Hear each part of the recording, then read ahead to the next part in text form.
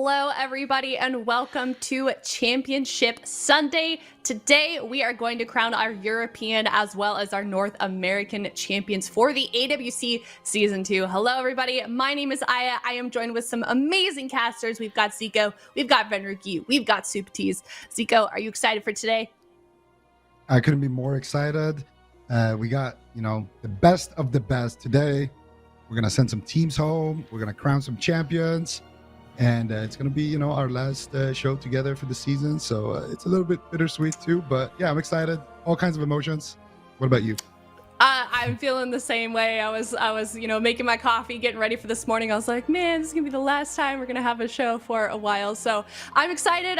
It's a bittersweet feeling as well, though. But we gotta get some teams eliminated today. We've got to crown our champions. So let's get going on that. We can take a look at the North American bracket. That's gonna be the second half of the day. We're doing Europe in the morning, but we can take a look at the games we're gonna be seeing today. As Zico mentioned, elimination rounds are gonna be happening. We can see in the lower bracket, first round of the day, Gold Guardians facing off against Unitas Blue. And then, of course, we've got Method NA Venruki up there in the Grand Finals.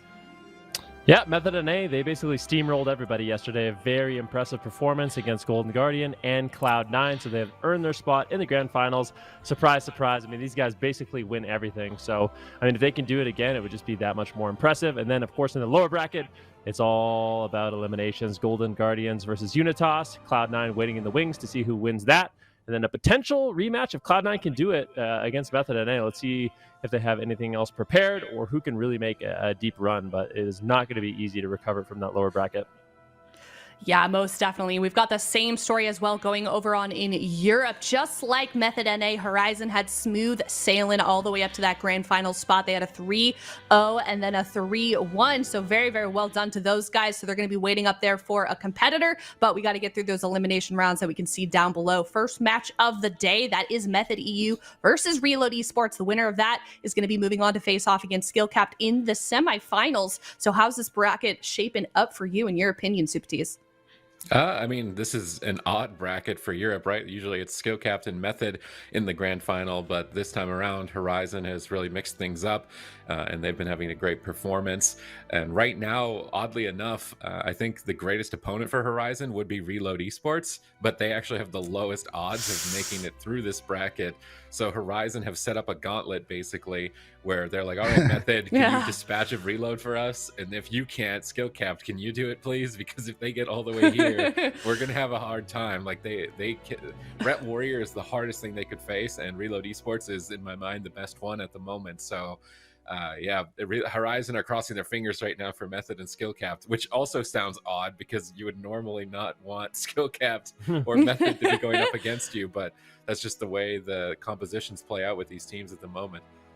Yeah, it's absolutely true. Horizon completely shaking up the meta and the hierarchy that we've seen in the Europe region for so long. A newcomer has come to town, and now they're in the grand finals waiting on another opponent. So like I already said, we're starting off the morning here with Reload Esports versus Method EU. Like Sid already mentioned, Reload Esports, if they're kind of Horizon's biggest competitor, do you think, however, Ven, that they can do it? Reload Esports, it's been difficult for them in the past. They have lost to Method and they have lost to Skill Cap. So if they're going to do it, it's going to be off the back of a lot of preparation and a lot of practice. We saw Waz tweet out yesterday that he was a little bit tilted after the first couple of games versus Horizon. So hopefully that tilt doesn't carry forward. And if it does, maybe it's going to be a factor. What is the mindset of Method EU going down to that lower bracket so early on in the tournament? Maybe that's something that Reload Esports is going to be able to capitalize on. But even if they beat Method, then they have to get through Skill Cap. So for Reload Esports, they've got the talent, they've got the players. Let's see if they can execute, and let's see how much preparation they really put in. Yeah, I am for sure excited. We know that these guys, all of the teams that are playing today, they had that 2-week break. They had MDI to sort of, reconvene, strategize as we're heading into these finals. So these teams are really at the top of their game. But like Ven mentioned, Method kind of had a little bit of a difficult day. If you guys saw Waz's tweets, he had some bugs that he was dealing with and definitely a little bit of frustration coming out from him at least. And also, you're going to see it in a second. He was also tweeting that he was so frustrated excited that the chat was flaming him for his room. And they are moving. I just want to give you guys a reminder, and I think he's going to have a little bit of a sign for that as well. So definitely keep an eye on that. But we're going to get into the game. It is game number 1 of Championship Sunday, the last day of the AWC Season 2 Reload Esports versus Method EU, Sid. All right, let's get it started here. Can Reload Esports get through the gauntlet of teams that have been giving them a hard time throughout this entire season? Method EU, the last time these teams faced off, utilized Rogue Mage Druid, and they just ran down the Restoration Shaman of Reload Esports. So I do wonder if we'll see the same compositions coming out from them that we saw in the circuit play, or if it's evolved since then. Is Reload Esports just going to go to their bread and butter? We saw in the first rounds of the upper bracket, they played Elemental Shaman, Shadow Priest, Resto Shaman, and they really brought that out as a curveball. But in the final game, they decided to go right back to their Ret Warrior Shaman, which makes me think that they're going to want to rely on their main composition, what they've practiced the most, what they're going to perform the best on for the remainder of this tournament. And if that's the case, and you're Method EU and you anticipate that, they might lock in the Shadow Priest Mage Druid, which would be really tough for them. There's a lot of mind games coming into this game 1. There's a lot of options on both sides. The edge, I think, is to Method EU. Reload Esports are going to have to take out a lot here if they're going to pull this one off. Yeah, I mean, we're going to be jumping into the game here shortly, but it's like you said, for Method EU, for both of these teams, they really needed to rise to the occasion. At this point, is elimination series after elimination series, and if either one of these teams is going to make it all the way, they have to win 3 in a row, and that's not going to be 3 series in a row. Not going to be an easy thing to do. I think for the blind pick, my kind of prediction for this one will be Reload Esports leads with their Shadow Priest Warrior Shaman. Yeah, okay, I did not guess Method EU correctly. I was going to guess Rogue Mage Druid, to be fair, but yeah, interesting. I feel like on paper, I actually would maybe give a slight edge here to Reload Esports. I think this is a great pick for them. And I feel like Method EU was trying to anticipate the Ret Warrior, and they kind of got mind games here in game number 1. Yeah, it definitely looks that way, and that's going to be big because Reload Esports, they might just win this entire series off of a game 1 victory. So we'll see if they can actually do that or not. But right now, it's going to be all about the gameplay here. We got the big Earth Elemental out already on Tessia. It looks like they're actually pressuring the mage a lot here. Valet, though, forced into the dispersion early on here. You got a fear onto Chaz. Tessia still taking decent damage here from Mercy. There's the big pressure coming up, but Valet as well under heavy fire here in the opening stages. Shattering Throw comes out by Mercy to remove that ice block of Tessia. And if you're trading dispersion for ice block, I would say that's definitely in favor of the Shadow Priest and Reload Esports. I think I need to go Necrolord on my Warrior right now. This looks like too much fun for Mercy right now against Method EU. Lone Tar in a polymorph, though, at the moment. Valet is isolated, getting pounced on by Tessia and Zuniaki. Is he going to survive for one more second? Lone Tar finally leaving the polymorphs, but now into a full Cyclone. Cyclone on his Master Spell, looking for a quarter. Switches the clone to Valet to prevent recovery. And now silencing Lone Tar. This could be very scary, but Thessia at the same time is low on health. No cooldowns, no Nature Swiftness for 7 more seconds. 6 more seconds on that Nature Swiftness. 4 more seconds. Is he going to manage to make it? 2, 1. Dispelling off of Vampiric Touch, putting him even further behind, but Nature Swiftness available. Is going to get Tessia back in the fight. And Valet is now struggling to survive, trying to heal himself behind the pillar. Lone Tar's in the Cyclone. He line of sights nice Fleshcraft on the pound stun of Chaz. Valet immunes that incoming pressure and recovers. And this has been brutal so far in game 1 for both sides.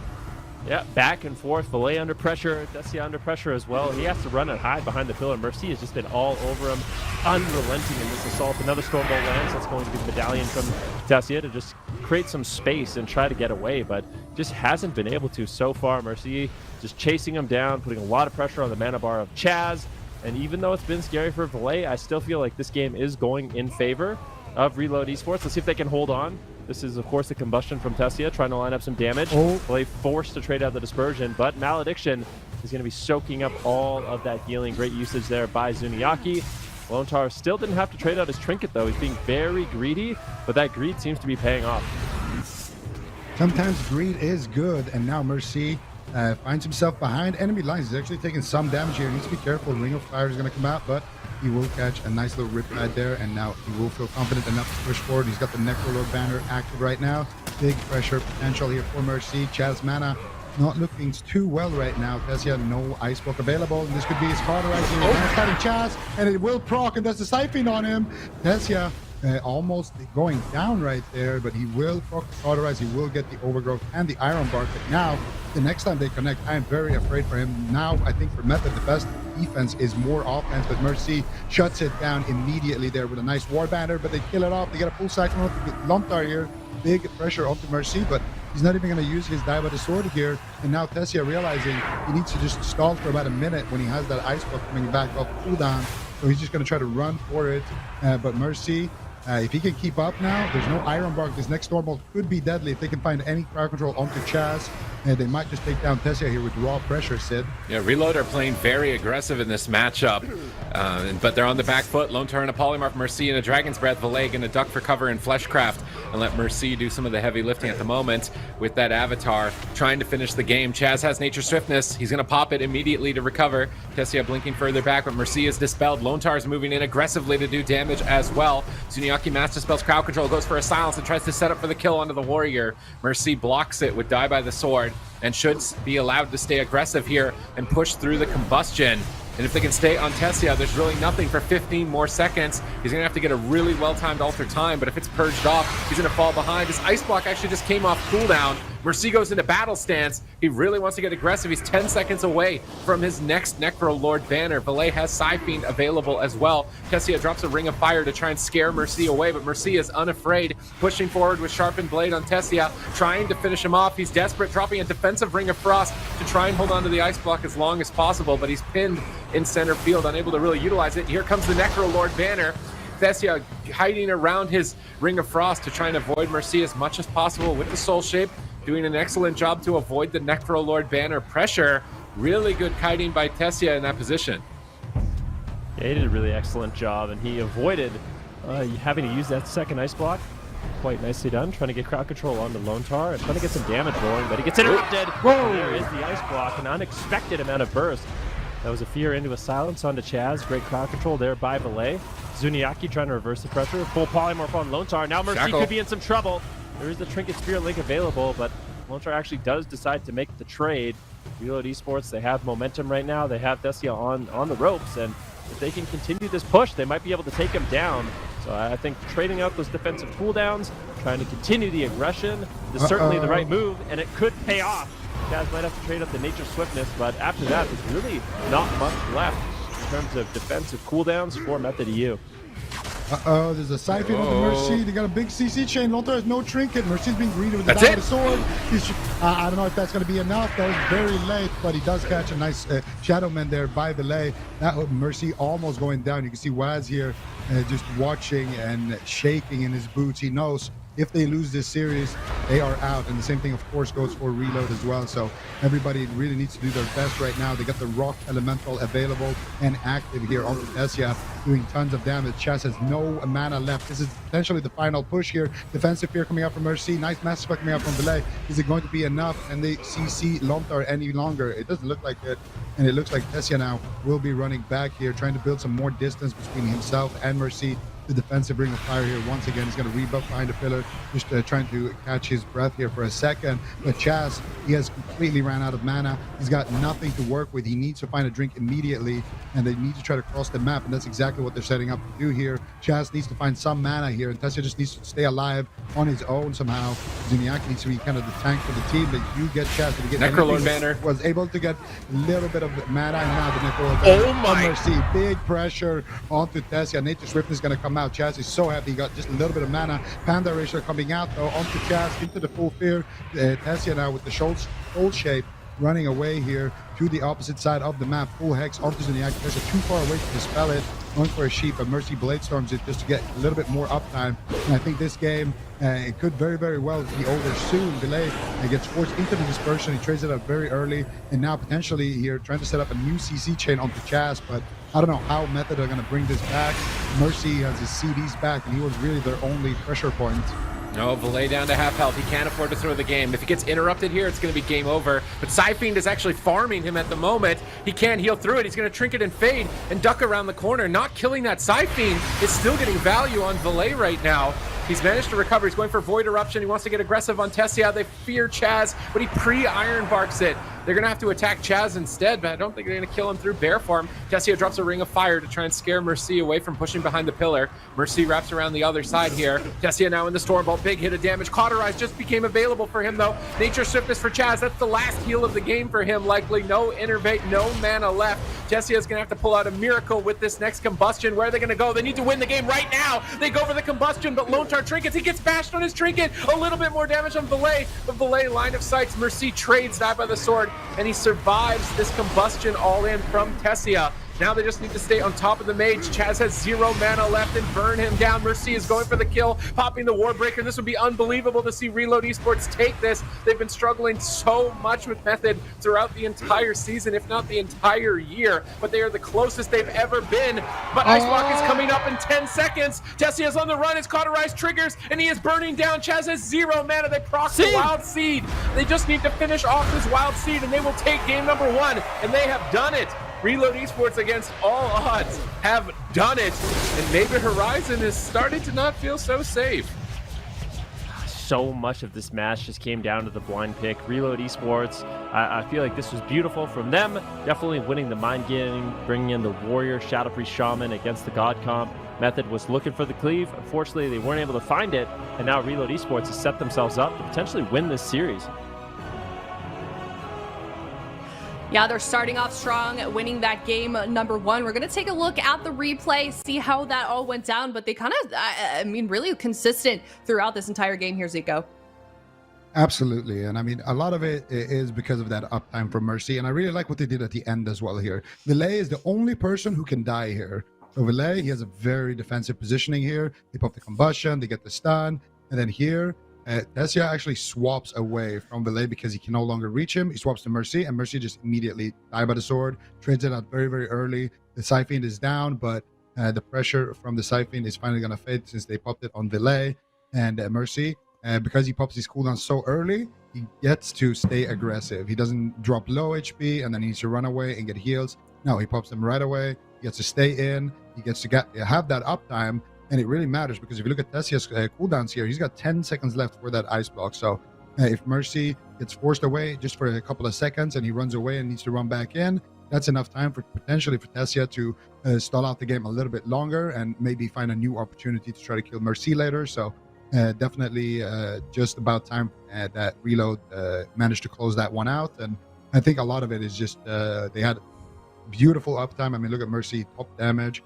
And they had the crowd control when they needed it. They had surprising amounts of damage. It looked like they had a good game plan heading into this matchup, and they won the blind pick. So Reload doing all the right decisions right now. Yeah, most definitely. We're going to see if they can continue on in this fashion, see if they can get another victory here, and then they're going to be in a really good spot within this series. But Method EU, they're going to be choosing their map, and that puts Reload Esports in a position where they have to blind lock in their composition. Subti, is in your mind what Reload Esports, obviously they, you know, did a lot better than maybe we expected them to in game number 1. What were the differences?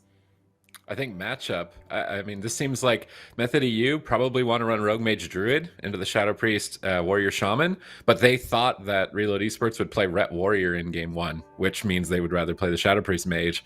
So, in case of the blind pick, Reload Esports took it, but they have also lost to Shadow Priest Mage as well with this. But Reload Esports played a different strat. They just played all-out aggression. They ran on top of Method EU, and this is something that I don't think we've seen them do, and it looked so much better. It just seemed like Method EU could never get away, they could never get a break, they could never get a drink, and Reload Esports just played aggro on top of them and ran it all the way to a victory. And I like that they just made clean calls. It was, okay, they've got a good setup, somebody's going to trinket, let's make sure we don't overlap, and they just made clean defensive calls, which allowed them to stay on top of Method EU, and they could just overrun them. So now Method EU, they're going to switch to Rogue Mage Druid for this matchup. I think they were also thinking, like, Shadow Priest Mage, it will beat Ret Warrior easily, and it can also beat that, so we'll just do that blind pick. But now, how does Reload Esports deal with this? Because the last time they met this composition, Lone Tar got just trained the blue into the ground, and he wasn't able to survive. So does he have any surprises? Does Reload Esports have something for Method EU here? Because I think for all intents and purposes, did anyone predict Reload Esports to make it through this? Because I don't think anyone did. But they're showing potential now, and having won that blind pick was very important. To make it through the series? Even through the series, let alone the Yeah. whole tournament, but even through the series, I feel like they were kind of the underdog because they've been struggling with Method EU and Skill Cap basically the whole year. Yeah. Well, they clearly put a lot of work into it, so I'm curious to see how they're going to respond to this comp swap from Method EU. We can take a look at the stats that they've got as well, but Method EU, they had that little dip in like performance and I guess results then in the last circuit, but they've really stepped it up a notch here this season. Method EU, I feel like they've been so consistent for a long time. Honestly, like I feel like this might. I'd have to double check, but if Method EU doesn't make it to the finals, I feel like that's something we haven't seen in maybe years a long at time. this point. Yeah. So, it would definitely be very surprising, but it could be Reload that ends up knocking them out here in 4th place in this top 4. However, I feel like this composition swap I really like from Method. So bring in Waz on the Assassination Rogue. This is a composition they have used before. And honestly, I'm a bit surprised that they didn't lock this in on their blind pick, because when they played against Reload Esports last time, I think they ended up 3-1ing them or 3-0ing them with this comp. So definitely has a lot of potential. You have the lockdown from the Assassination Rogue. And I think this is going to be a lot more comfortable of a match for Method EU. Instead of being on the defensive and having to run away the entire game, they're going to be the team that's able to push the pace, go in, keep someone locked down, and try to catch some mistakes from Reload Esports. Yeah, no, I was kind of referring to the season 1 circuit, where in those first couple of games for Method EU, they weren't able to get those wins, and then they just kind of quickly recovered and made it to the finals. And it's just the team that kind of always seems to bounce back and always stay in that first, second place position, like you're kind of mentioning. We can also look here at Reload Esports, and I don't know if you guys remember, you guys watching from home, when was it Mercy Zico that tweeted out those like big, like how they just like 5 head strategy, like all of their matches. It seems like they're just a really meticulous yeah, like their whole playbook. Yeah. He showed us what was it, he had like some geographical like design of like the map, like, oh, if the mage goes here, Relay, you need to go here, I'm going this way, you're going this way, we're gonna cut him off and make sure that we get the max. They're probably still employing the strats from the playbook. It was a warlock. It was a warlock. Yeah. Poor Warlock, man. Imagine you're a Warlock trying to get away from a Warrior, and they've just come up with a playbook to counter everything you can possibly do. Thought about it for hours. But yeah, that level of preparation can definitely end up paying off in tournaments. I mean, if it comes, think about it. You win game number 1, especially in a matchup like this where both these teams kind of have counter comms. If you can kind of just think about it, sit down, really prepare, and then you just get that little bit of a slight lead by winning on a grand, that can end up just winning you the series and keep you from elimination. Yeah, exactly. We've seen it, many times before, even if a game goes to game 5, because these series are best of 5. A lot of the times the winner of that first match on the grand is going to determine the winner no matter what. Coming back from losing on the blind pick can be really difficult. You have to win that swing match. So, maybe we do see Method EU do it, but at the moment, Reload Esports looking strong, Supties. Yeah, it was a great performance in game number 1. Very important overall for the strategy of the series. If they win here in game number 2, I think they do it. I think this game alone could decide the entire series, because if Rogue Mage Druid isn't an option for this, and they get small maps against that Shadow Priest Mage, then I think Method EU is on lock. This is really where the pressure point is for Method. They can't afford to lose. They are in historically the best position because this comp has been farming resto shamans. What's interesting though is Method EU are the only ones who utilize this. Like we don't see it in North America whatsoever against someone like Golden Guardians or trying to run down shamans at all. Method EU are really the only ones that use Rogue Mage Druid to kill shamans the way that they did against Reload Esports. So Reload Esports might not have the most amount of practice either. It's not like Rogue Mage Druid is the most prevalent composition either. You're usually playing it with a priest. So right now, this is kind of their test. If Reload Esports can manage to pull this off, then I think they make it through to Skill Capped. And Skill Capped have very similar compositions to Method. So if this Shadow Priest Warrior Shaman is up to par for Reload Esports, they might be making the run. Mm-hmm. Yeah, we were asked by D Machine yesterday to predict the whole bracket for him, and I think that all of our predictions are going to be wrong if Reload Esports wins this series here. But let's see what they can do on the side of Method EU, or is Reload Esports gonna go to match point? Have to wait and see. Method EU bringing in Waz on the Rogue, the all-star. Let's see what he can do in this match. What target are they going to go after? I have a few different options. They could focus on crowd control on Lontar and go after either Valet or Mercy, or they could just get crowd control on the DPS and go after the healer, which is something we see Mage Druid Rogue do quite often. It looks like that's what they're going to opt to do. Just put as many silences with Garrote and kidney shots on Lontar, and then just spam Polymorph and Cyclone on Mercy and Valet so they can't really assist them. And eventually, you slowly get the cooldowns out of the way, and it's a great way to control the match as well. But looks like Reload Esports, they have a different strategy in mind. They're not going to get controlled, and they're going to be the team pushing the pace here onto Thessia and forcing him to actually play defensive here with this initial crowd control on Chaz. Yeah, but nice wind shear there by Lontar. They broke, oh my goodness, they broke the Cauterize immediately there. Big chunk of damage coming out there. Chaz greeting the Iron Bark right there, but now finally combustion coming out from Tessia. They get the sheep onto Mercy. Big damage coming out. Nice lock on the Shadow Man. Do you have anything more? And there's going to be a Cyclone coming out here from Chaz. It's mass spelled by Valet. Now the Cyclone onto Valet. And Lontar, his Battle Master is going to drop soon. Waz got the Vendetta rolling. Nice. Spirit Walker's Grace right there by Lontar is going to give him that immunity to interrupt. Waz now re-channeling Fleshcraft, and Tessia and Chaz are already in kind of survival mode. No, they're just going to keep the chain going. They get a sheep onto Valet. It's a triple DR though, and they get the Cyclone onto Mercy. They do get the Master Spell there onto Mercy. He's going to get the Intervene onto Lontar, but they force out another cooldown there. They got the Ascendance. Before that, there was the Astral Shift. And the next kidney could be the Trinket here, Superfuse. All right, let's see if they can close it out here. Tessia's not too comfortable, though, with Chaz in crowd control down at 50%. Mercy charges in, Dragon's Breath for a second, but they get Ice Block. This is an amazing position to be in as Reload Esports. If you are Method EU, you are the most terrified ever. This is a lower bracket round. If they lose 2 more games, they are going to be out of the top 4. Reload Esports, against all odds, a composition that just completely aced them the last time they faced off against Method EU. They're in such a commanding position. They still have medallions on 3 players against Rogue Mage Druid. As long as they don't throw here, they should actually be able to close this one out with Trinket Spirit Link and Trinket assistance from the Warrior. I think that they've got this. Lontar is going to Fleshcraft and get aggressive, spamming out Purges. They're pushing for the kill. Tessia trying to retreat. Lontar in a kidney shot. Tessia can't do any damage. Mercy intercepts him with a Stormbolt. Lontar survives another kidney shot and is starting to get more aggressive towards Tessia. Valet's in position to crowd control Chaz. They just need to get a couple of Purges, Dispels, but a Shackles of Malediction. No one's stopping the Shackles on Lontar. A Mass Dispel from Valet. Nice. Dispels the Shackles. They get a Fear on the whole team. They're pushing aggressive onto Tessia. This was Valet's medallion out of the way. Still is Dispersion for a swap. Blind is coming up. How are Method EU going to navigate this? I don't think they can continue to play as aggressively as they are. Chaz is running out of mana.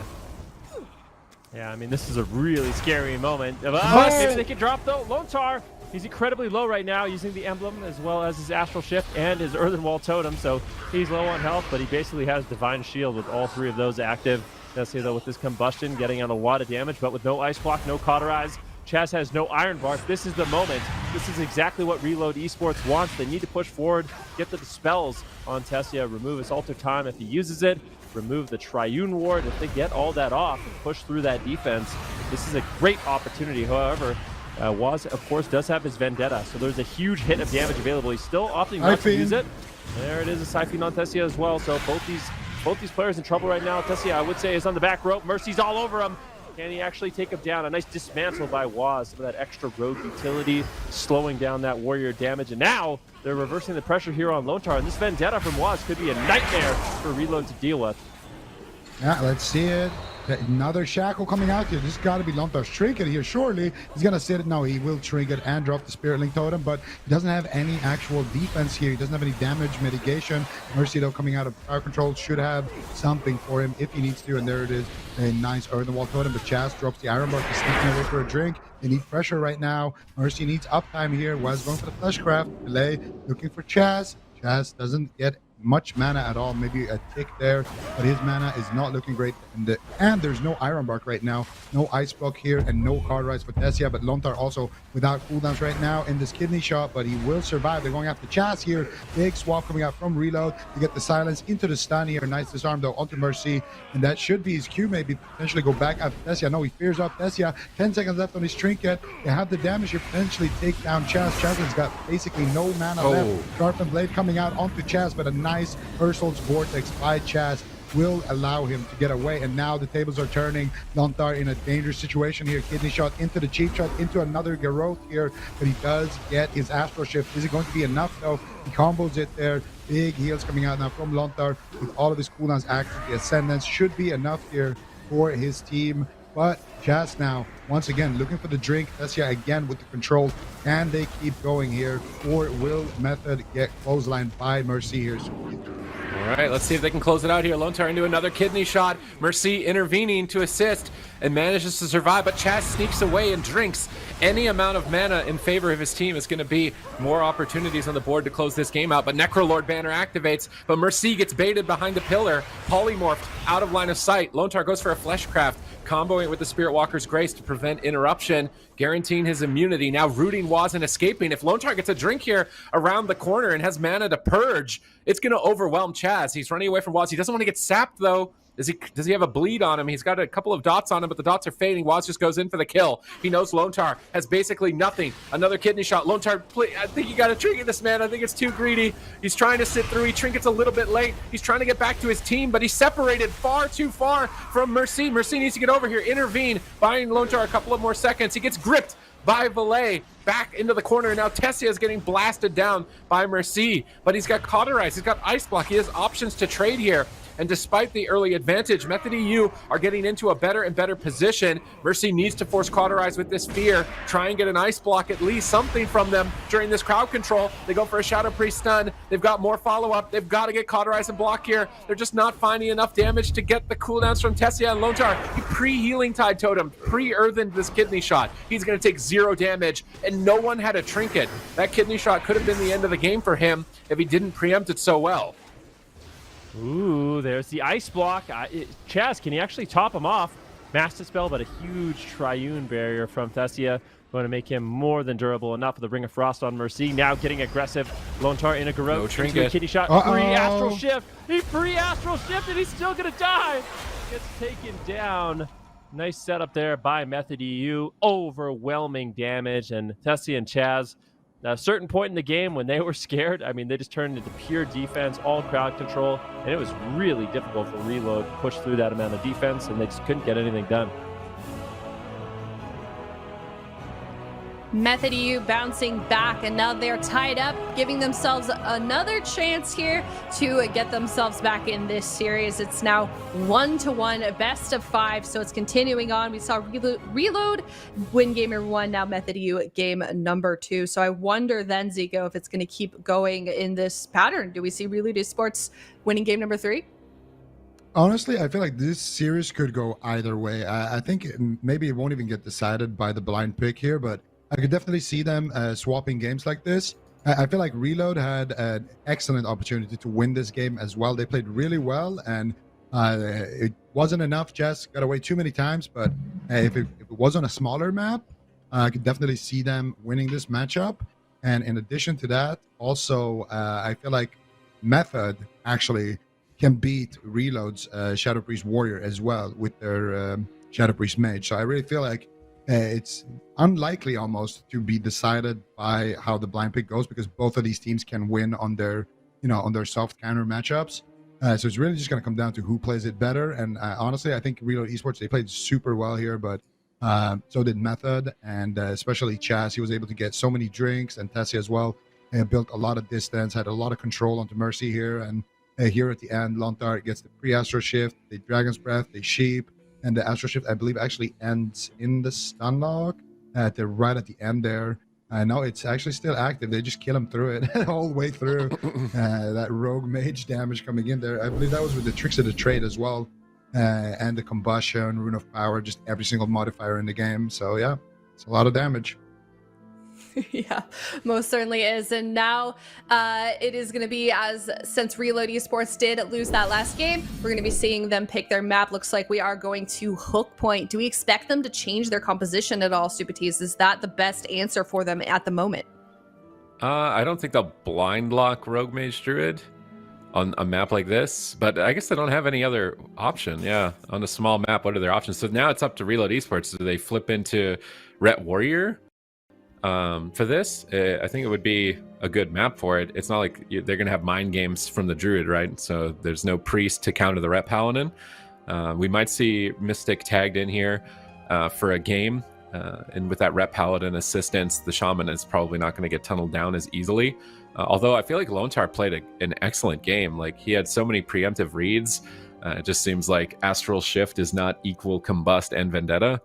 But they're actually going to stay with it. So Reload Esports, I think this is saying that they need to be able to beat the Shadow Priest Mage as well in the future. They're more confident in this overall than the Rep Paladin against Method EU. But that last game, it was so good. Maybe, again, Chaz got a couple of sneaky drinks. So on a map like Hook Point, if Chaz doesn't get those, Reload Esports could close this out. Well, I think so much of the matchup, too, comes down to basically extending Mercy, right? Lontar quite often gets left behind because he has a rogue training him, so he gets stuck in kidney shots. And if Tessia and Chaz can isolate Mercy, drag him behind a pillar, and then get that crowd control that really sits, that's when the game, they start losing momentum. And that's what we saw during like the second half of that game, where they really couldn't, they already got cauterized, they already got ice block, but as soon as Chaz and Tessia just decided, we don't want to die, we're just going to run, then Mercy just couldn't take them down. So I think on the small map, that same result will be a lot more difficult for Method to pull off. And hopefully Reload Esports can stay together as a unit. Lontar can actually get the dispels on the warrior, and that's when they can actually push through and try to secure a kill. So you think that it's Reload then, Ven, that has a better chance on this map? I mean, yeah, I think that's why they picked it. They just want a smaller map, just to reduce the amount of area that Chaz and Tessia have to kind of run away and create space. And I think this is a good pick for them. And we're going to take a look over at Tessia and his stats, and all he's played this year so far is Fire Mage. What is it specifically for all the mage players out there that's just lacking with Arcane and Frostbend this season? Well, just spell it out for me. Well, let's do this. Let's talk about what's great about Fire. So the nice thing about Fire, and one of the reasons why it's so potent right now, is you have a lot of offense and defense with Dragon's Breath. So Dragon's Breath is a really good utility spell. You can use it defensively to set up like Ring of Frosts on melee, or stop casts, or also get crowd control on a healer. So you can just shimmer on top of a healer, use Dragon's Breath, and get him in a polymorph. It just gives you a lot more control and options. Fire Mage also has a really great way of doing damage. So with your Combustion, you can spam out a lot of instant casts and get off a lot of damage. It's really hard to stop unless you have like a Purge or something like that. So those are the two main reasons why Fire Mage has kind of been the more popular spec. And we see Tessia really shine on that spec as well. Sorry, Zico, go ahead. No, it's all good. Let's get it. Lontar right now in a cheap shot into a kidney shot. Ring of Fire is surrounding him, and it burns. But Lontar will walk out of that one and actually not trade a single cooldown. So he's in a pretty good spot overall, but Waz is just trying to build up his damage here, trying to stack up his bleeds and everything. And they're just trying to get rid of some of those micro CCs potentially here, poking up the Fleshcraft. Get a disarm here onto Mercy. Big pressure onto Tessia actually. Chaz though has the Iron Bark to work with, and there it is, Sheep onto Valet, and now here comes the pressure. Mercy gets Sheep shotted. Big damage onto Lontar. Chaz is looking for the Cyclone here, and Mercy actually reflects, but Chaz does fake it there. Nicely done, and now Stormbolt from Tessia. Big pressure coming out with a Rock Element that actually stuns Tessia on his Trinket. So good pressure coming out so far from Reload, and so far I would say the map is looking good for them, Sid. Waz went sub. Why did Waz go Subtlety? He's playing Subtlety in this matchup. He's trying to go for a huge hit of damage here on Lontar during the kidney shot, but not really even tickling Lontar here during the stun lock. Now he gets out, dispelling Mercy, getting aggressive onto Tessia, really bringing the aggression. I like this from Reload Esports. Even though this is the top 4 elimination series, they know their win condition is staying right on top of Method. They have to push through the pain, face their fears here if they want to make it through all the way and take this championship. And they're still trying to stay on target, but Tessia is avoiding Mercy pretty effectively here, dropping a Ring of Frost, trying to pin the whole team. Dragon's Breath onto the Warrior. Disorienting Roar actually puts Mercy on Polymorph Diminishing Return. So now Mercy should be able to assist Lontar, and Tessia is struggling. He's down at 10%. Mercy goes into battle stance. He'll be able to intervene if he needs to. I think they're giving up on the Shaman. It's just not going to work as Subtlety in this matchup. They're maybe going to look for a blind out of the Polymorph. They're switching to the Shadow Priest. Not sure right now. Method EU seem a little bit lost, and the longer they spend trying to find their target of their strategy, Chaz is running out of mana faster and faster. Yeah, I mean, at this point, things aren't looking too good for Method, but honestly, at the beginning of the last game, they weren't looking too good either. So we'll just see how much they can end up getting control. They're slowly getting cooldowns out of the way. Well, not really. They haven't really gotten too many cooldowns. They got the Astral Shift, but still with Trinket and stuff like that, Lone Tar is going to be feeling pretty safe. Tessia just has really not been able to do anything in this match. He's just running and hiding as much as he can. The Warrior's just been all over him. There's been a lot of pressure out. Lone Tar trying to connect, and this is the opportunity. They can get stuns when Lone Tar's in the middle of the map. They're actually maybe going for someone else. Nice fake there by Valet on that Mass Dispel. So Tessia, he goes for the Polymorph on Lone Tar with the interrupt on Valet. Gets the Polymorph, gets faked on the interrupt, and unfortunately the Mass Dispel lands anyway, and now it's actually going to be him that's in trouble. But at the same time, Kidney Shot on Lone Tar, big damage coming in from the side of Method EU. Reload Esports might be feeling a little bit scared, but not too much. Now Mercy is going to be using his offensive cooldowns, try to get something going, but a Shadowy Duel from Waz is going to slow down that damage. So maybe just going for the Shadowy Duel plays as the line of thinking with subtlety, but his ability to just train down Lone Tar and create pressure that way is greatly diminished as the specialization. They're going to have to go for a big one-shot. This could be it. Big combustion, and Lone Tar is forced to use the Ascendance to try to catch up on healing. I'm not really a big fan of the sub, but since it is a blind lock for them, maybe it's just a better overall matchup if they do face the Red Warrior as well, and maybe just gives them more control against the Red team. So it might be their best pick here overall. However, I feel like they just lack that punch that Assassination has, but we'll see. We have seen sub-rogues extend, the game with incredible CC change, Kidney Shot into Sheeps and things like that, and also with long lockouts, with Shadowy Duel one-shots. They have some ways to win the matchup here. We'll see what Waz decides to do right now. Looks like he's just going to go after Delay a little bit, just trying to slow him down with his damage. Actually drops him kind of low here. Tessia does have the Iron Bark to work with, Mass Spell coming out. And Valet might be their new target here to get a disarm onto Mercy. Do you get any crowd control onto Lone Tar? That is the question. Tessia is moving in. Look at the Dragon's Breath here, potentially. Full route onto Mercy. Tessia looking for the Sheep here onto Valet, actually. Doesn't look like he will find it. Lone Tar deflects it. And now full Kidney Shot onto Lone Tar. Sheep Shot onto Mercy, potentially into a Cyclone here. Siphon, though, rolling onto Tessia. He's going to kill that off.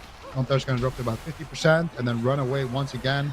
I feel like unless they have that combustion, they really don't have enough kill pressure on the side of Method EU, and I think overall Reload Esports are pretty happy with this. Yeah, we've yet to really see Waz be a significant threat on the Subtlety Rogue. Lone Tar keeps preempting a lot of these attacks, though, so credit to Lone Tar getting these defensive cooldowns, but he doesn't find one here for this Kidney Shot. This is Combustion. The entire team is controlled. Lone Tar trinkets, and with a split second, barely gets the Spirit Link off to stabilize his team, but Combustion is still roasting him as he desperation line of sights Tessia, dropping the healing tide. Now Tessia on the back foot. Mercy with a beautiful punish, putting him in the back foot and forcing Ice Block. Mass Dispelled. They want to close this game out. Lone Tar with no medallion is a 2-minute window for Method EU. If they can't close this out in the next 2 minutes, I don't think they ever will, but they're running out of cooldowns as well. A Quaking Palm onto Chaz. The Pandas coming in clutch right now throughout this entire tournament this weekend. Will Tessia or Lone Tar fall first? A double value Ring of Frost. Lone Tar dispels Mercy so that he can intervene. Good usage of that, providing him some redirected damage, but he's struggling to heal through the damage. Waz is looking to close this game out. A couple more hits and Lone Tar will fall. The Astral Shift's way too late, but he goes for a Fleshcraft on 1% and manages to stay alive in the fight. But Shadowy Duel, Shadow Blades, everything is up for Waz. He can go for the Omega one-shot. He's swapping to the Warrior. Mercy has to trinket and die by the sword. And at any point here, Waz can go for a Shadowy Duel aggressively. I think he might just use it defensively, though, on Mercy in a moment. Tessia is about to go down. They dismantle Mercy, removing his axe for a few more global cooldowns. But Mercy's just going to take that time to Fleshcraft and then start to get aggressive. But with no medallion on the Warrior, no medallion on the Shaman, Waz can just pick his target. Waz actually wasted everything, I feel like, going after Mercy. He used his Shadowy Blades, he used his blind. They could have just set up a blind on Mercy and then do Shadowy Blades on Lone Tar. I think that would have been a lot more effective, but let's see if they can still make something happen. Shackles of Malediction going to be landing here on Lone Tar. At the same time, though, Waz getting chopped up a little bit. He could be in trouble, but with his Cloak of Shadows and his evasion, has more than enough defense to survive. Mercy leaps over, continuing the assault here on Tessia, but all this defense makes it really, really difficult. Nice evasion there by Valet on that Dragon's Breath. Bash into Cyclone on Mercy. Kidney Shot on Lone Tar. Let's see what he's going to do. Valet going for a Master Spell to try to free Mercy from CC, allow them to get something going. Lone Star is just in a 1v2 right now, just trying to survive. Big combustion from Tessia. Lone Star finally gets out of line of sight, drops Healing Tide Totem, and ultimately will be able to hold on. But dampening is going nowhere but up for both these teams. Chaz is almost completely tapped on mana. There's still no Ice Block from Tessia, so one nice setup here from Reload Esports. One overwhelming hit of damage. There's the banner. This could be at a huge Mortal Strike. Tessia goes from 100 to 50 to 20, trying to run away. Cheap shots from Waz, just going for some additional peels. And the Subtlety Rogue does definitely excel at that, helping out his mage. But once this dismantle is over, I really want them to go back after Tessia here, but seems like maybe they found a new target in Waz. Yeah, Tessia's going to have his Ice Block rotating back up, so they have about a minute to get through the Cauterize and the Ice Block. Let's see if they can do it. Mercy trying to find his way back up, but oh, he is so mad about that Nova right there.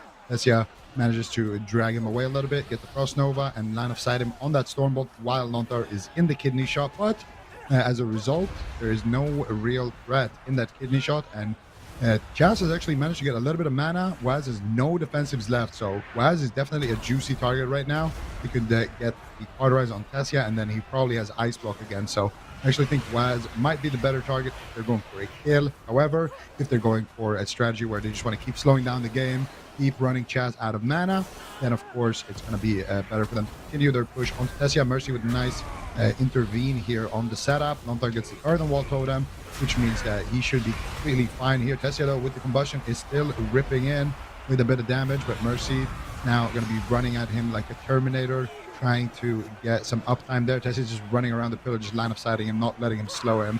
Lontar finally roots him, and that's going to allow Mercy to reconnect there. Chaz in a full fear. This could be Reload's push here. Lontar pre-Ghost Wolf's Kidney Shot here. Waz killing off the Healing Tide Totem in the backline there. You have to use his whole Shadow Dance to kill it there in the backline, but does get it down. And now, once again, Tessia with no combustion. Everybody on Reload having their trinkets. The only thing Method can really do is set up a go here and then have Chaz go for drinks. But right now, Waz with Shadowy Duel there. It's going to, I believe, duel and then Shadow Step Chaz and get a restuff off of that. Now he's going to step back in. Do some fancy work here. Gets the Fury on Rachel. Delay. Grips Lontar there on the Ring of Fire. There's the tricks of the trade onto Tessia. And Lontar will respect the damage here, trading out his Astral Shift. So things aren't looking too bad for Method. Despite the small map, they have been able to actually get some drinks here. And this is the swing match. If they win this, Reload are going to be in a very, very difficult situation if this goes to a game 5. Reload really can't afford to lose here. Mana is running down to its absolute limit here for both sides. Shackles of Malediction around the corner by Waz, trying to close the game out onto Lontar. Mercy and Valet are trying to make their way around the corner. Mass Dispelling Crowd Control and landing a double fear, stalling the fight, and Chaz has hit absolute rock bottom. 0 mana remains for him. His last Nature Swiftness likely of the game. If Mercy gets uptime, they force Ice Block, they shatter it. Kidney Shot on the Shattering Throw, Cheap Shot on Valet. There's no Mass Dispel. Lontar stops Chaz's drink though, but he had to push up aggressively. And now Shackles are coming in. He gets stunned on his trinket and KO'd. And Chaz with the epic drink bait manages to get his team a win out of nowhere. Look at his face. He looked shocked at the end there. It was over for them if they didn't win right there. Yeah. Wow. Man, that is really unfortunate. Reload Esports was in a really good position there. They won that blind pick in game number 1. However, Method EU has won the swing match. They've completely turned the series around in their favor, Super Tees. I swear, stopping a drink is always a bait. I've never, like, even myself, like, oftentimes in games, I'll be like, I'm not going to stop drinks because there's always something that bad that happens. Like, look at Reload Esports. I feel like Method EU literally got Lontar's trinket one time this entire game, and that was the only trinket. But then when the game ends, all 3 players of Reload Esports trinketed, but it was way too late. Like, they were just right on the finish line, right about to win. They have like every single option, and Method EU just sneak in with this little play. Like, Reload Esports are thinking like, oh, we're about to win. Everyone's dead. We just got Ice Block. They just had to Cheap Shot and ring defensively. Like, there's no way that we're going to lose this game. And I think it's right here. Valet and Mercy, they Mass Dispel everything off the whole team. Lontar easily is going to survive this. And they're thinking, all right, this is over. Chaz has 0 mana. Tessia goes into Ice Block. There should be no way at this point that we're not winning this game. We have slightly more mana. But look at Chaz. He sneaks away in the corner. Lontar's like, I got to stop this. I got to stop this. And Waz is like, no, we're going to stop you. Cheap shot, cheap shot, cheap shot, dead. And Valet and Mercy are like, yo, you left us back here, Lontar. We can't. I don't know. That was like such a tough call to make, right? Like Lontar's thinking like his whole team has trinket. There's no way we die right now. I'm just gonna stop the drink, right? There shouldn't be a problem with that. And they said lost the game. Oh my goodness. Well, Method EU, now they are on match point 2-1 in this best of 5 series. How difficult, Ben, is it going to be for Reload Esports to recover in your mind? Well, it definitely can with just how close these games are. I mean, the last 2 games, it definitely felt like Reload Esports had their fair shot in it in the game. And honestly, that last game felt like it was their game to win. So unfortunately, with a bit of mispositioning, they weren't able to actually pull off a win. And Lontar kind of threw with his positioning, but you can get baited quite easily, like Super T said. So I don't think the series is over. Method EU, obviously, they have some momentum right now, but I mean, you can see Waz's face in the camera. Like, what his expression says it all, you know, letting out a huge sigh of relief that they were actually able to pull out victory. That being said, though, I really like the Rogue Mage Druid. I think it's a way better option for them than the Shadow Priest Mage Druid. So I feel like for Method, they can just stick with this the entire time. And maybe, just maybe, we see Reload tag in Mystic. Bring in Mystic on the Retribution Paladin, play the Cleave setup, see if that wins. But I would not be sad, and I would not lose confidence if they decided to keep playing that matchup, because they can definitely win it. Yeah, they also had some insane moments of survivability where they managed to keep their team alive in that last game, Zico. Yeah, absolutely. I mean, it's just a story with Chess, right? This guy is always finding the perfect opportunity to sneak away. He's dropping the Iron Bark, and then he's just running away.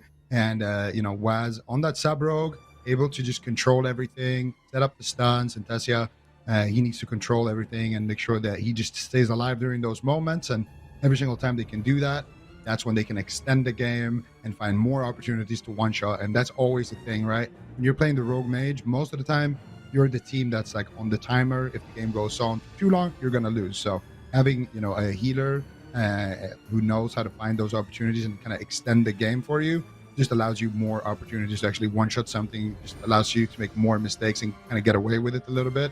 But of course, it's a team effort as well. The whole team has to play defensive while that's going on. And sometimes we see it backfire as well. Mm-hmm. Okay, well, we got a full draft on our hands. Like we said, we are going to a Blackrock Hold. How does this game look, Super T's, if you're on the side of Method EU? What do they want to be doing? I mean, making it into dampening and getting drinks, I think, is important. Once they're in dampening, it seems like the Shaman takes way more damage. But actually just separating Lontar from his team is what won the game. So Chaz going for drinks more often just to separate them, I think, is going to be very important for Method EU to find victory here.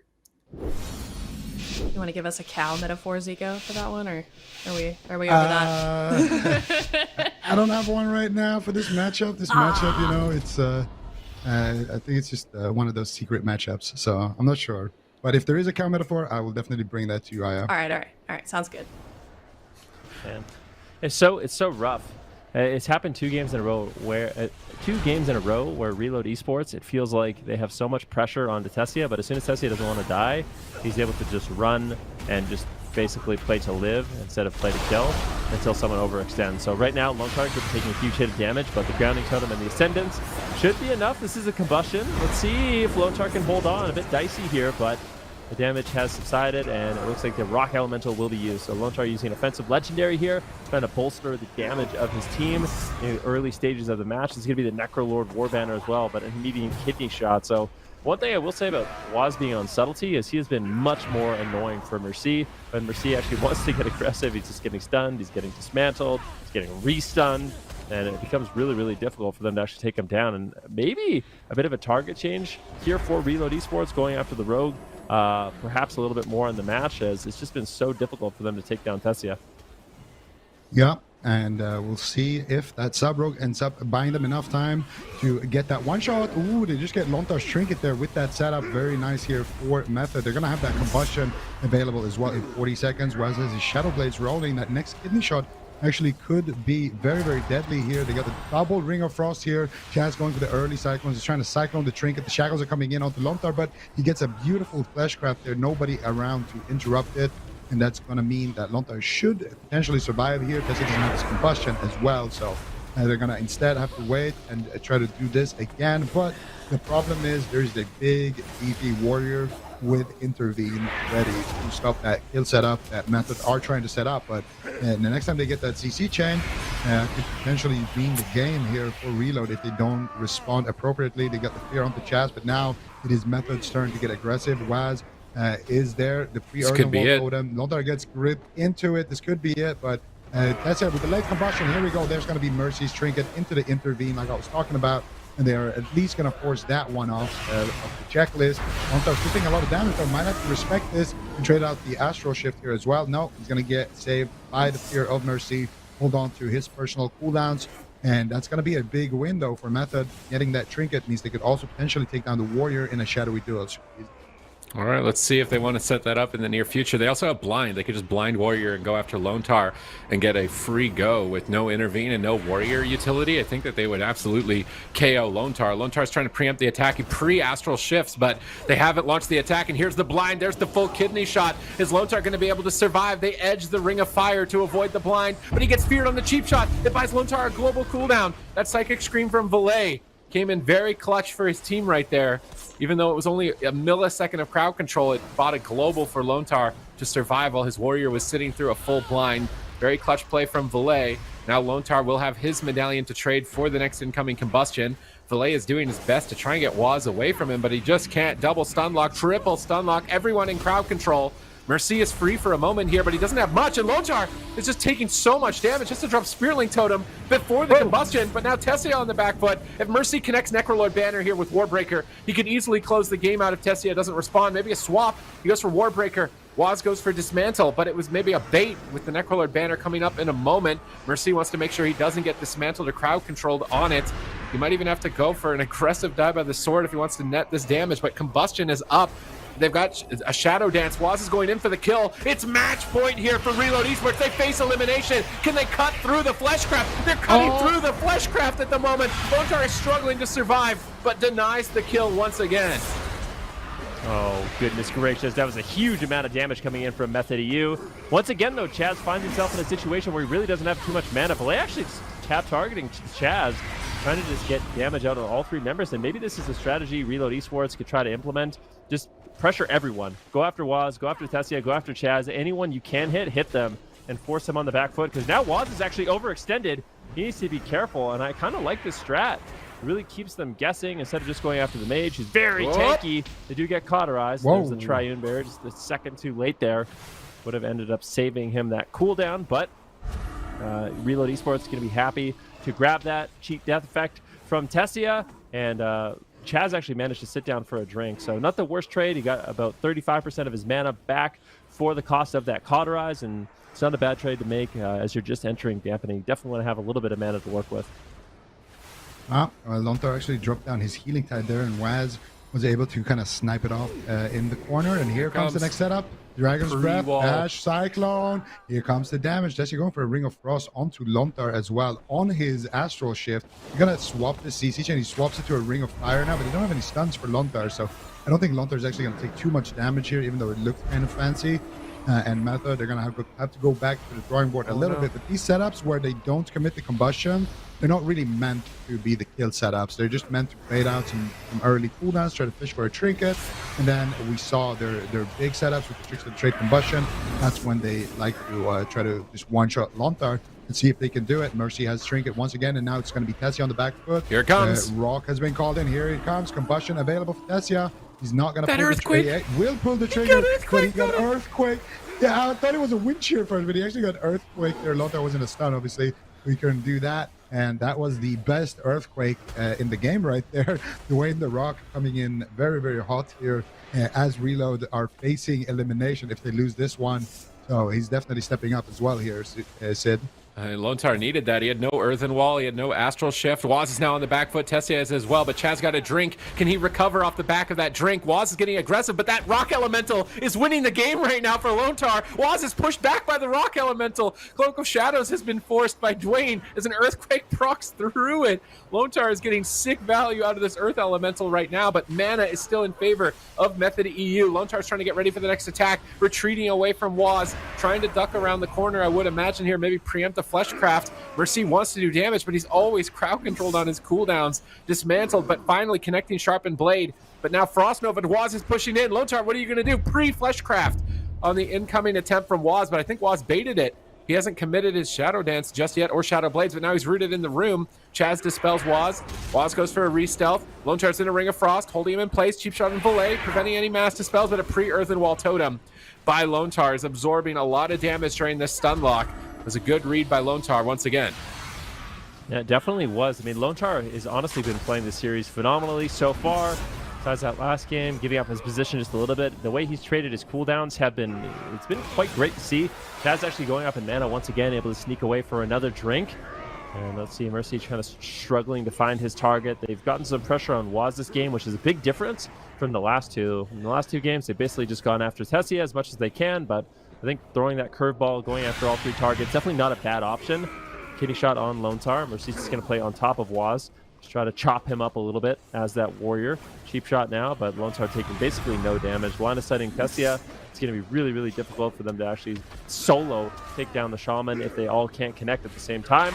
Mercy gets dismantled on his damage as he charges forward, but once again, Tessia, when he's afraid, he's able to just run away. Here's a soul shape, but Mercy's still there. Can he connect? Gets out of line of sight once again, and it looks like Reload Esports is unable to get the ice block from Tessia, but Chaz does have to burn through a lot of his mana. We're at 20% dampening right now. Both these healers are getting a little bit unstable. Waz actually going for kidney shot, and they get the trinket. Big damage incoming here from the side of Method EU, and they have to trade out in a huge way. And he might just die through Astral Shift, through Ascendance, trades out the trinket, basically trades out everything he has in order to survive. And Method EU is going to be very happy about that one. And Waz going to Shadowy Duel Mercy here and then go for the re-stealth. Mercy now looking to get potentially crowd control again by Tessia, but he forces the ice block there as they get the sheep.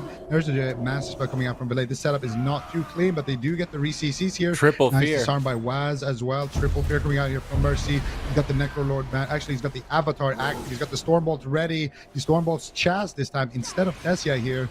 And that's going to allow Tessia to actually play the game for a little bit. Chaz now in a silence. Tessia rotting down to Belay's pressure, but he's going to blink into the room, shifting power, reset his blink with that. Lontar now pushing in with no trinket. I'm getting flashbacks from last game here. Ring of Fire available. Mercy panics in, leaps with the intervene immediately.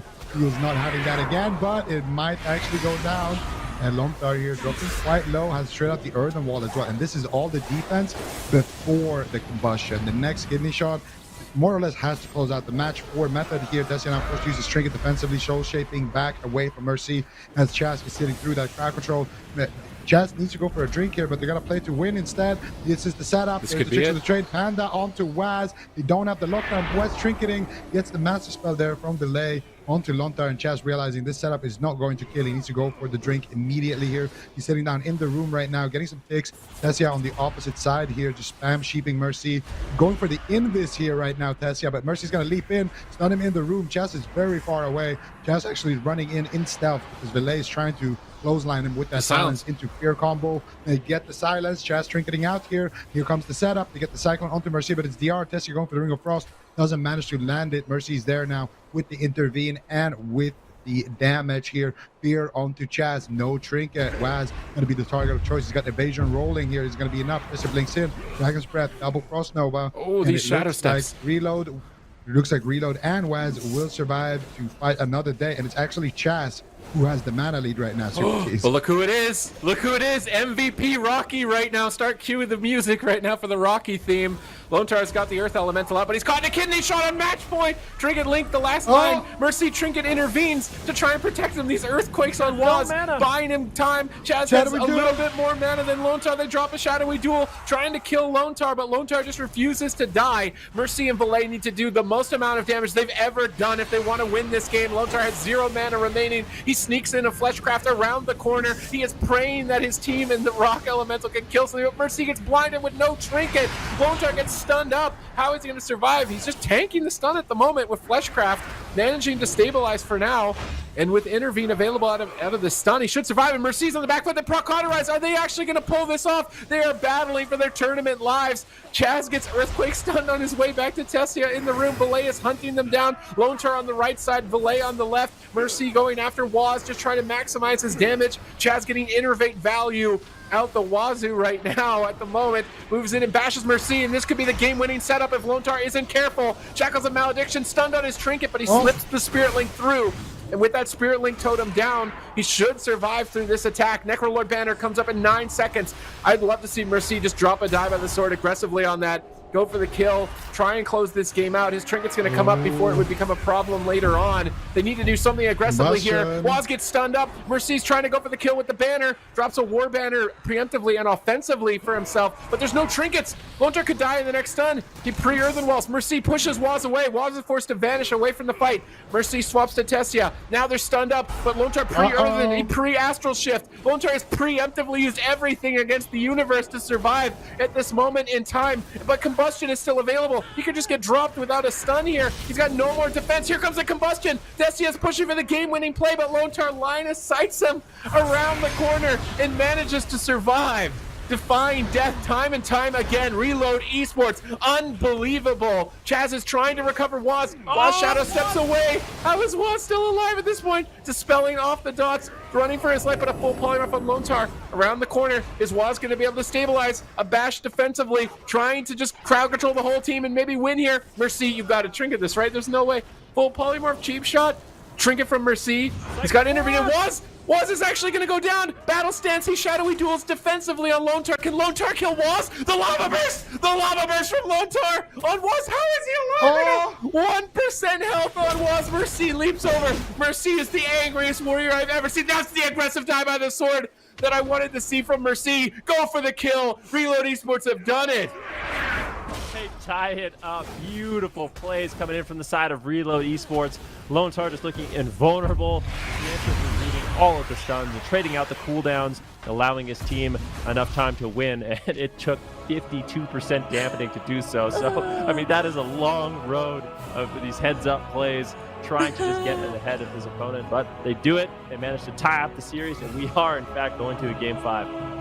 Oh my gosh, for any, Blizzard editors looking to make a hype video, or just anyone making their own hype video on their own YouTube channel, please include the Mercy is the angriest warrior ever in that, because that is the funniest line I think we'll get all day from Supatees, but I'll let you analyze this replay, Sid. I mean, just look, how is Waz alive right here? Like, time and time again, I'm just thinking, like, this is over. There's no way Waz is going to survive. But he's just the slipperiest rogue ever, just re-stealthing at 10%. And they're like, we're going to go for the kill, Waz, right now. We're going for it. I don't care about how low you are. I don't care about how high dampening is. We're going for the kill. But there's just not enough damage to back it up. And right here, I'm thinking, like, Waz should be dead. He shadowy duels the shaman. So Lone Tar is the only one that can see Waz. And Lone Tar's like, I got you, Waz. Lava burst. I can't believe he didn't die to that. Like, right there, I'm thinking Waz is dead. Mercy comes out of blind. Mercy has had enough here. He died by the swords. He avoids dismantle this way, but still gets stunned. But it didn't matter. I think Lone Tar actually killed Waz. Lone Tar, man. I should have said Lone Tar is probably the saltiest player. He's got Waz riding him for 14 minutes straight. Every single go is into him. And Lone Tar is just like, get off of me. Lobs out lava bursts. And I swear, lava bursts actually killed Waz at the end of the game.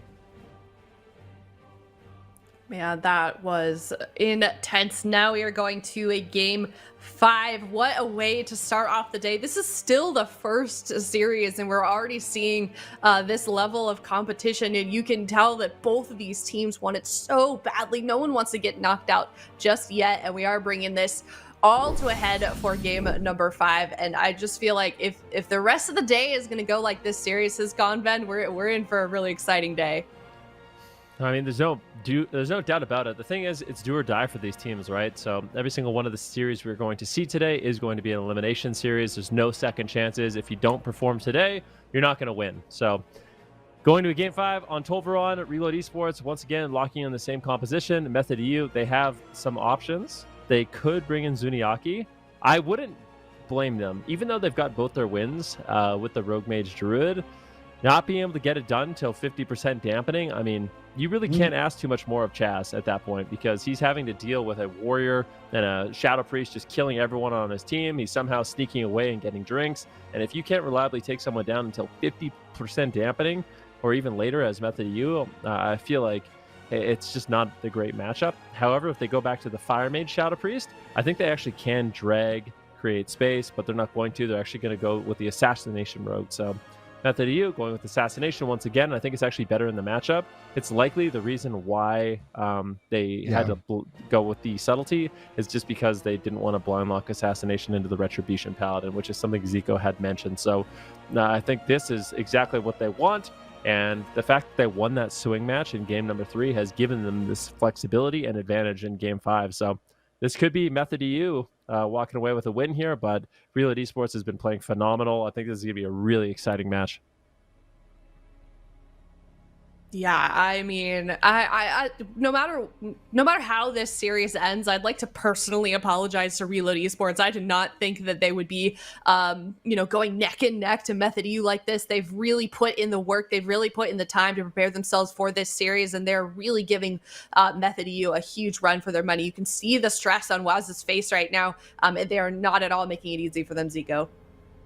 Absolutely, and it's like Van mentioned, winning that game earlier was so important because now they don't have to play sub. I think a lot of the reason why those games were going into the 50-40% dampening is just because sub just doesn't offer that much damage. It's mostly about the control. It's mostly about, the shadowy duels, if you go smoke bomb, the utility, with tricks of the trade and things like that. Whereas with the Asa, well, I guess Asa is the tricks of the trade actually, but with Asa, you just have consistent damage. You just kidney and the healer panics, So having the Asa in that matchup is going to be very nice for them. And they got the biggest map in the pool to do it. So Chaz, he's a kitten. He has a big sandbox to play in. So he's going to definitely be happy with that.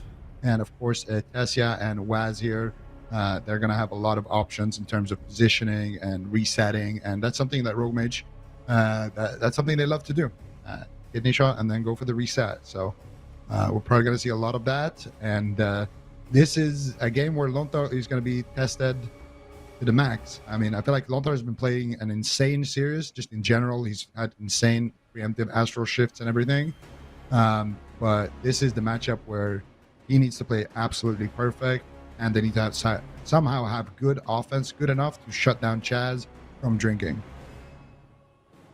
Yeah, can we talk about how well these healers are utilizing just everything they have to keep both of their teams alive? I feel like I've seen so many moments, Supatees, where it looked like all hope was gone, and then the healers were like, nope, here you go, here's some health for you. Lontar is just predicting every stun, right? So as a healer against Rogue Mage, your cue that you're about to be stunned is your teammate gets put in crowd control. Because Method EU don't want to attack Lontar without Mercy already being in a polymorph or already being in a stun.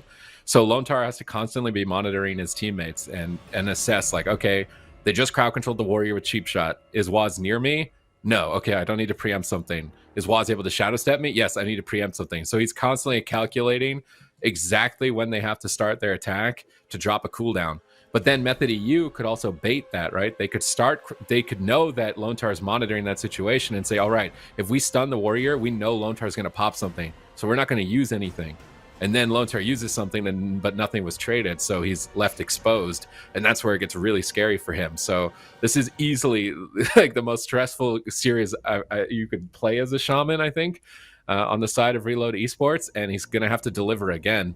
Against Method EU. And the thing is, on this map, Method EU will have more opportunities to keep that pressure high because Chaz will be able to drink. So this is going to have to be the most insane game played by Reload Esports if they want to make it through this. And that's not even the end of the road for them. Like, they got to fight Skill Capped, and Skill Capped play very similar compositions. Is Lontar ready for this? Like, it's just going to be game after game after game of like 8 to 15 minutes of having to play like a god. Like, you're just absolute god mode. You know exactly what the other team is trying to do at all times for the entire day. I can't even remember what I ate for breakfast this morning. Do you feel like then, Supatees, that healers have the most amount of mental pressure on them in these situations? I think it depends on what matchup you're playing. There's definitely Yeah. some matchups where as a healer, it's not going to be nearly as stressful. But in this specific situation, I think as Lone Tart is going to be very stressful.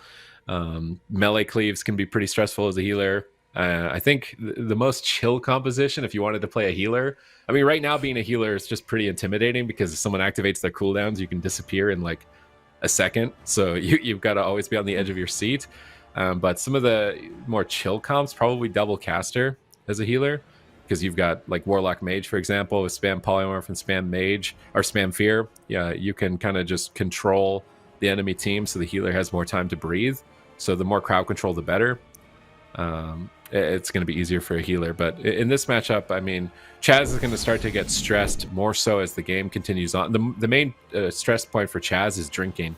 He's got to balance keeping his team alive on one side and then sneaking away and drinking on the other. And if he isn't balancing that, he'll run out of mana and lose, or he'll drink and someone will die. And that's kind of where the pressure is for Chaz. I feel like it's a bit easier for Chaz overall. I don't know if, at least on a map like this, it's going to be a bit more relaxed for Chaz because stopping a drink is going to be so difficult. I mean, remember that one game where I thought Lone Tart was going to win and Chaz just snuck away and drank for like 1 second and Lone Tart's gone, just erased from the game. So I feel like it's a little bit more relaxed on Chaz's part with this matchup. Mm-hmm. Yeah, we know historically, if we look at the score right now, Reload Esports, they're up 2-2 against Method EU, which is huge because the last time that these two teams played against each other was in the circuit, and Method EU did win that 3-0. So we know that Reload Esports obviously is doing a lot better this time around. In your mind, Ven, what are the key contributing factors to that? Just playing a phenomenal series, honestly. I think so much of it comes down to how much time that Lone Tart can actually buy for his team. So the fact that he's playing so well defensively while he's being trained down, kind of reading the situation for what it is. And also, I mean, the thing that's really scary for Lone Tart is he has to throw his positioning, he has to throw caution to the wind in a lot of situations. Even though he's being trained down, it's really scary. The next kidney shot could be his life. He still has to push in, get dispels on his warrior, get purges on the mage, or they're not going to end up winning the game. So I feel like for him, he's kind of been the MVP, but it certainly helps when you have a phenomenal Shadow Priest and Valet backing you up with quick mass dispels when you really need it, and healing for you when you need it as well from Mercy. So I just feel like as a unit, they're working together really, really well. And I mean, it shows. They put in a lot of practice and preparation for these matchups, and we'll see if they can get it done. Method EU, obviously, they do not want to be eliminated. Really, really strong team. And keep in mind, this is now the map and the composition pick that they want. So they do have an advantage here in this final game, but it's still anyone's game. I mean, it could really come down to just like big crits, because there's plenty of times where Tessia has got no ice block, he's no cauterize, he's 20% health. If they get a big crit with a Mortal Strike, then all of a sudden he's just dead instead of surviving. So I think this is going to be a wild game. Yeah, I think so too. I think we did have a little bit of a delay going on behind the scenes. Reload Esports took their delay timer and used it on this one. So I think they're really trying to focus in before they head into this game number 5. I was a little bit worried about Method EU yesterday after their games, after their loss yesterday. Especially Waz was looking a little bit stressed out. So I'm really glad that they seemingly at least they were able to put that behind them, put that loss behind them and recover today, because they're definitely looking really solid right now, Zico. Yeah, absolutely. And I mean, both of these teams, it's a bit bittersweet. One of them is going home at the end of this game, but they've had a phenomenal season. They've both looked absolutely insane, and this is their last chance to really show us what they've got. So I'm expecting to see the A game. I'm expecting to see absolute perfection here from both sides, and we're going to see if the nerves get anybody or if that's what we're going to get. And from the side of Method, they are looking to get their opener here. Whereas sneaking in behind the pillar, they get a sap onto Lone Tart. Mercy tries to blade storm him out, does not succeed. They're going to get the reset. Oh, intervene is up actually for Mercy. He's going to cheap shot Mercy, Geralt Lone Tart here. No intervene for this kidney shot. Delay though with a beautiful massive spell should allow Mercy at least some uptime here, potentially go for the disarm. And Lone Tart is just not going to take any damage in that first setup. They don't like to really commit their damage in that first setup. They just kind of try to get the earthen wall out of the way, try to poke away the fleshcraft shields and things like that. And then on the next kidney shot, that's where they really commit most of their damage. And Lone Tart is aware of this. He knows Waz is the person who needs to stun him. Beautiful earth grab totem there onto Waz. get spelled out. Waz gonna make his way back. Here's a kidney shot onto Lontar. Ring of Frost coming out here from Tessia, but no crowd control really onto either Mercy or Valet here. So his kidney shot not gonna net them too much. Waz did commit his vendetta here though. However, nice counter spell snuck in by Tessia. Fleshcraft though is going to heal Lontar back up. Full war banner gets dropped, and it looks like Reload Esports live to fight another kidney. Yeah, and they're purging down Tessia. Chaz trinkets. His Nature Swiftness goes into nothing. Tessia has to ice block. This is an amazing position for Reload Esports. They hold all of their medallions. They still have pressure on Tessia. Reload Esports might be able to do it, even right here and now. No Earth way. Elemental is out, just pounding away at Tessia, trying to kill him. But it looks like Lontar may have switched his legendary, wanting to get more value out of Earth Shield against the Assassination Rogue and focused more on defense. But getting through Ice Block Medallion, Quaking Palm for the win as Panda into full fear. Tessia's in a stun. Waz needs to help. Where is Waz? No He's not able to way. do anything. Tessia is getting burned down at match point. There's nothing left for Chaz. He has no cooldowns. He goes for a Swiftman. Tessia, he wraps around the corner. This is such... Oh man, you would be sweating right now in that position. Now they're turning it around. Combustion. Big damage on the Lontar. Mercy Trinket intervenes and manages to stabilize Lontar for the push. They need to ride this momentum. Getting Cauterized and Ice Block already so soon. They need to get on top of Tessia, but the more Lontar pushes across the map, more opportunities for Waz to take him out. Chaz is running across midfield. Tessia is retreating, and I don't think they can stay on target here. Mercy actually mounts up to try and get back to Tessia. Lontar is going to run around the corner. Waz doesn't want to go after him. Vendetta is available. Where is Waz going to go with this one? He could swap to Mercy. He kidneys Mercy. He's baiting a cooldown. He hasn't popped Vendetta just yet, but they're not falling for the bait. But Chaz is drinking. And that is the most important part for Method EU, is Chaz's ability to heal Tessia and find drinks. Tessia pre-blinks the Stormbolt. Chaz pre-Ironbarks the Silence. This could have been the end of the game. It might even still be the end of the game for Method EU. Tessia alter times. He's trying to blink back in time to Chaz. Maybe they purged it off. It looks like they purged it. No, alter time, but he's still low. Nature Swiftness doesn't even look like it did very much. A full fear by Valet, but a polymorph on Mercy. Mercy can't connect. Lontar pre-walls the incoming kidney shot while his team is crowd controlled, but it wasn't Vendetta, and Combustion is coming up pretty soon, and he actually just has to wall right now, or at the end, towards the end of his wall, now chaining it into Earthen Wall Totem. Lontar is trying to buy time for his team, but Combustion is coming up, Vendetta is coming up, and you remember how fast Lontar died the last time those two cooldowns met him at the same time. And this is what I'm talking about. I mean, Tessia, he was playing aggressive, and they were able to get so many cooldowns from him. He's got no Cauterize, no Ice Block, but now that he wants to live, he's just running and hiding the entire game. Basically, all he's doing is running away from Lontar, just trying to isolate Mercy, but they might actually get caught. Big damage here on Tessia. He's forced to trade out the Trinket. He gets another polymorph onto Mercy.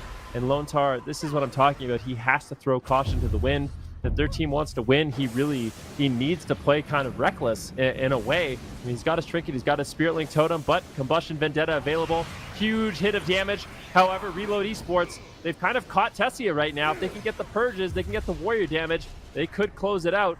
Double Fear coming in from Valet. Master Spell, beautifully done. Valet, MVP in that situation, basically completely turning that situation on its head. Quaking Palm now on Chaz. Tessia still on the run. Can he get away? He's in soul shape, and it looks like he's going to be able to cross the map once again. He's just got a few seconds left on his Ice Block. One more shifting power, and he will reset it. And now all of a sudden, Reload Esports looks to be in trouble. Maybe they make a swap on Waz. They get Evasion and the Cloak of Shadows, but I think it's unlikely Waz ends up going down in this match, at least at this point in the game. And now cooldowns are kind of evened out. The Method EU is not nearly as much in a panic mode. Valet gripped Lontar out of his Earthen Wall there. I think Lontar is actually going to be the one who's in more danger here for sure. Tessia, he's got his Ice Block, he's got his Cauterize, so he's going to be completely... Actually, he doesn't have his Cauterize, but at least has his Ice Block, so he's going to be fine. But Lontar, on the other hand, doesn't have anything. That's going to be his Trinket and his Spirit Link coming out. He's just still ripping in with the Combustion. Big damage coming out here. Waz going to have his Vendetta available right now. He might just pop it, and he will. Astral Shifts coming out, as well as the Ascendance here. Lontar literally using his entire spellbook here to try to stay alive, but Waz still with Vendetta rolling could close this one out. He's going to get a couple of seconds here before that Astral Shift fades. Maybe he can do something with them.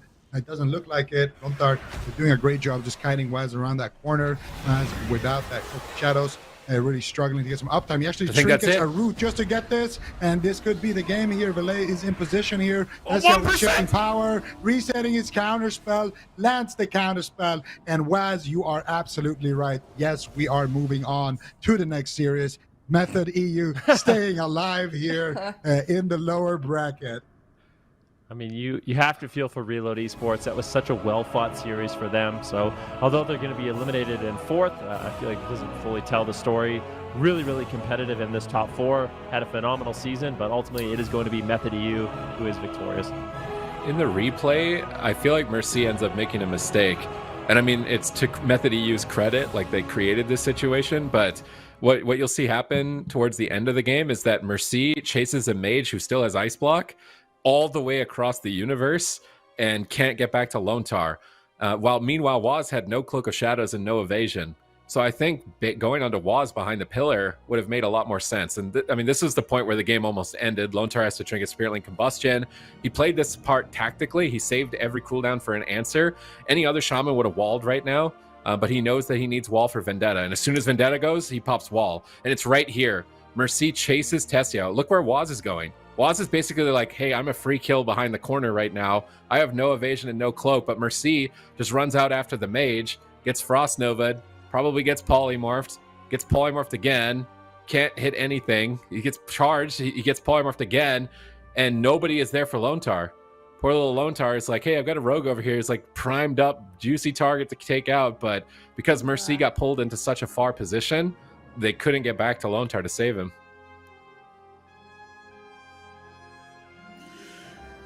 Yeah, well, that is going to be, unfortunately, the end for Reload Esports for Season 2. But, I mean, what an incredible feat these guys had. They played out of their minds in this series. It wasn't quite enough to get that W, but Method EU is going to be moving forward in this bracket. And, unfortunately, we're seeing Reload Esports go home. But, yeah, I got to give those guys credit. They really stuck it out through some really difficult situations. And now we're going to see Method EU move on to face off against Skill Cap Zico. Yeah, and that's more or less El Clásico that we've come to expect and to love here in the AWC. So that's going to be a really tough one. And I think the real winner of this series, aside from Method, is of course going to be Horizon. I think Reload was definitely one of their most threatening teams in this entire tournament. So for them, they would rather get that rematch against Method. They would rather get the rematch against Skill Cap. And they are at the edge of their seat, of course, to figure out who they're going to go up against, waiting in that grand finals. But for them, the biggest threat is out. So this tournament, unless somebody has some surprises for them, it's looking like it could be theirs. Yeah, I'm sure Horizon is breathing a sigh of relief right now as they just watched that series. But they are no longer. They are going to get that fourth position. And then we are going to head to a break before we head to our next series. Like I already said, we've got Skill Cap, we've got Method EU. It's another elimination round as well coming up. And then the winner of this very next series is going to move on to the grand finals to face off against Horizon. We can take a look at the bracket as we see there. That matchup that we just played on the bottom left-hand corner is elimination. So Reload Esports, they are out. Method EU moving forward to go against Skill Cap. And then that is another elimination. So we're about to see another team go home then. Yeah, and the thing is, I mean, Zico kind of mentioned it. This is normally the finals. Skill Cap versus Method EU. So true. So what's really interesting about this one is one of them is eliminated. No matter what happens, one of these teams will be eliminated. It's actually Horizon, who is the final boss of this tournament, which is a huge surprise. I mean, that hasn't we haven't seen a new roster kind of rise up in Europe in a really long time. And I feel like this next matchup, if I had to predict what's going to happen, it's going to be all about the Shadow Priest Fire Mage. So just Shadow Priest Fire Mage, Druid Mirrors, through and through. I feel like if Method EU is afraid to do that, if they don't go with the mirror match, then I think they'll ultimately end up losing. I think it's their best shot to just go toe-to-toe, try to beat Skill Cap at their own game, and we'll see if they can rise to the occasion, because Skill Cap has definitely been winning the kind of matchups between these two teams in recent history. Mm-hmm. Yeah, it's funny that we keep using this like final boss metaphor with Horizon. I feel like at least with the European bracket, especially with the way that Reload Esports has been performing today, Vin, I feel like all of these teams are equally just really making it tough for everyone. Yeah, I mean, there's no doubt about it. I mean, you make it to the top 4 in Europe after going through the cups. I mean, let's not forget how these teams got here, right? There was a grueling cup stage where they had to consistently get points in order to make it into the top 8. And then going from the top 8, you go into a round robin with the other best 8 teams in Europe. And then at that point, the best 4 teams from that round robin get to make it here. So I mean, you've really proven yourself. Even just making it into this top 4 is quite a feat. So yeah, you can't turn your nose up at any of these teams. They're all phenomenal. And I definitely have to take them all seriously, or you can get caught off guard. I mean, I don't think many people would have expected Horizon to be sitting in the grand finals, chilling, beating Method, beating Skill Cap, but here we are.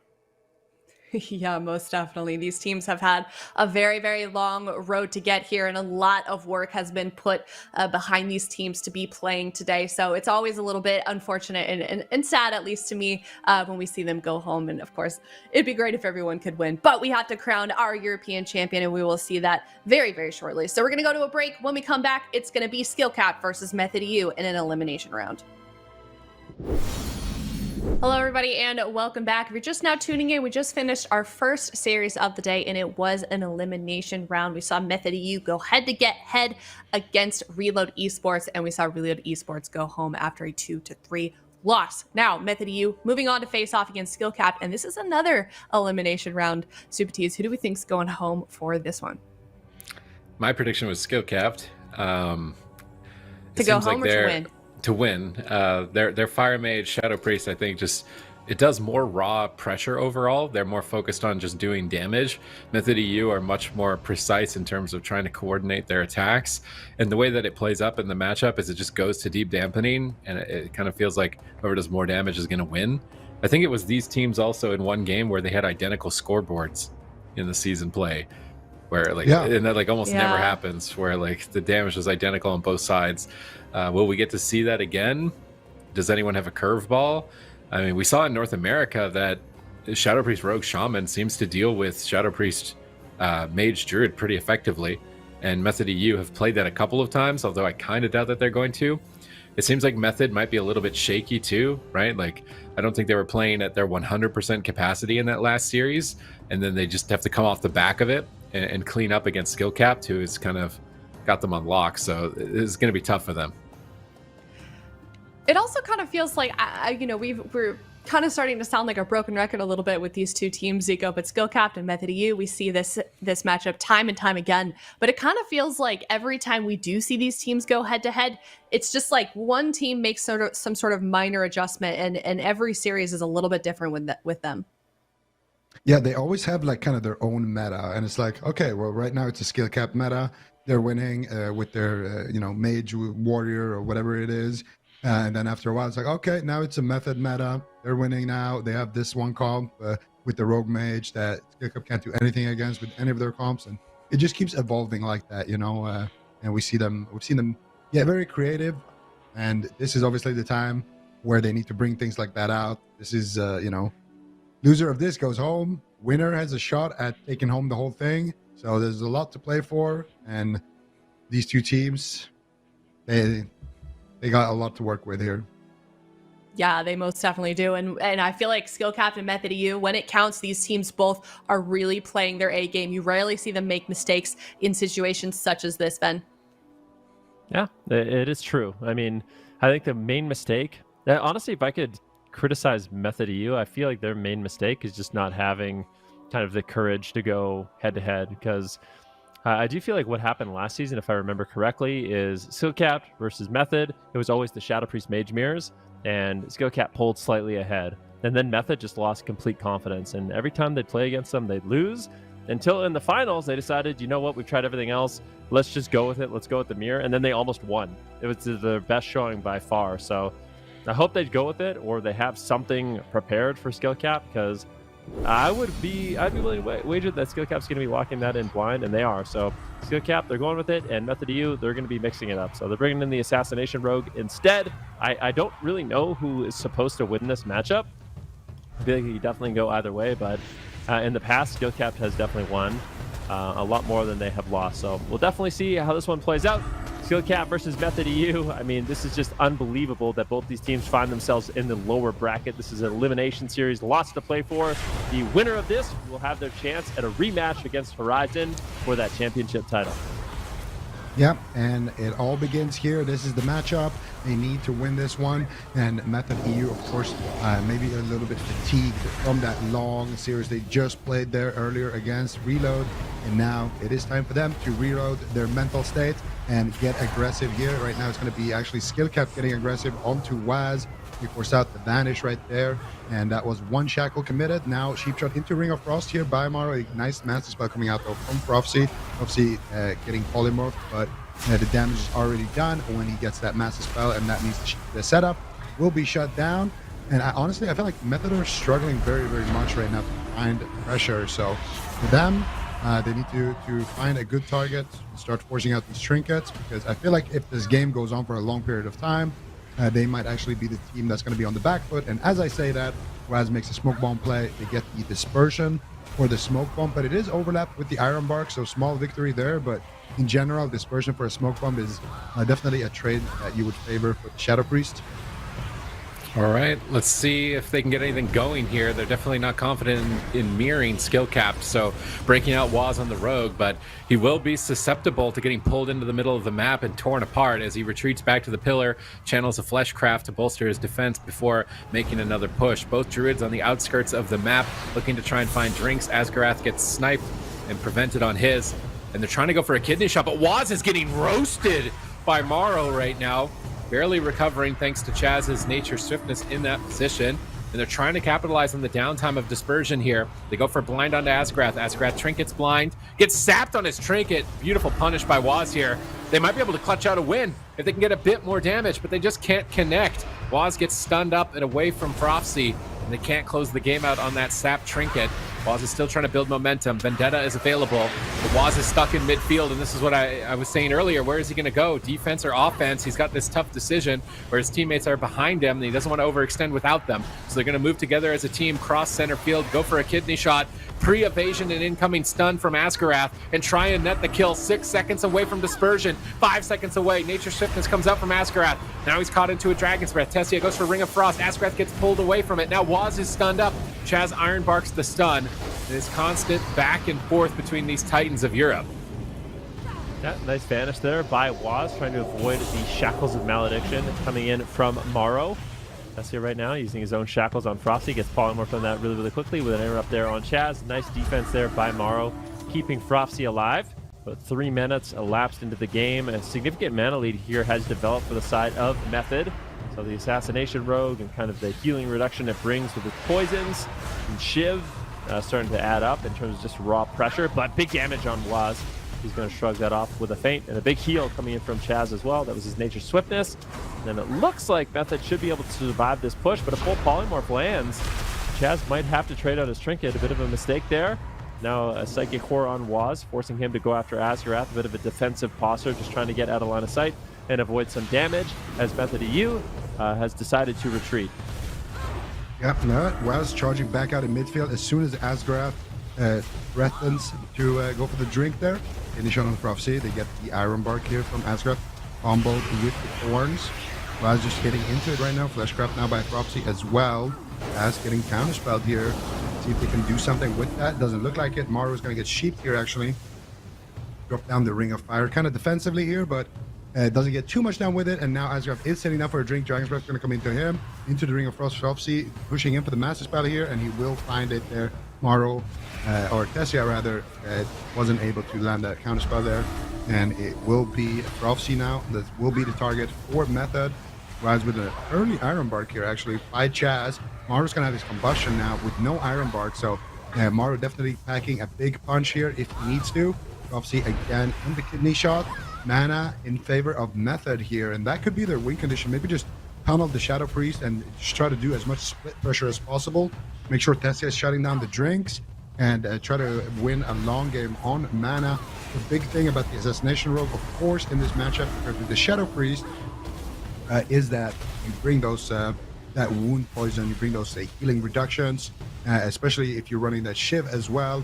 You just have a lot of ways to reduce healing, and at some point in dampening, you can basically make target just unhealable, and that could be a way forward method to win this one. Just play out a slow, longer game. Make sure Chaz always has mana, and try to just win with pressure. Yeah, it seems to be the name of the game here for Method EU. Just attack, all-out damage, run Asgrath out of mana. Asgrath is running laps around Chaz at the moment to avoid him and try and find a drink, but Chaz just keeps chasing him, and he's not giving him any room to breathe. As both druids are crowd-controlled here, a Master Spell comes through, removing the Cyclone of Asgarath, as he is going to be able to connect a lot of heals. Morrow now into a Cyclone. Waz is trying to connect through the Ursul's Vortex, goes for a pre-Fleshcraft, anticipating Asgarath's Wild Charge there, trying to immune an incoming bash. So clutch read by Waz, but Asgarath was patient. He held on to the bash. Waz is now getting blasted. Chaz tries to recover. They drop a smoke bomb. They edge it. Beautiful edge smoke bomb from Waz as Prophecy's trying to get out of it towards the side. Is he going to survive? Cenarian Ward, he might just go down. Greater Fate on 10%. Iron Bark as well. Chaz jumps in aggressively for a bash. He grips him away from the Ring of Frost, but they follow up with Cyclone. Instant Master Spell from Prophecy. He's running out of cooldowns here as his Iron Bark is about to fade. 10 seconds away from Dispersion. Asgrath is on the run, trying to reposition, but the damage is still going up higher and higher from Method EU. Can they close it out? A massive swing, and they managed to do it. 1%. Dispersion comes off cooldown right when Tessia pulls the trigger on Combustion. Maybe it won't matter. Prophecy is still taking a lot of damage at this point. Method EU are really taking it to them, but now Tessia with no ice block is on the back foot. Suddenly things are spiraling out of control. Tessia trying to get back to the pillar, waiting for Chaz to assist as Chaz uses his medallion to break crowd control and recover. Now Waz on the back foot, and that was their moment for victory. Now 28 seconds to the next vendetta for Waz to try and close it out. Unbelievable, and they might just reverse it here onto Tessia. He used his ice block aggressively to try to close out the game, and Frosty lives at 1% health.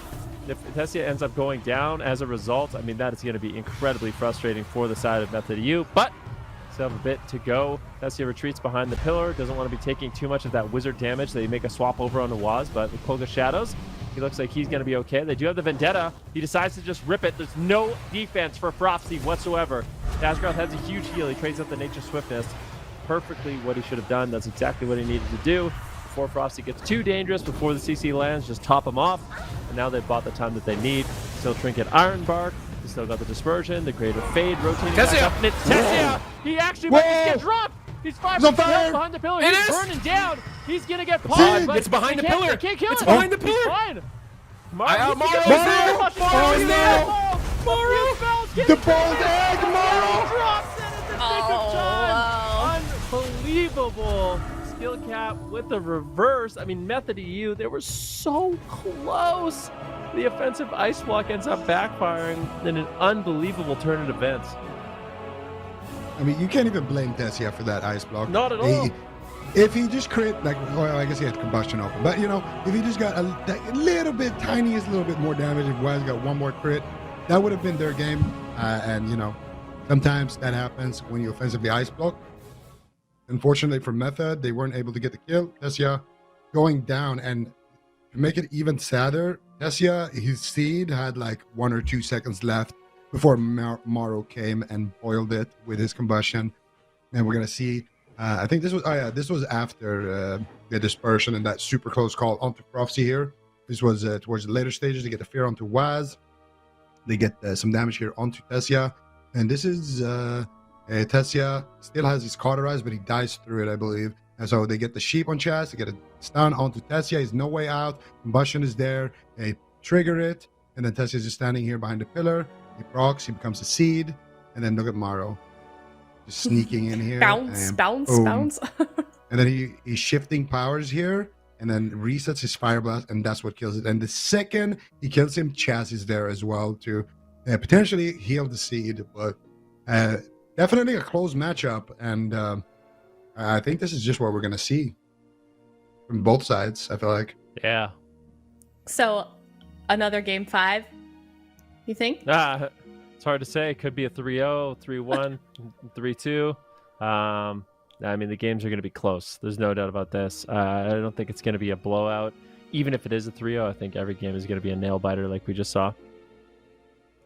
Yeah, most for sure. And if you look at the stats for the last game that these two teams played against each other was in the circuit, and it was skill capped, and that one was a bit of a blowout. It was 3-0 in favor of skill capped. So I don't know if I think you guys are right. I don't think we're going to see another 3-0 from skill capped because Method EU, they're going to come back super strong for game number 2. Soup Teas, what's their move going forward? Seems like they really want to utilize this Rogue Mage Druid. But I'm not sure how well it will do into other things as well, right? Like there's Warrior Mage potentially as well with Blizzo. That would be difficult for Rogue Mage Druid. So I'm not confident in this being the comp that they can play the entire series. Maybe we see them get desperate at some point. I think theoretically Shadow Priest Rogue Shaman would be a good option for them, and they have that with Chaz on Shaman, Waz Rogue, Zuniaki Shadow Priest. I would maybe like to see that once in this series. It might be now, maybe this game, to lock it in on a small map and try and run the Druid out of mana, bait them into a Shadow Priest Mage lock-in, and to get a win that way. But at the end of the day, like, what are going to be some of their better options? Like, I almost think they're going to be forced into a mirror by the end of the series if they want to win. What do you? Who wins if we see a mirror then, Soup Teas? Skill capped. I can't go against my prediction. I think skill capped is still going to take it, but that's probably their best chance, right? Like, I can't see anything else working for them. It doesn't seem like, at least in Europe, that Windwalker Mage has really picked up any speed. Like almost none of the teams pretty much play it anymore. It seems like only Drake in North America is still running the Windwalker Mage. I was thinking maybe that into the Shadow Priest. It's still kind of tough because as a Windwalker you can get isolated just like a rogue. But I don't know. It's going to be really tough for Method. They're going to have to think this through, having now lost the blind pick. At least if they had been able to win the blind pick, like that one moment where Frosty almost died, then they could have kind of like tried to counter comp and counter map pick the whole series. But now that they've lost it, they're going to have to win a blind pick. And we got the stats here with a game record of 32-14. Skill capped are 8-3 versus Method EU this expansion. So this is not not too favored to Method EU here. So if you're betting, I think that you're putting your odds in skill capped's favor, and based off that first game performance, I think it's still a safe bet. Like Frosty had some really insane plays to peel for himself. I like these kind of moments where he silences the healer and then fears the rogue when they run out of cooldowns. That was like a very clutch use of crowd control defensively. So, and those are abilities you normally want to use aggressively, but he was able to switch gears and then use them to survive when he needed to, which was really clutch. Mm-hmm. It's interesting when you look at the stats as well, because we say time and time again just how even these two teams are, how we're always seeing them in the finals. But when you look at the numbers for that Zico, skill cap statistically, at least on paper, is I don't want to say better, but winning more games. And I guess if I like would have had to guess without trying to like really reach in the back of my mind and remember how many games skill cap has won, I wouldn't have guessed those numbers. No, definitely not. I mean, that's the thing. These two teams, they kind of just have seasons, I feel like. And right now, It has been skill capped season a little bit lately, where they have been kind of pulling ahead in the race between them. But there's also, the Method seasons where they're just winning every single time. So I think if you go far enough back, you're going to find out that the scoreline is always like this. It's pretty 50-50, if you have a large enough sample size. So definitely not too surprising. But you are right. The skill cap have been kind of the team that has been winning more often than not lately. So for them, they're going to lock in the same matchup and they're going to try to do it again here. Yeah, that would be a cool number to have, all of the total amount of games for these two teams that they've ever played against each other. But looks like we are getting game number 2 started. We are going to Asha mains as well. Skill capped, if they win this second one, that is going to put themselves in a very good position. It's best of 5, so they would be on match point, Soup Teas. Yeah, I mean, they've 3-0'd Method EU in the past, so it's definitely a possibility. Method EU seem to be all in on this Rogue Mage Druid. They're really the only team right now in competitive play that play this, but it also speaks to maybe a lack of confidence because skill capped could be mirrored with Shadow Priest Mage, but Method EU are refusing to do it. Let's see if they can overcome the odds here on Asha Main's Fall. They selected a really large map that's also a bit strange to me on the Rogue Mage Druid side, but maybe not at the same time if they want to just attack Shadow Priest and drink and maintain mana and play for a late game win that way. But it's going to be pretty tough here. And I like what Asgarath has done here. He's adapted his talents. He's actually choosing to run Flourish. I think against an Assassination Rogue, this is a really good move because it extends the duration of your Cenarian Ward. And basically, you can guarantee that that target with a Cenarian Ward extended is not going to die. And what's Waz going to do? Switch targets off of his Vendetta? He's really not going to. So Asgarath, with that talent change, means he's going to be doing a lot more single target burst healing. And he's going to be able to manage his mana a lot better as well.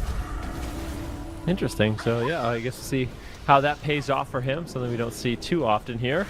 About a minute into the match, Waz trying to stick to a target, Morrow getting aggressive. And one key thing that's changed in this matchup is actually Kleptomania being removed from mages. So not having the Kleptomania means both these mages get a little bit more value out of their combustion if it's not being dispelled off. Frosty now with a kidney shot. And let's see, Tessia deciding to use his combustion right now, getting damage out on 2 targets. But unfortunately, not able to find the pressure he needs on Frosty. Now Morrow's going to be using his combustion, forcing Tessia back to the pillar as he retreats. But I would definitely say Method EU got the better end of that exchange. However, it was Chaz that traded out his trinket. So there's no Gladiator's Medallion. The next CC break coming in from, or the next CC coming in from Skill Cap, there's going to be no break from Chaz. And that's where Skill Cap can try to make a move, potentially get the Cauterize, potentially get the Ice Block if Tessia's not careful. Yeah, and we're going to see Tessia, almost going down there for a second. He's going to take a big chunk of damage. Now, finally, Smoke Bomb coming out here onto Prophecy, but doesn't actually net them anything right there. And Waz going to be retreating back. And the map, I feel like the map can definitely backfire here for the Assassination Rogue. I think the Assassination Rogue, they want to build up a win condition where they go for that late game kind of pressure kill where the damage is just too unhealable. But I feel like it's a risky gamble because it's a large map as well where Waz kind of has to leave the pillar and make it to his target, right? So could be tricky if he doesn't get any restelves. Gonna see how that part plays out because we actually never hit that part because both teams were playing so aggressively in that last game. Now we are going to see here, Prophecy's still just going to be the target, and he's kind of happy to just soak up the damage here in midfield. He's just trying to position far away from Chaz. So if Chaz wants to dispel Waz, if he wants to do anything, he has to run out in the open field where Morrow has a chance to do something to him, Dragon's Breath, Sheep, etc. Tessia going to activate the Triune and blink back to the pillar here, but Morrow's doing good damage here just with the combustion. Morrow's just kind of throwing caution to the wind here, not going for like big setups with his combustion. He's just going for raw pressure, and it nets them a Cloak of Shadows. It burns a lot of Chaz's mana. They continue the chain here with a bash. Prophecy now taking some damage because Tessia decided, okay, maybe I should actually just send the combustion as well here. I'm getting a lot of fireballs since I'm just standing here at the pillar. So both mages kind of copying each other's playstyles here. And Chaz definitely feeling the heat, though. His mana is not doing too well compared to Asgarath. And Asgarath actually sitting down for a drink right there. But he will come back to deflect some of that kidney shot pressure. Okay, let's see if they can manage to navigate this game here. It's going to be tough for Waz with no Cloak of Shadows, his main way to avoid magic damage, which is pretty much the entirety of Skill Cap's lineup here. And he's actually stuck on the corner with a Ring of Frost. Shadow steps out of it, getting back onto Prophecy, trying to get pressure out despite having limited defense. Tessia moving back with his healer Chaz. They stun up Waz, they silence Chaz, they're going for the win here. Waz trinkets. He needs to avoid the fight. He shadow melts the shackle, but his teammates are still crowd controlled. He stuns Morrow. He stalls the fight. Line of sights with Chaz and manages to recover, but it cost his medallion. Now he won't have that later on, but he has blind and he's got Vendetta. So where is he going to choose to go with this? I can imagine he wants to utilize it here onto Prophecy, but Flourish is going to be such a great counter. They actually use blind defensively onto the mage, preventing the combustion pressure here into a polymorph. And you can tell Method EU, their strategy is to just D up, just total defense, and really post up and try and win the late game utilizing their blind onto the mage. But I don't know if it's going to work. They're actually the ones behind on mana and constantly just dying. Yeah. I mean, so far it's not looking super great for them. Asgarath right now going in for some crowd control. Let's see if he can find it onto Chaz, as both these druids are on the same pillar. Actually not, so I think Chaz may have relocated. Actually going for a drink, so this is massive. If Method EU can sneak away, get a drink, recover their mana. At the same time, Frosty could potentially go down, so this is basically a 2-for-1 for Method. Chaz is getting to reset his mana. They have all the pressure and the momentum. definitely not what you want if you are skill capped, as we have just entered dampening. Waz once again, he's got basically a lot of his defenses up right now, so he's got the Cloak of Shadows, he's rolling with the Vendetta, but he needs to be very careful. He's caught in the middle of the map with no trinket. Chaz is there for a Dispel, and Waz is forced to use the Cloak of Shadows. And now, at this point, Waz really can't afford to play aggressive.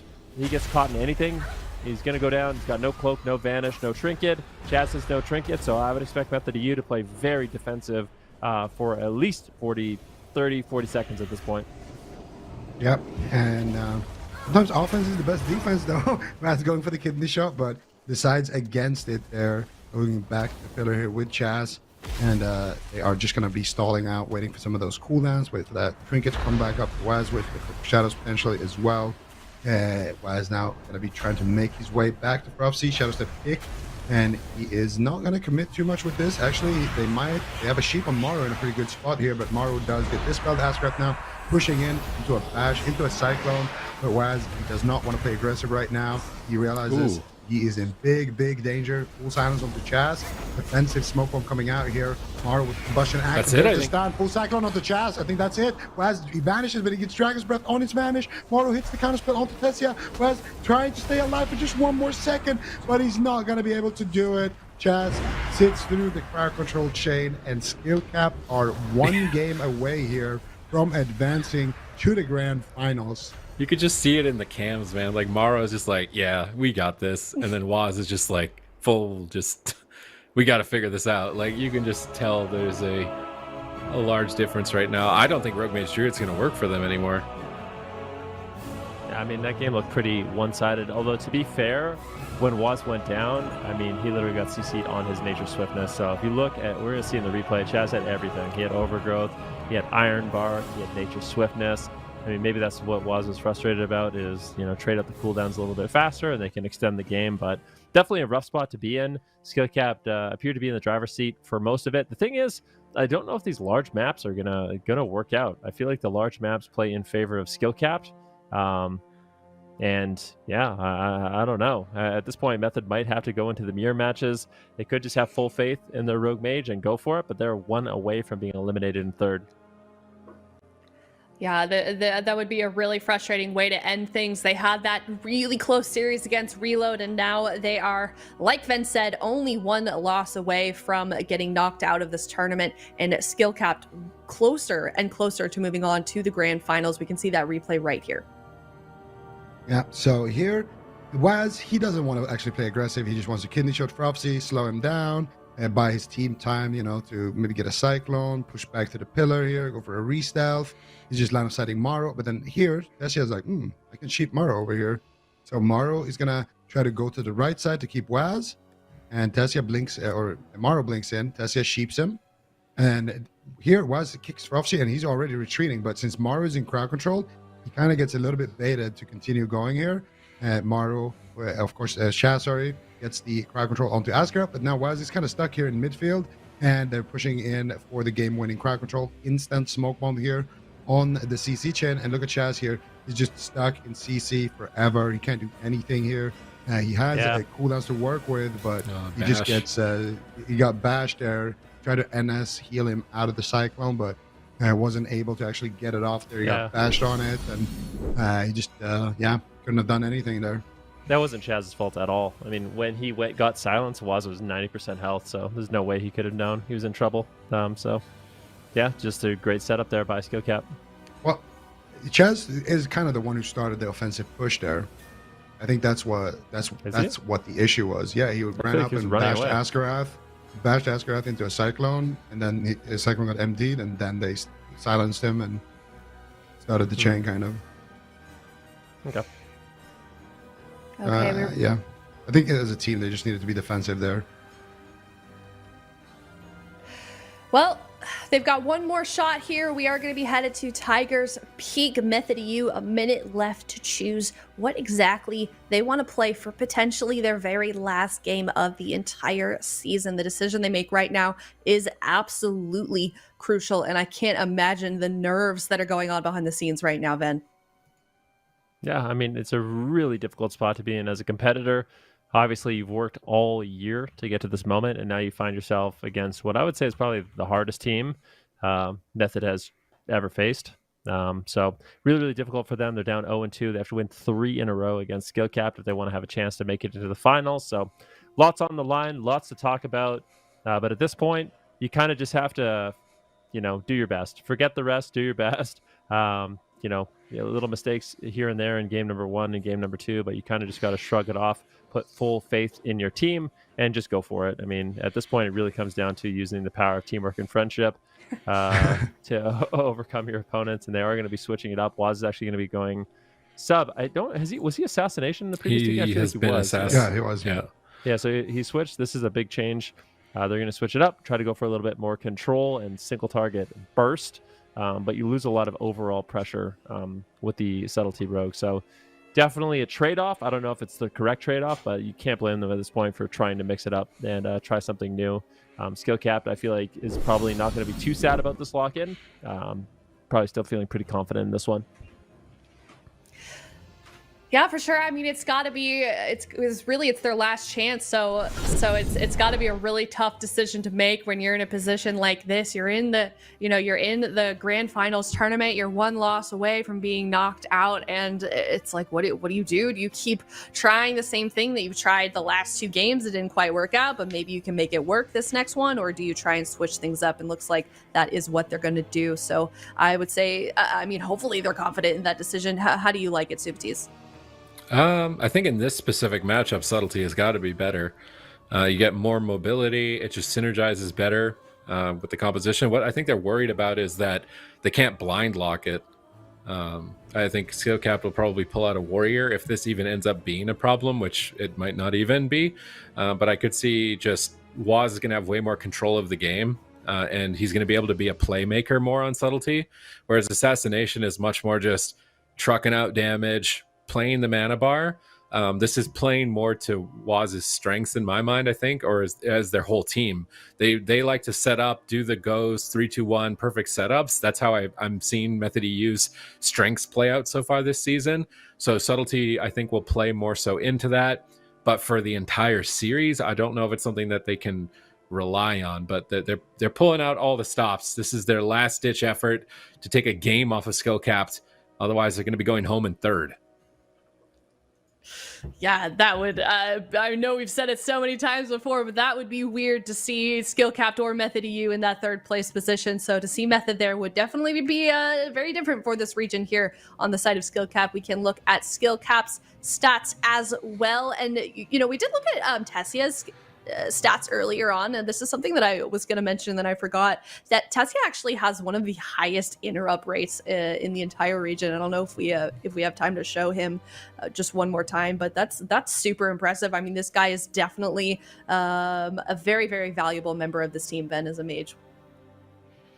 Yeah, I mean, there's no doubt about it. Tessia has been really, really solid as a pickup for Method, playing basically only the Fire Mage, actually exclusively playing the Fire Mage and nothing else, but it's worked really well, being able to play with Zuniaki and Waz. It seems like they have good synergy together, and I think he's been a great replacement on the roster, obviously proving that he's got what it takes.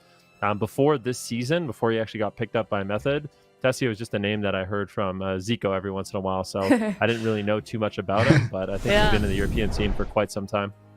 Yeah, maybe I should have thrown that one over to Zico so he could hype him up a little bit. But I mean, you could tell that he's a newer pickup because all of the pictures that we're using for those little player stats are, back when we did have lands, and he has yet to be able to play with these guys in that kind of a situation. So I don't know what he looks like. At least maybe some people do. But anyways, game number 3 starting off here. Hopefully it's not the last one of the day here for Method EU. If you're a fan of Method, definitely show your hype in the chat for these guys because they could be going home.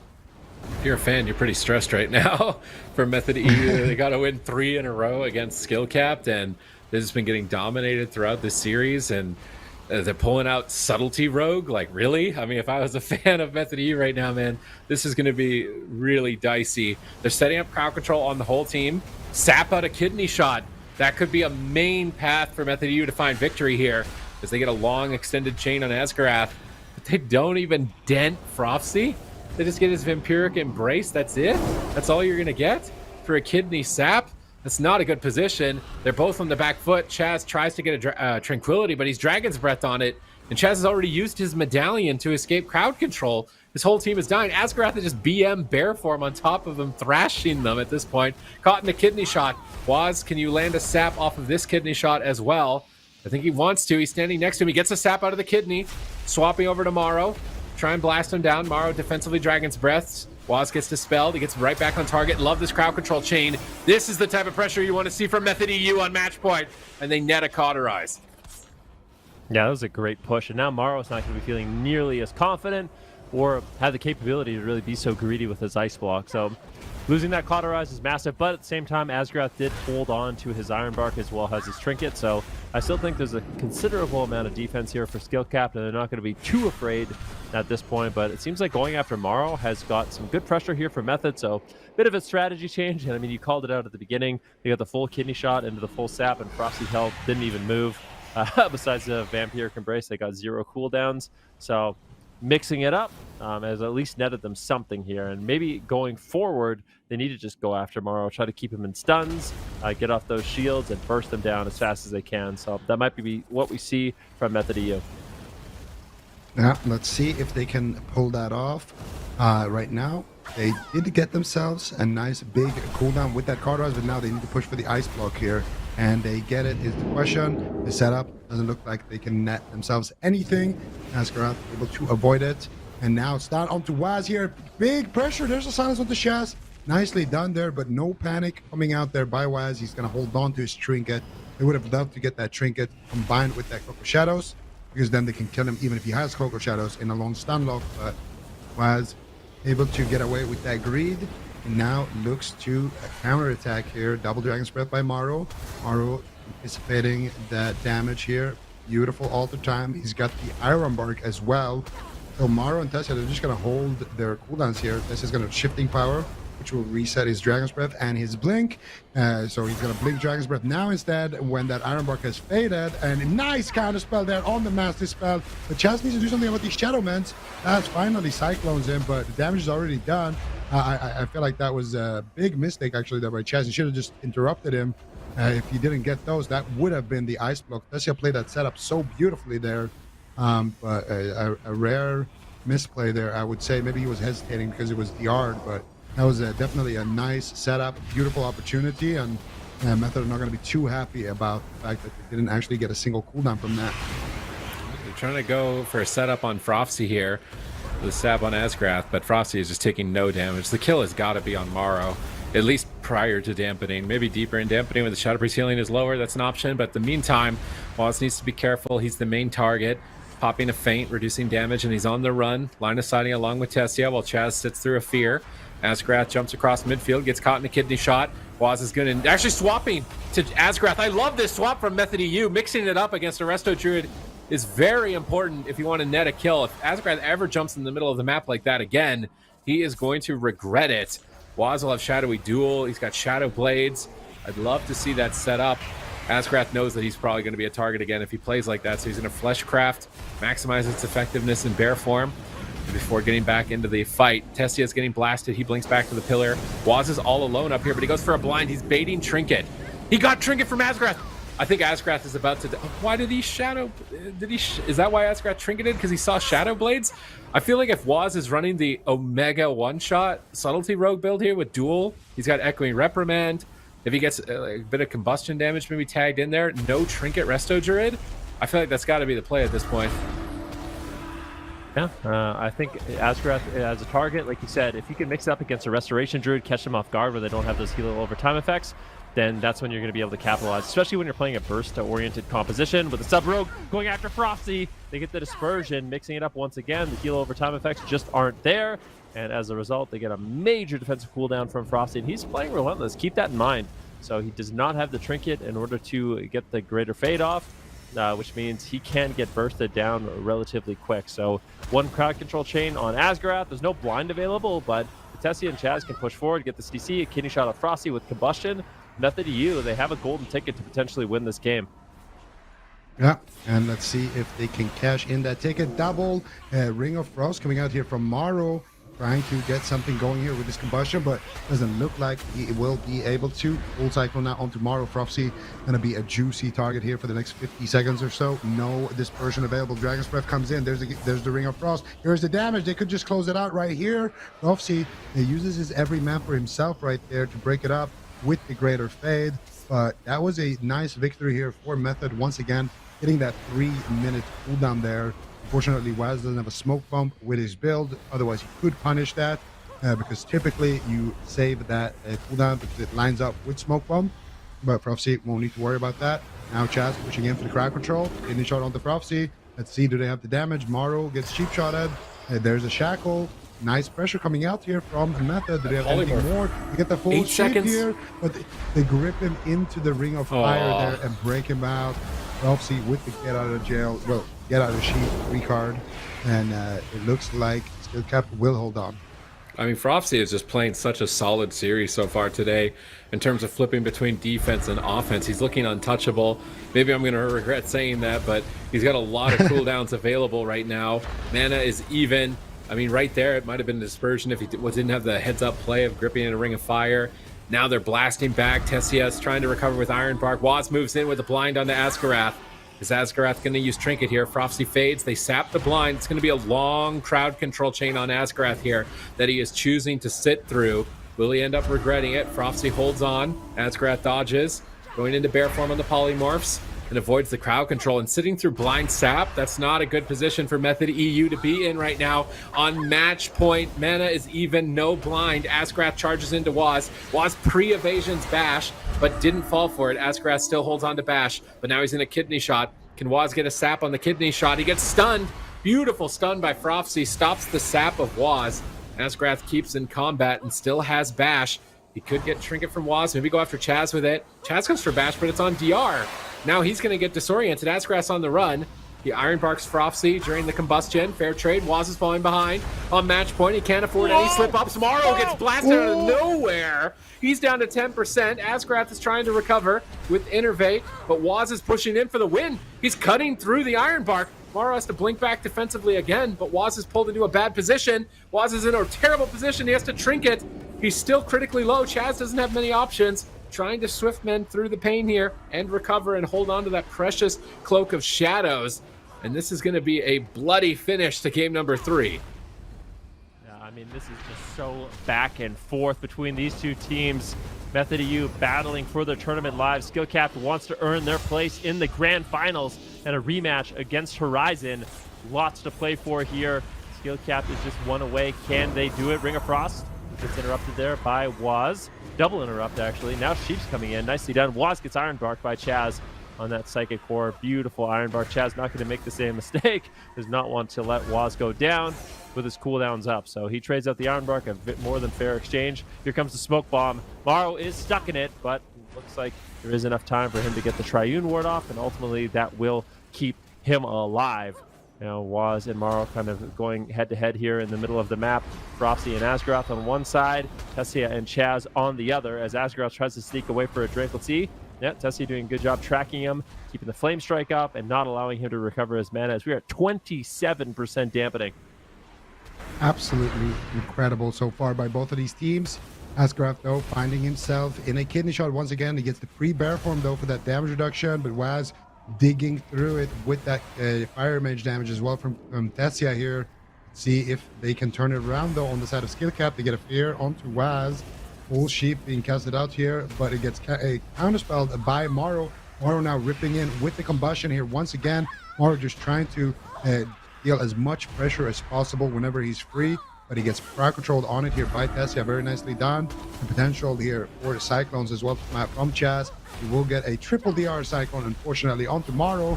Prophecy in a kidney shot takes decent amount of damage. Nice grip there onto Asgarath, shutting it down. That long CC chain that could have happened, and now it's going to be Waz on the back foot. He has his Cloak of Shadows. He doesn't want to use it on too low HP, but the Battlemaster is running for him. Right now, Chaz, though, might get mind controlled here. Manages to get away from it. Prophecy gets Sheep. Waz still on about half HP, finally catching the Iron Bark, and it looks like Waz will survive here. And now, who is the next kidney shot going to land on? Morrow in a Sheep and a Cyclone. Dragon's Breath, Ring of Frost onto Asgarath, and it looks like I have no idea who the target is going to be here. Moro is all the time. Prophecy's in a Cyclone, and Asgraf is already on DR, so there's no good target for them. And it looks like they are going to try to go after Asgraf now, finally, but they don't have any more CC here for Atesia, for Maro and Prophecy. So Maro and Prophecy should be able to deflect this one. Prophecy making his way back. Asgraf had to trade out his bark skin here, so not the worst setup, but they would have liked to get at least a trinket from somebody there, as Asgraf looks to get full HP once again. He's got full mana to work with, and Chaz, though, he's sitting down drinking on the opposite side, and he definitely needs it. Method right now, one game away from being eliminated for the season. They need to try to stay alive and find the kill here, Supertees. Any slip-ups, this game could be over. Chaz is so far behind on mana at this point. Asgrath is just tanking up in bear form, expecting the attack. Line of sighting. Tessia is just running in a straight line at Asgarath. Dragon's Breath, Ring of Frost. Gets that life grip again by Frofsy. Pre-fades to avoid future crowd control. Asgarath is stunned up. Can they finish Asgarath? Can they put a point on the board against Skill Capped here? They need it, but no, a Void Shift comes in from Frofsy, exchanging his health for his own, allowing Asgarath to survive to his next round of Ironbark and Barkskin. And Chaz is almost completely on fumes at this point. A Cyclone at low health. Watts goes for a re-stealth in the backline, has forced to sprint in if they want to capitalize on the low health of Frofsy here. Asgrath gets Nature's Swiftness, trying to dodge Polymorph and heal Frofsy at the same time is going to be stressful as he launches out Adaptive Swarm, full hots, but dampening is quite high. He's struggling to heal Frofsy. Shadow Stun, swap over onto Asgarath. He has to Trinket. Now he won't have Trinket for Blind. Big opportunities here for Method EU to still take this, but they've got such a limited clock with Chaz so low on mana, and Watts can't afford any slip-ups. He has to trade Cloak of Shadows, and I think with Cloak of Shadows now out of the way, that he's pretty much got a hard commit, but he's going through a full Fleshcraft Resto Druid. Tessia's on the back foot. Tessia's trying to get back to his team and get aggressive. They're so desperate at this point in the match to just stay alive and fight for a chance at a rematch against Horizon in the Grand Finals. 47% dampening.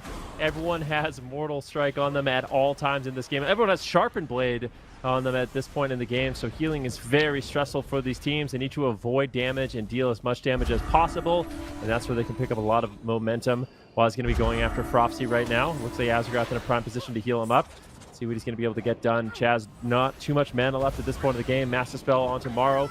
And need to free Morrow in the game so he can get something done. Potential Ring of Frost gets interrupted. Here's a smoke bomb, immediate dispersion, but they can continue the chain. I think this is it. They're going to be able to battle it back.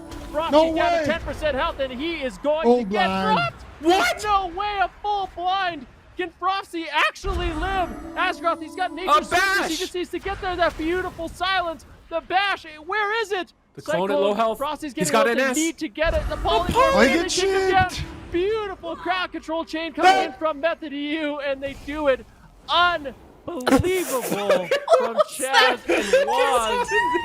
Can't believe it. I mean, that was insane. How long? We're going to see in the replay. Asgarath was CC'd forever, and they almost lived. What's that face? 55% dampening. No Trinket Druid. Got his Shackle on the dispersion. There was one point where I thought Frofsy was going to make it. I mean, this is going to be the most intense replay I think we've really ever seen. Like, that crowd control chain was so long. Method EU, they've done it. They got a point on the board, but man, was it dirty. Like, 55% dampening, grueling late game kill, barely even finish him off. And I think this is a little bit far ahead from the point where they actually got that insane crowd control chain. So, I mean, right here, we're really worried about Method EU. Chaz is at 30% mana. Their entire team is just scrambling, trying to figure out where they want to go. What's their next move? What's their opportunity facing such a deficit of mana?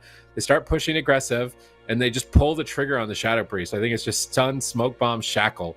Yeah, they just go Stun, Smoke Bomb, Combustion, Shackle. They say, what? Dispersion? We don't care. We're killing you. And they sap Asgarath around the corner as he was coming back into the fight. And then they full blind him. So this is 8 seconds. Frofsy gets a Shadow Mend. He line of sights Waz with Frost Nova. Line of sights Tessia. Tessia's like, you're not living. Blinks on top of him, silenced. Then he's like, okay, Asgarath, you're going to heal me out of that bash, right? Right here, he gets DB'd. And I don't know, it's Asgarath. Like, he could have gone travel form or something maybe, but at that point, I think he probably had no heal over time effects. Like, he would have had to NS with no Swift Mend. It was really tough for him at that point, but he still almost lived, which tells me that if they're gonna blind lock subtlety, this is gonna be the hardest next 2 games they've ever played.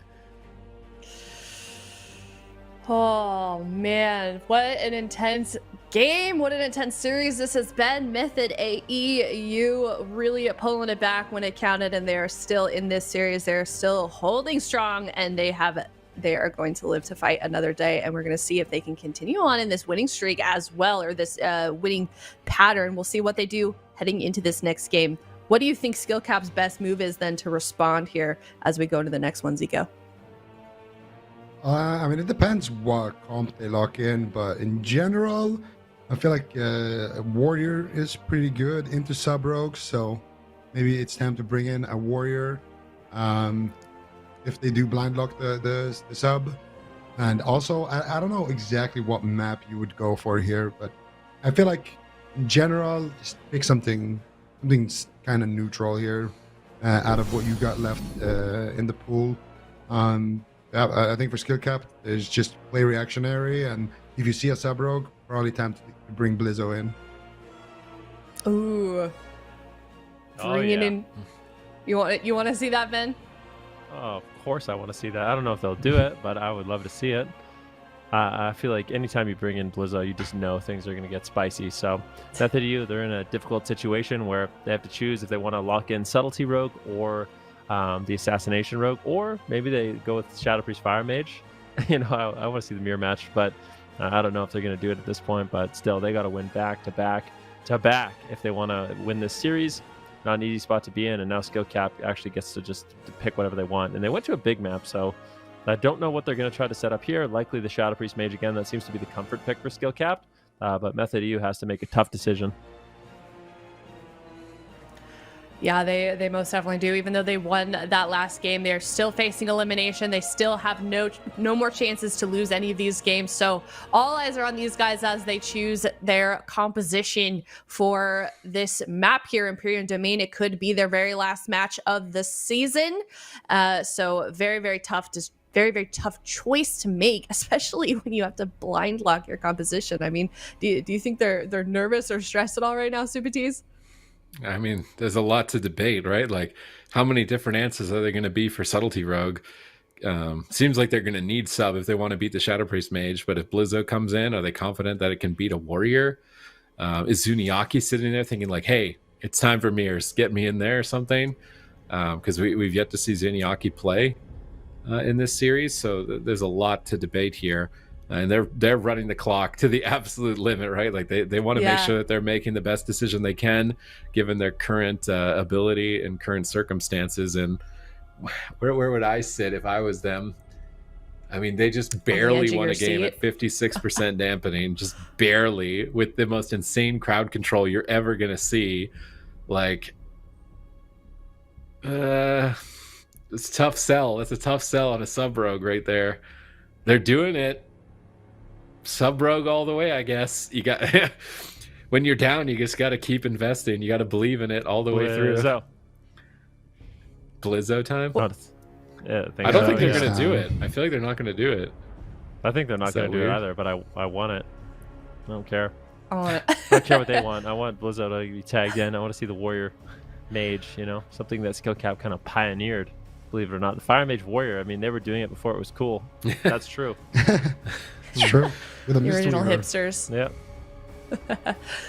No, it would be definitely cool to see Blizzo come out. Hopefully we see it happen. It's always a little sad when you don't really see their fourth player that often in finals such as these. But unfortunately, Ben, we are not going to see him. So now that we've got both of the compositions on the board, you did try it. How does this map go in your head, Ben?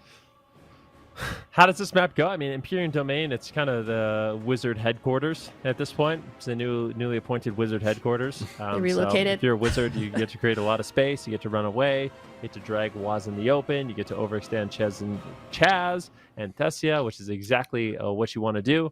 And yeah, that's why they picked it. They want to just play the same match, and now they have a little bit more of a map advantage. But for both of these teams, I just want to say, if you're getting to the point where we're at 55% dampening, there's no guarantees. Like, I really don't think one of these teams has a huge advantage in dampening.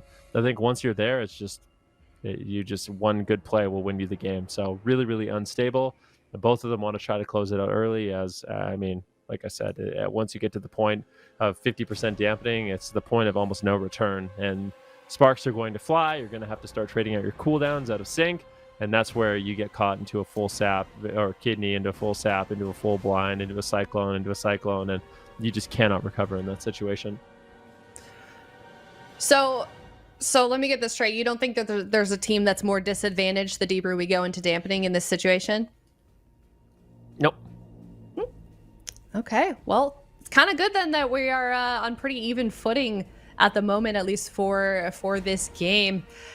I don't know. I kind of hope that we go to a game 5 with this one. I really don't want to see Method EU get knocked out in this way. So I'm hoping that they can recover in this series. But has anyone changed their mind on their prediction yet for this series? I know everybody going into this was team skill cap, but has anyone crossed over? Are we all still back out? all nobody? my predictions are still living strong in both regions, so Oh. I'm pretty happy with my predictions. I think I'm just gonna let them ride out the tournament. That's fair. Yeah. I respect it. You gotta make a prediction did all and three stick of us with have the it. same exact predictions in both regions? I think we I might be different yeah. for an A. I don't remember the exact brackets, but I know that everybody was Horizon for winning, and then one of you guys was Golden Guardians, and I said I was gonna check up on that, and then That was me. Yeah, please it's check. Sky. I said Golden Please. Guardians will make it to the finals, but they won't win. No, somebody predicted Golden Guardian. I swear it was you, Sid. I'm I gonna did check not my say notes, they'll but win. I said they're making it to the finals. Well, this is an interesting epic finale map version of Empyrean It Domain, is. Look at purple it. domain. Yeah, what? Whoa, this is awesome. Maro might be upset. You know, he's got like keyboard that matches. Now he's got to like change the chroma key to purple or something. But purple Empyrean Domain for I the love match point here. Skill cap versus Method EU. Do I dare say that I like this version of the map a little more? Same. I like the purple. This is really cool. Anyways, Waz going to be going with a kidney shot. Looks like he potentially wants to go after Asgrath. Could be using it as crowd control or just trying to break the Fleshcraft. So the initial go, obviously not going to be committing too much. Asgrath has a shield on him with the Fleshcraft. It's about 40,000 absorb, and there's no way you're cutting through that as a sub-rogue. So you just have to be really, really careful. They get through it. Now they actually throw a full blind on Asgrath. And this could easily be sapped. I think Waz is trying to get in position. Can he get it? He gets the sap onto Asgrath. Big pressure here on Frosty, but a beautiful grip. Beautiful grip there by Frosty, gripping Asgrath into the Ring of Fire. But this might backfire. Now he's stunned. Bringing Asgrath out of the crowd control, but kind of into the flames. And it looks like Method EU, they're all over the place at this point of the game, keeping Skill Cap guessing, but Skill Cap really hasn't committed anything in terms of their defensive, so all that work didn't really accomplish too much. Yeah, and now we're gonna see Method here chasing down Frosty. Was trying to get back to his target here, and he's not doing too much damage. Looks like he's just waiting for the right moment. There it is. Kidney shot now onto Asgrath. Dash onto Maro. Stun onto... Oh, they're going to go after Asgrath, actually. And they will get a Dragon's Breath here on the Maro. Continue the chain, but Maro has combustion rolling. Should have some good pressure, but he does get kicked there. So Maro not going to get anything, really. Oh, that was actually Tessia's combustion that he stole. Okay, so Maro's going to have his own combustion coming up soon. And Tessia forced into the ice cube here. Not the situation you want to be in. Where is Chaz? He purged in this. Chaz looks like he had to trinket there as well in the midst of all fray. But look at Asgrath. He's caught him in the stun lock into another stun here. Dragon's Breath coming out from Maru. Should buy Asgrath at least a global here to get himself up. But they really don't have anything to work with. Just the cauterize between Chaz and Tessia. They can get a big CC chain onto Chaz. They could potentially take him down, Supertees. All right, let's see what they can get done here. Skill Cap to have a lot of options, a buffet of targets for them to just close this game out. And if you're Method EU, that is not a good thing. Chaz is going to Fleshcraft while he's counterspelled, try and maximize his globals. Asgrath gets stunned up, setting up for damage. As Waz going to get a sap out of this kidney shot. He's moving in position, needs to get a re-stealth. He gets Frost Nova, but he can't sap Asgrath. Great denial by Maro. And now here comes Combustion on match point. Chaz clutches out a big Nature Swiftness, but the damage is still rolling forward onto Tessia. Frosty is interrupted. Tessia stalls the engagement for a moment here. He's trying to just pummel away at Frofsy. Blinks in on top of Asgrath. Dragon's Breath, Polymorph. Frofsy in position to assist here, gripping him away, but he actually gets pulled back by Ursula's Vortex. Asgrath on the run. Waz is soloing Asgrath at the moment, but not able to finish him. And Asgrath gets away, being greedy in that position. No medallion, no bark skin. Waz now just setting up stuns on Frofsy. Tessia, he's got combustion available. He wants to go for it, but Maro is just shutting him down. Counterspell, Dragon's Breath, trying to keep them at the pillar, stop Chaz from drinking. Waz is trying to figure out where he wants to go. Asgrath is so far away from Tessia. He's sitting in bear form, almost taunting Tessia, like, here, come for me behind the pillar. You're going to regret it. Waz wants to. He goes for a blind. Kidney shot onto Frofsy, and they may just overwhelm the Shadow Priest. They get a trinket and dispersion. A mistake here by skill cap. Those are two important cooldowns that usually do not need to be used at the same time. In this situation, most certainly they did not.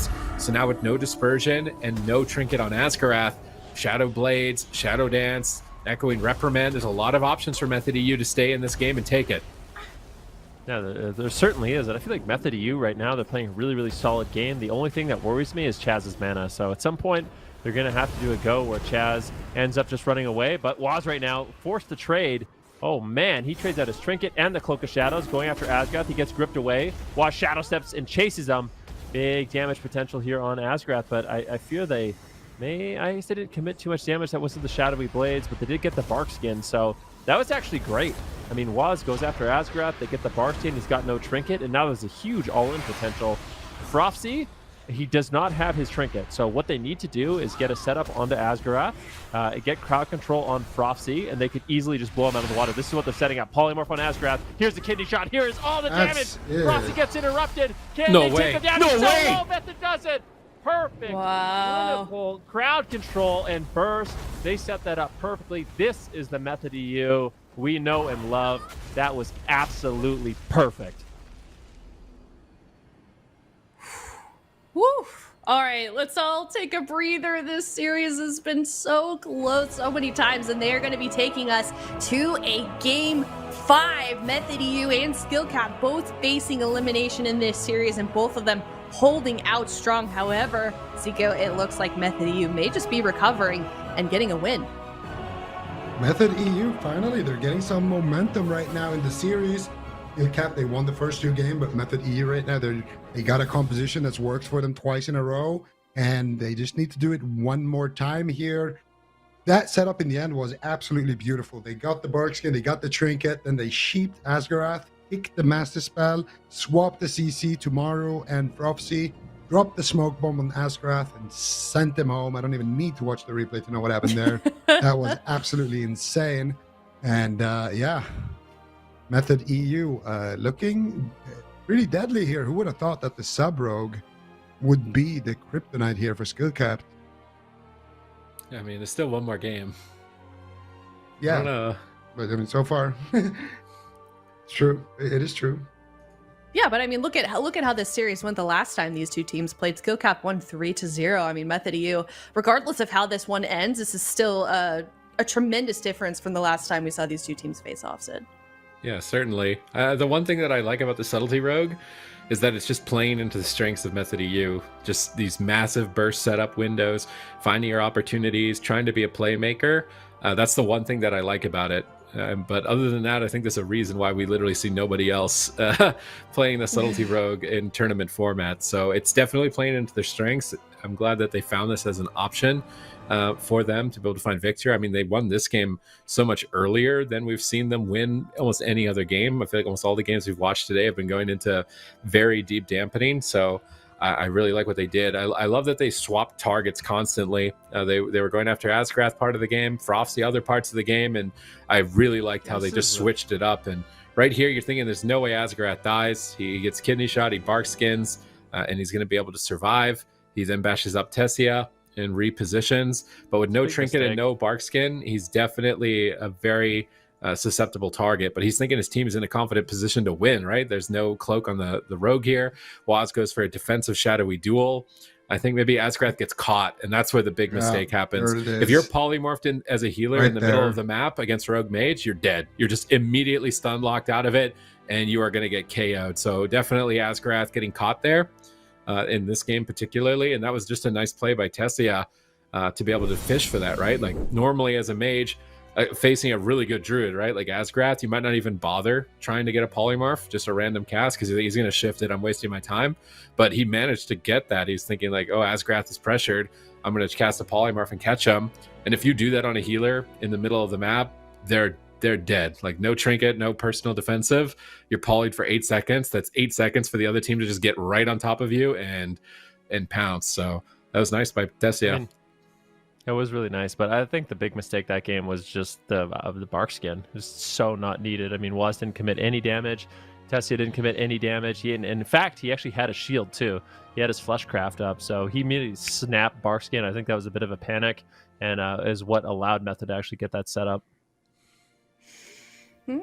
Okay, well, all of that is behind us. We're gonna put it aside because we are going to game 5. We have a fresh start. We could potentially be seeing Method EU reverse sweeping skill cap, which would be absolutely insane for these guys. Look at them. What was that? Dalaran. Are they gonna do Warrior Shadow Priest? That's what I think. You think? I don't know. Didn't Method EU just beat for some Blizzard? Didn't Method EU just beat Reload though? I don't know. I'm sold on this. It's like Warrior Mage. Yeah, On Dalaran? Why not? I guess. Are you questioning? They normally go skill Blades capped? when they do Warrior Mage. I think they're talking about it. I mean, they're obviously talking about it with the countdown still going. But skill capped aren't comfortable, I think, off that last game. Although it just seemed like a little bit of a misstep. Like just keep it clean and calm, and I think they would have still been able to manage to pull that off. They were winning on mana, but going to Dalaran makes me think there's no way they're doing Shadow Priest Mage. I feel like they're going to lose if they do Shadow Priest Mage on Dalaran. Yeah, I don't think they should play Shadow Priest Mage at all. But they might. I mean, they feel they might not be confident anymore, but in the past they've been very confident in the matchup. But I think you bring in Blizzo 100%. He's fresh. He's ready to go. Nope. What? Small map. This is either the biggest throw ever or the most like 300 IQ, and they just randomly win in 10 seconds. Like, there's no in between. This is either going to be like No in between. The worst A disaster loss ever, or the brilliant. greatest. Yeah. All right. Well, all of our predictions are on the line. I mean, if Yeah. Method ends up coming back with a reverse Skill cap. sweep What are you here- doing, man? Like, just trying to make us wrong? Like, what's going on? Yeah, I won't say I'm happy to be wrong, but hey, if Method comes back from a reverse sweep, I mean, good job to them. I mean, the games have not been easy. That last game was beautifully done, and I feel like they've thrown skill cap for a loop. The way they're doing their crowd control, the way they're all over the map. I mean, this is exactly what you want to see from a rogue mage. A rogue mage druid, a rogue mage priest. You want to see them not just doing the same thing over and over. Every setup is unique, every setup is different, and that's how you create opportunities, and that's exactly what they did in that last game. The small map, I think, I mean, it just seems like skill cap is having a really difficult time actually getting to their target. So even when they have good pressure on Tessia, it's easy for him to just cross the map. Then if they want to chase him, Waz is just there being an annoying rogue, stunning everybody. So it might not be the case where these wizards actually want a large map. They might actually just want a small map so they can dogpile CC and they can chase down Tessia when he's actually in danger. So I think that's kind of the thought process here, is they're realizing, hey, we're living a long time on these maps, but we're not actually able to close it out. And it's Method that's finding the win conditions. So maybe on the small map, it will give them more opportunities to win. Yeah, you can see both of these teams really discussing, and it's quite a contrast as well between Maro and Waz. Maro definitely looks a little bit nervous. Meanwhile, on the other side, you've got Waz like laughing and kind of taking it easy, at least from the appearance that he's showing on the camera. But it looks like we are ready to go into this game. We are on Dalaran Sewers. If you're just tuning in, this is game number 5 of a very intense series. Skill Cap having won the first 2 games, instantly putting themselves on match point and throwing away that chance of a 3-0 very quickly thereafter. Method EU close to reverse sweeping here. Loser of this series will be going home, will be knocked out of the tournament, and winner moving on to the Grand Finals. This is it. This is what they've worked for all year. Can they do it? Method versus skill cap. This is their entire year on the line. Loser goes home. Winner advances to get a rematch up against Horizon, waiting for them in the wings of that grand final. Gates are open. We got Shadow Priest Mage versus the Rogue Mage. Both of these teams going to be ending the year with their best foot forward with comfort. Let's see how it goes for them. Waz right now going after Prophecy here. Gets a kick into a kidney shot. They poke out the Fleshcraft. With this, they're not going to commit any damage here. Just to go for a nice little bait there. And they are going to sheep up Prophecy there and go after Asgarath. So Asgarath and Prophecy going to be the targets here for Waz and Tessia. And I feel like on this map, the reason why all of us are so surprised is because sure, Chess can't drink as much on this map, but Waz, he's going to have an excellent time. I mean, look at Prophecy, Maro, and Asgard right now. They're all just on top of each other. He can just go and stun the whole team if he wants to. They're actually going to go for the smoke bomb play here onto Prophecy, trying to fish for the dispersion. He doesn't want to trade it. Gets the desperate player there in the gap, and it should be enough defense for Prophecy to stay alive here. Now, looking to get aggressive on the Tessia. He's got all the time rolling, though. I believe he got purged on it, though. And that's coming out there from Chaz. Should be enough here to stabilize Tessia in that setup. And now, once again, Method looking to get aggressive here. Yeah, Chaz is chasing Asgrath. Asgrath runs away. Chaz can't keep up with him. Wallace and Tessia just blasting Prophecy. Prophecy goes for Fleshcraft, trying to anticipate the attack here. Chaz is still chasing Asgrath around the map, but Asgrath is constantly one step ahead of him, staying out of range. Kidney shot. Are they going to blast out some damage here? Ring of Fire. Waz trying to edge it here, but Prophecy can just walk out of it pretty easily. Chaz gets a free Tranquility around the corner here as Prophecy tries to reposition. I think Prophecy might want to try and bait them to stack up for triple fears. So he's going to jump off the side here, and Tessia and Waz are going to pull forward. They're not going off the side, though, just yet. Waz is sneaking around towards Asgrath, looking for a kidney shot. Is he going to be able to get a sap? It looks like they're swapping damage tomorrow. Oh, he's not going to get a sap. That life grip pulls Asgrath so far away from Waz. Now Waz is going to have to figure out where he wants to go. He's got no stuns. He's going to go for a Vanish. Just avoid damage, hide in stealth for a moment, reopen up on a Prophecy, but he's got Cenarian Ward for this stun lock. Cenarian Ward is going to be a powerful heal in Prophecy. I think it's unlikely we see him take any damage, but they've stacked him up for triple fear. What can they do to capitalize off of that? Doesn't look like too much as Tessia and Chaz are just retreating back to the boxes to line of sight Prophecy. Asgrath is far away. He could drink right now. I think this would be a wise move by Asgrath, even though his mana isn't that far ahead or that far from maximum. Just making sure he's always topped on mana is going to be important as he's running that Flourish build. So if he gets a Cenarian Ward Flourish on any go from Method EU, I think it's almost guaranteed that target is not going to be taking too much damage, or at least will avoid death. So Asgrath is going to have to preempt these attacks with that combo as much as possible. Yeah, let's see if he can get it done. 3 minutes into the game. Do we actually like how the small map is working out? So far, it doesn't seem like Skill Cap is able to get too many cooldowns out of the way. Chaz is going to be sitting down for a drink, and it seems like it's kind of the same old situation. Tessia and Chaz can sit back. Waz is just setting up the team, and when he does get that crowd control, that's when Tessia and Chaz can actually move forward. So far, Skill Cap hasn't fully capitalized. There's a blind on Asgarath. They're going after Prophecy, and they do get the dispersion, but they could go through. Waz, does he have a sap? He has a full sap. Prophecy getting shackled right now by Chaz, and he is getting low. Fleshcraft might be able to keep him alive. He's trying to dip out of line of sight. Double Fear coming in nicely down there by Prophecy. Now Tessia actually into a Ring of Frost, so good setup there. Kidney shot on Asgrath, still not over yet. Was actually going for re-stealth off of the Cyclone, so great play here by Method EU.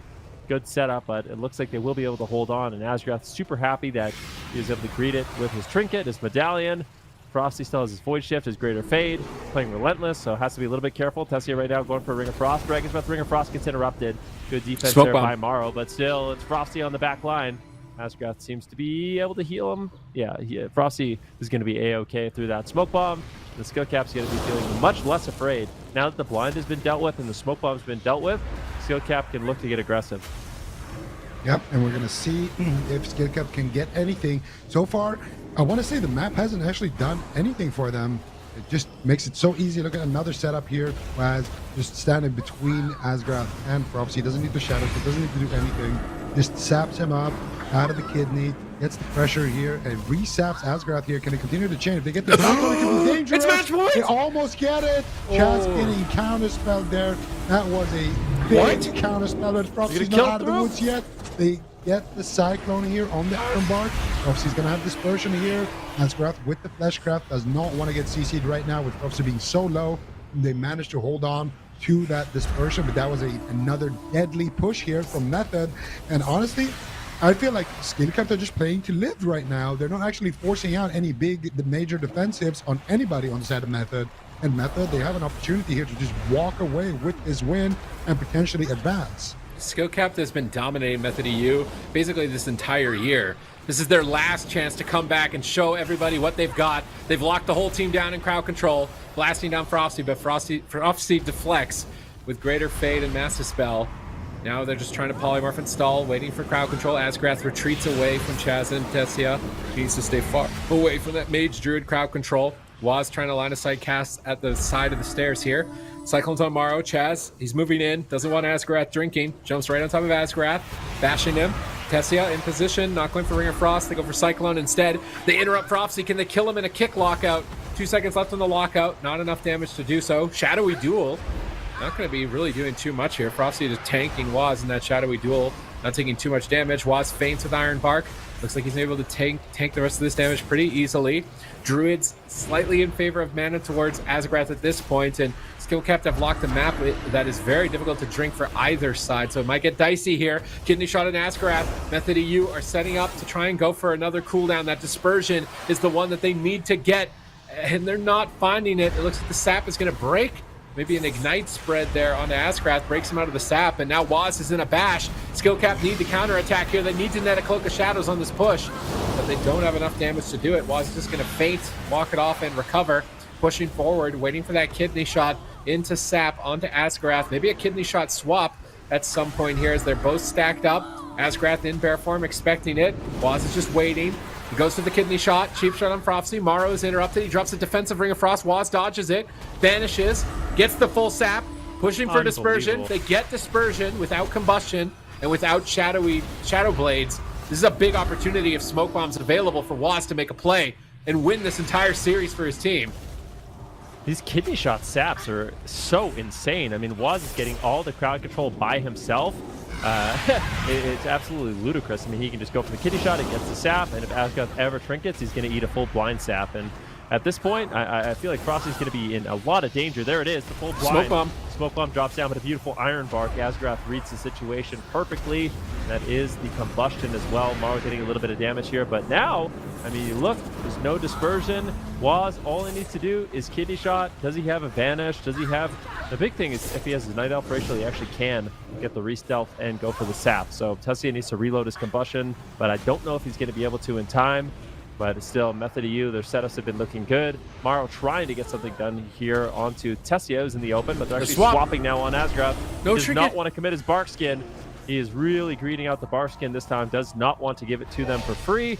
And I really like that play from Asgrath. Skillcap's been playing beautifully defensively, but Method EU, I mean, their offensive capabilities, the way they're bouncing around targets, definitely looking good in this one. Yeah, and we're going to see Asgrath now once again caught up in the Dragon's Breath into a sheep. This is how he died in the last game. Right now, Kidney Shot is going to connect. Big damage coming out here from Tessia. No way. That pillar. Through Barkskin? In a Ring of Frost. And they kill him through Barkskin. That is the question. You get a re-stun, but the damage is done. They do get a big heal. There's still 2 minutes, though, for Prophecy on that Void Shift. Plenty of opportunities still for Method to run away with this game. Can they do it? That is the big question. They got the Combustion coming up for Tessia in a second. They got the Shadowy Duel. They got all the tools they need here potentially to close it out. But Chaz right now getting caught up in CC. There it is. Now they pull the trigger here. Doesn't look like it just yet, actually. It's going to be Skillcap pulling the trigger first. And it looks like they want to go after Waz here. Morrow popping his Combustion. Waz caught up in a stun. He's going to trinket. He's going to fade. He's going to try to survive here. Tessia with the Alter Time as well as the Triune. But now Waz pulls the trigger. They're going for it. He's done. They're going for it. Everything. He's a 1%. And Method EU with the reverse sweep in the semis, in the lower bracket finals. They find the way to victory, and they manage to turn it around with the sub-rogue. Insane. Absolutely incredible. Method EU, I mean, the first 2 games a little shaky, but the last 3, I mean, they just looked absolutely on fire. This is the Method EU you know and love. I mean, they just played this Rogue Mage out so beautifully. I feel like maybe Skillcap could have played a different composition here, but I don't know. This is just a beautiful series. I mean, you said it, Zico. maybe in the most recent history, it has been skill cap pulling ahead, but Method always just such a force. And when they come to play, they can beat anyone. Oh my gosh. I mean, we all saw those stats earlier on in this series, 32-14 in favor of skill cap for individual games won before we went to the series. And the last time they faced off, they lost 0-3. And here they are having won in game number 5. And here's how they did it right here. Look at the final moments. Like, Waz had to use Cloak of Shadows, and then he went for the win when he was on like 30% health. So right here, they get Bark Skin. That was the last cooldown that they needed to get from Asgarath. He's got no trinket, and now he's going to have no Bark Skin for an attack. They set him up. They prime him up for the kill. But what was really impressive about the kill on Asgarath is that Waz has no cooldowns to survive. And with no Cloak of Shadows, going for the win on this Deep of Dampening, Game 5, your final tournament of the year, like, this was an insane move to make right towards the end of the game. So Asgarath is sitting in bear. He's like, I know I'm the target. I'm just going to Yogi Bear right now and just sit in bear form, be as tanky as possible. My teammates have cooldowns. They can't die. And I'm going to make sure that I don't get caught out of form or stunned out of form. And because Asgarath is positioning like this, out of line, he sets his team up to get double fears, try and get counter pressure, but they're just not finding it. And I think it's right here. They get Waz's trinket on this bash. And so Waz has no trinket, and he has no cloak. He's at half health. Tessia's at half health, and Waz is like, it's time to go. And he jumps on Asgarath, and he goes for the kill at 30% health on match point with no cooldowns left, and then pulls out the game right at that moment. Like, I feel like at any other time, like, a player's thinking, like, let's just live for a little bit longer. Let's just get a little bit comfortable before we go for the win. But they knew that was their moment. They had to go before Asgarath had a trinket, and it was coming up in like 5 seconds or something. You know, I mentioned a little bit, but I feel like one of the main dynamics that's changed in this matchup so much is Kleptomania being removed. Like, if this was, you know, pre-Kleptomania, when Kleptomania was still in the game, Mara would have just Klepto deleted Tessia's combustion, and he wouldn't have died at all. So I feel like it's just a lot more opportunities in the match for Tessia and the Rogue Mage to get aggressive. They're not afraid of just that instant Klepto and all the damage being canceled. And maybe that's kind of turned this match into more of a favor for Rogue Mage. Mm. Whew, what a long day as well it's been so far for Method EU. They've won 2 series in a row now, both having gone to game 5s, and in both of those series they actually lost the blind pick, which is a difficult thing to recover from. And now they play 10 games in a row, and they have to go on to face, which may be their most difficult series of the day. It's going to be Horizon. So 3 series in a row, both having gone to game 5. Those first 2 ones, it's going to be continue to be a tough day for them, Ben.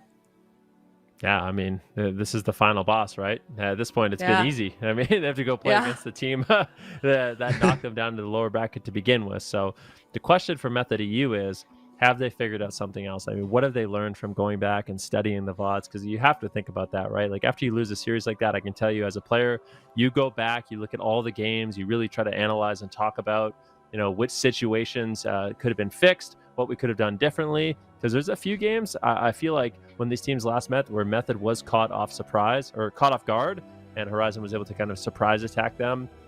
You know, little things like Chaz maybe switching over to the Medallion if they're going to play the Shadow Priest Warrior Druid once again instead of the Relentless, gives them more opportunities to live. So Method EU so far, they've had a phenomenal day. Their final boss is ahead, but I think they can do it. At the same time, though, Horizon is unbeaten so far in this tournament. They beat Method, they beat Skill Cap, they're looking phenomenal. And I think it's going to be one heck of a grand final. Well, yeah, you know, like Ven just said, they have already beaten Method EU 3-1 as well. So it was kind of an easy, I don't want to say easy, but easier game for them. And they've been there all day. They almost immediately got into that grand finals position yesterday on Saturday, and they've been watching these games very, very closely, waiting for an opponent. They finally have one in the form of Method EU, and it's all coming to a head. All of the work that all of these teams have done for the circuit, for the cups, for Shadowlands is all going to end right here in this very next match. It's Horizon, it's Method EU, two teams that have worked so hard to get here. Method EU having fought their way back from the lower bracket to face off against Horizon and get a rematch. It's their second chance. Can they do it? That's really the huge question. We're going to a break, of course, and we will find out very, very shortly, though. Subatees, we've been surprised so far today. We thought Skillcap was the team to win that last one. Do you think we're going to get surprised again? I mean, I thought today was going to be a wash. I was honestly expecting like Method EU to just stomp out Reload. Reload almost took it. Then I was expecting Skillcap to stomp Method. Then Method took it. I mean, this actually couldn't have been a better day so far. Seems like every single series just gets hyper and hyper.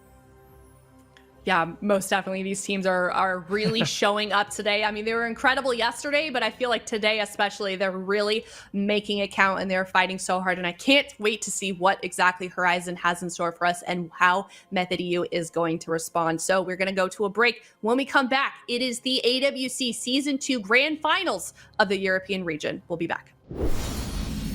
Hello, everybody, and welcome back. If you're just now tuning in, Method EU has fought their way out of the lower bracket, winning 2 series in a row, both of them having gone to Game 5s. And now here they are in the Grand Finals, and they're going to be facing off against Horizon. Now, we haven't seen Horizon play all day today, Supatees, so tell me about this team. I mean, this entire tournament has been Horizon domination, right? Like, I think they've dropped 1 game so far in the top 4, and that was to Method. I would say Method looked like the second most threatening team for them overall in this bracket. And I just saw Chaz tweet out that he's going to pop off in this final, apparently. So apparently there's going to be some big stuff happening from Method EU in this final. But the story of the day has been kind of, to me, Lone Tar's defiance in the first series in that lower bracket. Like, he was such a live lord in that series, almost taking what everyone was counting against them. And then it was the comeback, the upset, the Method upset. Like, they haven't been able to beat Skillcap in a long time. And they did the upset, the reverse sweep with Subtlety Rogue. So now they're in the Grand Finals. They've got maximum energy. They're ready to go. The only thing that's maybe working against them is that they've been playing all day. This is going to be the 3rd series in a row. Meanwhile, Horizon, they already know, I think, what's coming, but maybe there's a surprise. I don't know. Maybe Method EU have a curveball comp or something they're going to pull out here. But if Horizon is maybe too comfortable, that could come to bite them. Also, is this best of 5 or best of 7? Best of 7. Okay. So we're going the distance here. That might play in favor of Method EU, honestly. It gives them more and more games to figure out how to beat jungle. Yeah, that is very true, and I can't wait to see Method EU pop off. I wonder what that means if the last two games that they played weren't popping off already. So I guess they're going to be bringing their S tier gameplay that we have yet to see today. However, I think we are just taking a little bit of a delay timer heading into this, because as we know, Method EU, they played 2 very long series in a row. So I think you guys are definitely right. They're going to be a little bit what's the word? I don't want to say like tired, but yeah, I mean, it can't be easy coming off of 2 really difficult series like that, and then heading into this one against Horizon. I like it. All right, yeah, talk to me about this composition. I'll talk to you about it. I mean, Method EU just played Rogue Mage Druid and they absolutely stomped. So I'm happy. Just End switch of it up. sentence. Play what you know. Yeah.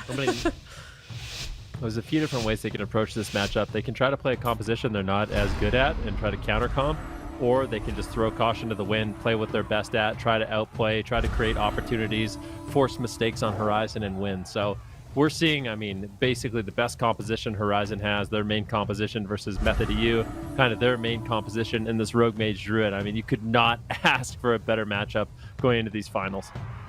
This is exactly what we want to see. And Waz, once again, going to be bringing it in on the sub rogue. Let's see if he can do it once again. It's been their ride or die with their backs against the wall. This has been what actually works for him. Look at Waz trying to eat the trap there potentially while he is in stuff, but now he is going to go absolutely crazy here onto Kasu. Big damage coming out here with the ring of fire. Big pressure coming out. Kasu immediately has to use his trinket, his battle master, his turtle, his exhilaration. He has nothing, and it's going to be up to Relza to either drop that barrier on the smoke bomb or potentially to free pain suppression it, because that next smoke bomb is going to be absolutely deadly coming out from Waz. It wasn't seen on the UI earlier, but he was running it, so I'm assuming that he's running it still. We can check that on the AWC companion. This could be it. But right now we got another setup. This could just be the game here. Rather than a polymorph, you might need to trinket here into. That's it. It's almost there. Here. He's not trinketing, and that's going to be game number 1 going in favor of Method EU in just a minute and 20 seconds here. This is what I'm talking about. The Method EU, their crowd control looks great. Their damage looks great. Then you can kind of throw the enemy team off guard with this one. I don't think Horizon was expecting this, and I feel like we haven't seen, I don't want to say we haven't seen Rogue Mage in a while, but I feel like we haven't seen too many Subtlety Rogue Fire Mages in the AWC in quite some time, at least in Europe, I do believe, except maybe Method. But Horizon, they might not have the most practice against this composition. Just from start to finish, it just seemed like it was Method EU in the driver's seat. This first initial setup almost takes down Casu, immediately goes down to 10% health. And then when we look at the final setup, I mean, that's going to be the most important moment. When we look at the final setup, Casu, obviously, he's already traded out everything, so he has no way to keep himself alive. And Relza, it looks funny that he sits the polymorph, but Waz still has blind. So Relza, if he doesn't trinket, he loses, and if he trinket, he loses. And at that point, I feel like unless you have like a major defensive cooldown, you can trade. You kind of got to greet it and hope that you can survive in this polymorph. So you can see here, there's the full polymorph. If Relza trinkets, it's going to be an immediate blind. And Casu basically has to do what he can to live, but obviously it's not enough. And Relza, perhaps a little bit too late. Maybe he could have trinketed early. The only thing I could see is he trinkets early and pain suppresses, and they live that go. But the next go then is just an absolute nightmare. So well done by Method EU. Now let's see if they can carry this momentum forward. Okay, I think this is bad for Method EU because the last 2 series that they won, they lost the blind pick, and now they've won the blind pick. I don't know. This is a bad omen. Well, it's a bad omen, exactly. Yeah, winning. Yeah, should have thrown. You kind of mentioned it. So there's a couple of different ways. You mentioned it actually at the beginning of this game. You said something like, Method EU, maybe they're fatigued, maybe they're taxed. They've already played these grueling series. But there's another way to look at it, that they're warmed up. And they certainly look warmed up in that game number 1. Whereas Horizon, they haven't played today. They're not playing, world-class teams. And maybe they're getting some war games. And I don't know. Who knows what's going on behind the scenes. But Method EU for sure. They've had their reps in, got that communication dialed in, got their synergy ready to go. And Horizon's kind of playing catch-up at this point to try to, get that energy and that momentum up as well. Yeah, it's very true. You saw, Waz rolling up the sleeves, getting ready for that game number 1, and they started off super strong in this series. It's best of 7 as well, as we've already mentioned. So they've had a long day, and they've got a long series ahead of them. But I think you're absolutely right, Ven. They're going to be riding off that momentum, which I feel like makes a huge difference in these AWC games, Zico. You really see players when they're on those winning streaks kind of ride that out. But when they're in, kind of a losing situation, it's harder for them to come out of that mentally.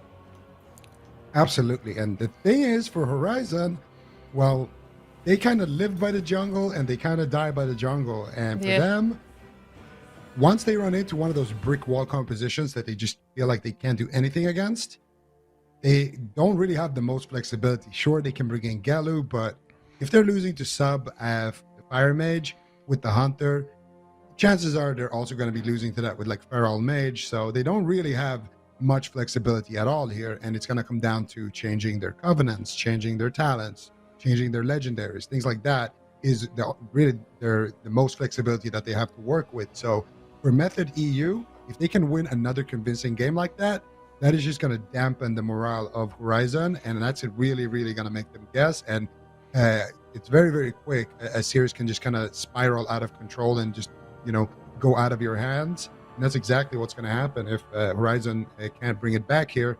So they're definitely taking their time, locking it in, thinking about exactly, okay, is there a way we could have prevented that opener from being that bad? Is there a way we could have avoided, the CC at the end? Should we swap off? Was there nothing we could do? That's the conversation that they're having right now. And let's see if they make the right choice. Mm-hmm. Yeah, I mean, they kind of do have that, working against them at the moment. Like, just to sort of recap, they are a jungle team. So if Method EU has figured out a way to beat them, do continue on this. They, like you already said, they don't really have anything to swap off of.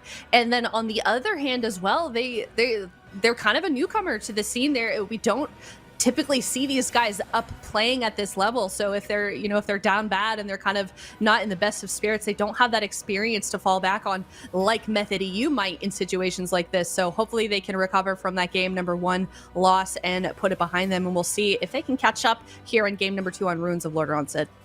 Yeah, I mean, the one thing for Horizon is that they've been learning how to dampen. I feel like they're like one of the best dampeners in the game, which is weird because they're jungle, right? But that's how they've had to adapt is because the meta has shifted into this point where they needed to learn how to dampen. But Method EU are not playing to dampen as Rogue Mage Druid. They're playing to win. They're going for triple setups. So Horizon has to shift gears from that kind of just passive play where they're avoiding the fight and trying to get as much pressure out and figure out how to deal with these setups, because it seems really tough. You're going to have a mage blinking on your priest, his Dragon's Breath polymorph. You're going to have Waz kidney shot the Feral Druid into Cyclone from Chaz, and then the Hunter's going to get sheep shot 3 times. And it's going to be that every single time. And if you don't have an answer for it every single time, you're going to die. And it seems like if Method EU on paper play that situation out perfectly, that they could take this. Like, they could take this 4-0. And no one in the game plays this anymore. Like Rogue Mage Druid, what year is it? I feel like I need a what year is it meme. Like nobody plays this. So Horizon have 0 practice into this, at least as Druid. I would imagine it's got to be like close to 0 practice. Whereas Method EU are basically playing recently, like it's 2015, right? It's like WoW in WoD or something. Like they know what they're doing as Rogue Mage still. Whereas Horizon are like, wait, you don't want to take this to 80% dampening? What are we supposed to do? What are we supposed to do? I want to just say this. To be fair to Horizon, they won like so many games. When they beat Method, they killed Waz in 10 seconds, 2 games in a row. Yeah. So, that's true. I believe you. But yeah, no, I mean, it's definitely interesting how sort of the meta of jungle has changed quite a bit. They've always been sort of any jungle team has been that one comp team, and they've definitely just the composition as a whole has adjusted to being these really long drawn out games, whereas like previously, I mean, really not even that long ago, it was sort of these super explosive quick games. So I don't know, do you think that it's hard to revert back to playing in that sort of style then, Supertees? Maybe against not. Rogue Mage. Yeah, I mean, they just need to figure out how they want to deal with these setups, right? Like the first one felt really awkward. Like they didn't know who should trinket, and then they waited too long, and then Cassio had to use too many cooldowns. Then on the second attempt, it's like, should Tony trinket? I mean, Tony could trinket and maybe heal as well. How are they using their Roar Sacrifice? Is the Hunter pet getting stunned or something? Because Roar Sacrifice is supposed to be like the main point of defense for the Hunter against the Fire Mage. And it seemed like it didn't exist in that first game, so likely the pet is getting crowd controlled because Cassio is just getting shredded most of the fight. Maybe they need to go after Mage when they play like this, so that Tony is closer to the Mage. Maybe like a trinket kick on the poly is how they stop one of the goes. But the blind is always going to be a threat then. I was actually curious if Cassio switched to survival to try and get more defense and durability. I have to check the talents. Was he running? I would imagine that he was running. He actually wasn't. So he could maybe pick up extra damage reduction for himself through his PvP talents. Like right now he's running the Chimeral Sting, which is great for getting an extra silence. But maybe the silence isn't necessary. Maybe more extra damage reduction on himself through the 10% damage reduction when his pet is nearby might be enough for him to survive one of the goes. And I think he must have been running he was running the Feigned Death Legendary, but it just seems like Method EU, they've got a straightforward strategy. They're just executing on it, plays into the strengths of their team, even though this comp is literally unseen, especially with a Subtlety Rogue in competitive play, maybe even the ladder. I can't remember the last time I saw a Subtlety Fire Mage Druid on the ladder. It's probably years. They're breaking it out in the finale of this entire event and just running away with it. Like they're literally just running away through the whole bracket with this dusted off, like it's like an antique. It's like the Method EU Rogue Mage Druid. They're just dusting it off, and here you go. We still got this. Do you remember this? you calling them old, Sid? Maybe. I mean, they kind of are. I feel like it's been a couple of years. They're getting up there. I mean, really though, if you think about it, we've really been able to watch a lot of these players, especially with Method, because they've been around for so long, grow up, and they're still together on this roster. They're still playing at that level that we're used to seeing them as. So I don't know. It is cool to see them sort of develop in that way, and now here they are in the finals, and we've got these young newcomers coming with a classic composition such as Jungle, and they are facing off against each other here in this best of 7 series. We're going to see in game number 2 if Horizon can tie this one up. Then, yeah, I mean, well, we definitely are. It's all going to be about Casu and Relza, how they decided to rotate the defensive cooldowns in game number 1. You could tell they were definitely caught off guard. It took 2 quick setups for them to get absolutely dusted. So Method to you. Right now, Tessia is going to be moving forward, and in Invis was sitting back as well. So kind of see who they decide to go after. What are they really waiting for? Waz doesn't want to get flared out. I kind of wonder why he's sitting back so much in the match. Tessia is going to be spamming out flame strikes, potentially trying to fish out the hunter if he can. Maybe just doesn't want to wait. It doesn't want to open until Casu opens. So if Waz can get the jump there, that will give them a slight edge as they can do their setup a little bit sooner. So Casu actually is found, and this is an opportunity now for Method EU to strike. Yeah, let's see. Who are they going to strike after? It looks like most likely will be Casu here once again. They're poking off his shields here, and Waz is making his move. Chaz actually getting stunned up here. Tessia does not eat the trap right there. 3 ulti times the stun though. Waz actually getting feared here on his opener. Nice counterspell though, snuck in onto Relza. Who are they going to go after? It looks like Waz wants to stun up Relza here. They pull the trigger, stunning up Tony, but they don't get the stun onto Relza here. And it looks like they won't even get the Cyclone here onto Tony either. So this setup not looking too clean, but now Dragon's Breath coming in. Tessia looking for the Sheep. They're looking for the Cyclone as well. And they don't find either. Casu going to be completely fine in this first setup here. Big change from that last game that we just saw these guys play. And so far, the jungle, they seem to have made some adaptations defensively as well as offensively. Now, looks like Relza might go for the fear. No, they go for the trap. Casu lands it. Dragon's Breath into Sheep. It's a 2-on-2 here, but Waz is feared into the Disorienting Roar. It's just Tessia by himself, and he's going to proc the Cauterize here. Casu sends it in, but now they have an opportunity to counterattack onto Casu, and they get the Trinket as well as the Exhilaration there from Casu. So even exchange there across both sides, I would say. Yeah, damage back and forth here between Method EU and Horizon. Casu makes an adaptation, going after General Draven Soulbind for more defense. And we'll have to see if that defense is enough. I mean, Method EU have massive damage, but at the moment, Horizon are leading the charge. A pre-Iron Bark on the trap here by Chaz. That was a nice defensive play. Tessia is taking 0 damage as a result. Now, Relza gets caught in a polymorph. This could be game over. Tony, what are you going to do? He's in a bash. He can't help out. Relza's trying to move in line of sight. Drops the barrier. With the polymorph breaking early, it looks like Chaz's adaptive swarm either jumped to Relza or he accidentally pressed it on Relza. It's going to break the polymorph that allowed them to survive without using a trinket for blind. Now Tessia on the back foot. Are they going to get a block here with 1 second left into a freezing trap? Triple fear. Chaz trinkets. And Nature's Swiftness is valuing the ice block of Tessia, but they're a trinket ahead now in this position. They're both evenly matched in terms of mana. Who is going to be able to close this game out? Tessia's moving in. Dragon's Breath. If he gets this polymorph and he trinkets into a full blind, it's game over. Ring of Fire being casted out. Tony, he's trying to avoid Cyclone and heal, but he's going to get caught into the Cyclone, and Casu is all alone, trying to get out of that Ring of Fire. Managing to restabilize. Here comes Bestial Wrath. Frost Nova on all the pets by Tessia. Well-timed Frost Nova. Trying to stabilize and recover. Ice blocks, that's all that's left for him. If he gets Mass Dispelled on it, it's going to be game over. Rels is moving in on top of him with a kidney shot on Tony. Tony can't get any pressure out.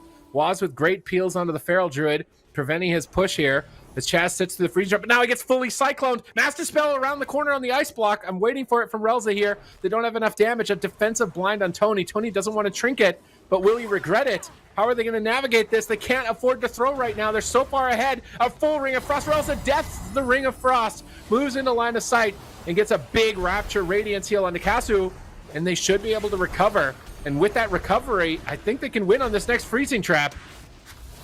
It's definitely looking possible. Let's see what Waz can do to slow that down. Tony's got no trinket, so if he gets caught into a kidney shot on the go, he might be able to survive. A full trap, a full maim. Waz has to be the hero. Block. Can he save the day? Master spell coming in. And now Tessia is still in a lot of trouble. He has his alter time, but the crowd control is not over. There is no cheat death. There's the kidney shot onto Tony with a cheap shot on Relza. They reverse the pressure onto Tony here. Can they take him down? It doesn't look like they're going to be able to, but beautiful exchanges by both these teams. Waz reversing the pressure there with his crowd control. Excellently done.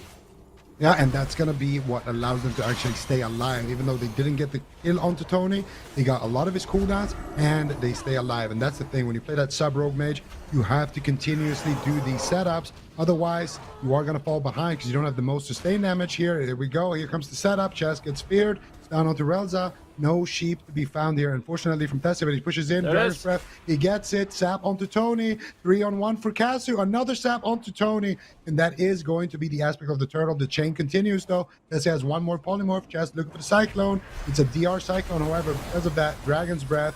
And it looks like Casu should be able to stabilize from this. The Waz still has a lot of damage for him, but now here comes the jungle. Big setup here onto Chaz. They got the full freezing trap. Tessia behind the corner here, trying to stay alive by himself. But he's just getting absolutely crushed. What an excellent alter time. Tessia here now blinking back. Gets the full sheep here, potentially. No, he gets kicked by Casu. Excellent sap here coming out once again from Waz as well. The kidney shot into the sap. Relza here with the spell, with the thought steal, trying to polymorph Tessia here, so he can actually go for sheep, but he can still do Ring of Frost. He's trying to land it and unsuccessfully. And now it appears to be Horizon's turn to get aggressive, Sid. Yeah, they're going for the kill here. Bestial Wrath pop. There's no Frost Nova. Chaz is in a stun. Tessia hides behind the cart here, dropping a Ring of Frost onto all of the pets, but they could switch to Waz too. Tony sits through a blind, jumping into bear form and suspecting that he's going to be the target. He gets kidney shot. He's not the target. They want Casu. They stun Relza. They shadow step over to reconnect. 1 second left on the stun lock here on the Casu. Someone needs to do something. Feign death from Casu. He's going to disengage back to the pillar with Exhilaration. Relza comfortably sits through the crowd control with Rapture up. He's trying to go for the win. Tessia blinks away with alter time. So he could cancel this altar. I think he's going to cancel the altar, so he stays at the pillar. He doesn't want to blink back on top of Casu. They managed to stabilize, but mana is absolutely zeroed out for Chaz. It's going to be zeroed out for Relza in a moment. Casu in another full stun lock, but pre-pain suppression right before the polymorph landed. Are they going to kill him through pain suppression with combustion? He's down below half. He goes for another polymorph. They're trying to finish Casu in game 2 here, but Tony is uncrowd controlled. He stuns up Waz, stalling the damage for a moment as Relza finally comes out, and Waz gets swapped to and almost dies out of nowhere, trading evasion. Tessia on the run. Chaz tried to drink. He got a bit of mana. A bit is better than none, but he's in a freezing trap. He trinkets. Waz is getting bitten down to the ground as Chaz barely recovers with one heal, but he's interrupted on the next one. Waz is trying to set up for the win. He stuns the whole team, but now they don't have a stun for Casu. Casu can try and kite. I don't think he's going to out-kite this. Tony trinkets. He disorients. He's trying to stall the damage as long as possible, but Relza is still in a polymorph. 1 second left on the polymorph. Feign death comes through. Smoke bomb. Casu immediately gets out of the smoke bomb, but Relza is struggling to heal through this, and he hasn't found a drink throughout this, and Chaz did. Yeah, I mean, at this point, Relza's mana is not looking good. A full Cyclone lands. Casu could be in some trouble. Here's the Ring of Frost coming in from Tessia. Unfortunately for him, it gets interrupted, but the cheap shot might be enough. Feign death comes in. Massive shield will keep him alive for the time being, but a stun. The damage from Method EU is unrelenting as they continue to make a push, but I feel like this push may be over. They need some crowd control. They need to wait till Relza's off diminishing return, and Horizon needs to figure out something fast because they are on the ropes right now. Full blind. Full polymorph lands. Waz throws a full blind on Tony. 3 versus 1 situation. Big damage, and Casu's forced to trade out the aspect of the turtle. Luckily for Relza, he still has his trinket available, and Waz has no threat of blind, so they might be able to live, but a big combustion. Rapture shields could be enough. Rapture after Rapture after Rapture. Power word shield after power word shield, but Relza gets interrupted and doesn't have access to that tree. A nice Cyclone coming in from Chaz. Can they get anything on Relza? Relza just goes for it. He gets a fear on Chaz, but a Dragon's Breath. Full polymorph. It lands. Do they have a stun on Casu? Can they get there? They just need to get a little bit more. And the Method will be up 2-0 in this series. Can they do it? Oh, it looks like it broke. And Relza is able to get some heals, but is it enough? Dampening is high, and now the pressure is being reversed here onto Waz. Cassie is playing this game absolutely beautifully. Cassie, what are you going to do? The next kidney shot is coming. We all know it. And there it is. Now Waz goes for the kidney shot onto Relza. Pre-barrier comes out. Double ring of frost opportunity for Tessia. He gets kicked. He gets kicked again on the sheep. That was the Shadow Word Death. He can still spam zone Relza here by just casting sheep. He can blink for it and land it, and he will. And Relza has trinket, but if he trinkets, there's not going to be a trinket for the next blind, and that's going to be up in about 40 seconds. He chooses to trinket into a Cyclone. Can Chaz Cyclone Casu now? That is the big question here. Chaz gets feared up. He has trinket. He doesn't understand it out. Waz is in a stun. Chaz needs to trinket here. He's not trinketing. He gets the nature swiftness. Waz hangs on, and the next setup is happening right now. There's the combustion. There's the bash. No way. Damage coming in. Can Chaz land it? He lands the knock into the entangling roots. What an insane knock by Chaz at the end of this one. Absolute peak performance, and he was not lying on Twitter. Go follow him right now as well.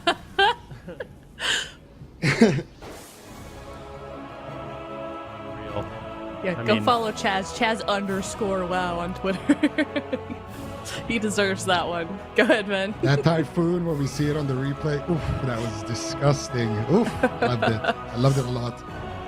I feel like I didn't see it, so I'm waiting in anticipation to see what exactly it got done. But yeah, Method to You, I mean, they played this one well. You have to give a lot of credit to Horizon as well. They managed to deal with these Rogue Mage setups a lot better in this one, and this one really came down to the wire.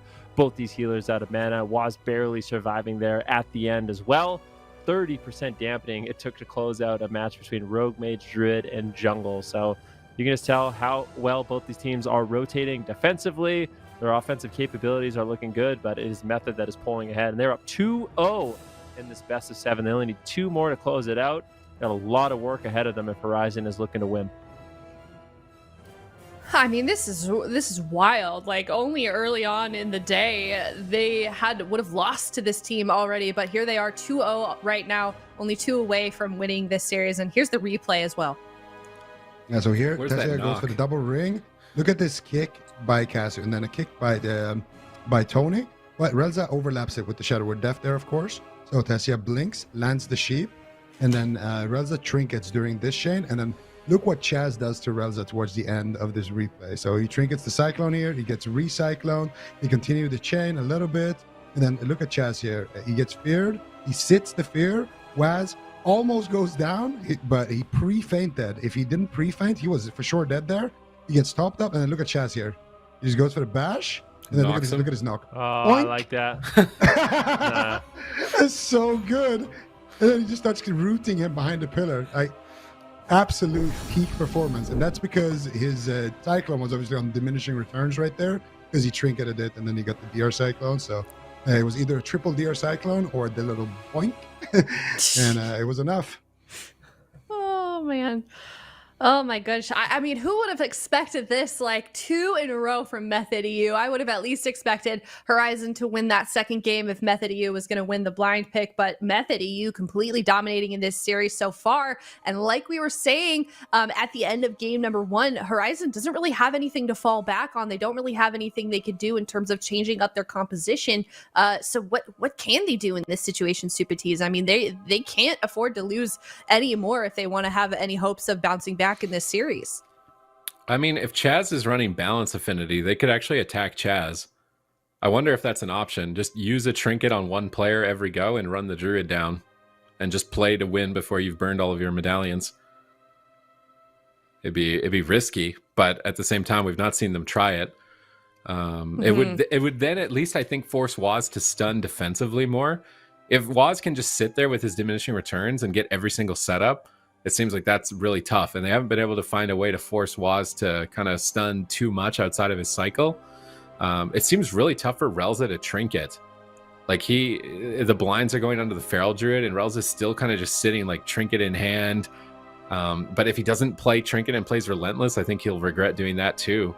It seems really tough for Relza overall to figure out where to allocate the medallion. Maybe we see Gelu come out at some point. Maybe a Feral Mage. From them for this matchup specifically. We haven't seen Gelu play. I don't remember the last time we saw Gelu play. When was the last time we saw Gelu play? Has he even played in the second season? One time. Yeah. He's been tagged in a few times, I think, like maybe 1 or 2 games. Yeah. This might be the time Fight fire with fire. I don't know. That game was really close. I think tagging in Geller right now, and if they lose that, that's gonna demoralize them. I think that game was still really close. Could have gone either way. Even West could have just died there, like on the replay. So I say run it down as jungle. And I mean, they obviously know jungle better than anyone. So if there's any adaptation that you haven't thought of, make that adaptation and see what happens there. Because that game, it really felt like it just came down to Chess getting that little drink, and they just had a little bit more damage on one or two of their setups. Could have easily gone to Horizon. So I don't want to see either side swap. Not right now. If they lose this one and it's like it looks like game number 1, then I would say, okay, it's time to bring in the Panda. Let's see Geller. I feel like it would be kind of sad to see Horizon swap as well. I mean, they've made it this far with the jungle composition. We haven't seen a team do that, make it to a finals, a jungle team do that in quite some time. So it would feel kind of anticlimactic to see them swap off their main composition this late into the season as well as the tournament. But Horizon sticking with that jungle, they locked in a Robodrome as well, and I mean, I guess they're going to stick to their guts. So let's see what they can do as we head into this next game. If Method EU wins a third one, that means that they are on a match point. It is best of 7, so it's first to 4 wins that will be winning this one. And Horizon is, I can't imagine how they're feeling right now, because they probably thought they had this one almost easily, especially considering how they won that first game just earlier on in the series in the tournament against Method EU is 3-1, and now they haven't even been able to win a series against or a game against them yet, Sid. It kind of feels like Method EU, like last minute before they had to turn in like their university thesis, they were like Rogue Mage Druid, but like on the final night they just did an all-nighter on Rogue Mage Druid and just came in here and they're just stomping everybody. I mean, it's nice to see Waz and Chaz back together in this, and now bringing Tessia as the newer third at this point, and they're really owning it up as Rogue Mage Druid. They're the only team. Horizon, on the other hand, the only jungle really that we've seen in tournament play as well, just battling it out, and they can't get defeated. I mean, that was a long game. Kasu just levitated across the whole battlefield to try and flare Waz out of stealth. I've never seen someone do that. Did you watch him? He got levitate, disengaged, and was like immediately across the map and almost flared Waz out of stealth. It was like a really small thing, but if he flared Waz out, it could have been the difference in winning the game. But he's not going to find it, so they go back to their post at the pillar, waiting to see if they can find Waz with the flare. Oh man, Waz almost got flared again there. It's right behind him, I think, because he's just going to walk away from it. I wonder if Waz realizes how lucky he is right now to dodge both those flares, because Kasu's in stealth as well. Yeah, I mean, in the last game it looked a bit funny, but eventually if Castu does get pulled out, that's a big advantage for Method. So everyone's kind of in stealth right now, pardon me, except Tessia and Relza, but it looks like the game is going to get underway. They pounce Waz, they actually do manage to find him. Tony's going to be moving forward and going after Tessia, so it looks like it's not the worst start. The trap actually got eaten there by Tessie, who's got Ultra Time up, so they managed to deflect this jungle opener quite nicely. Now it's going to be up to Method EU to kind of strike back, chase down Kasu. Let's see if they can actually get the crowd control they need on Relza.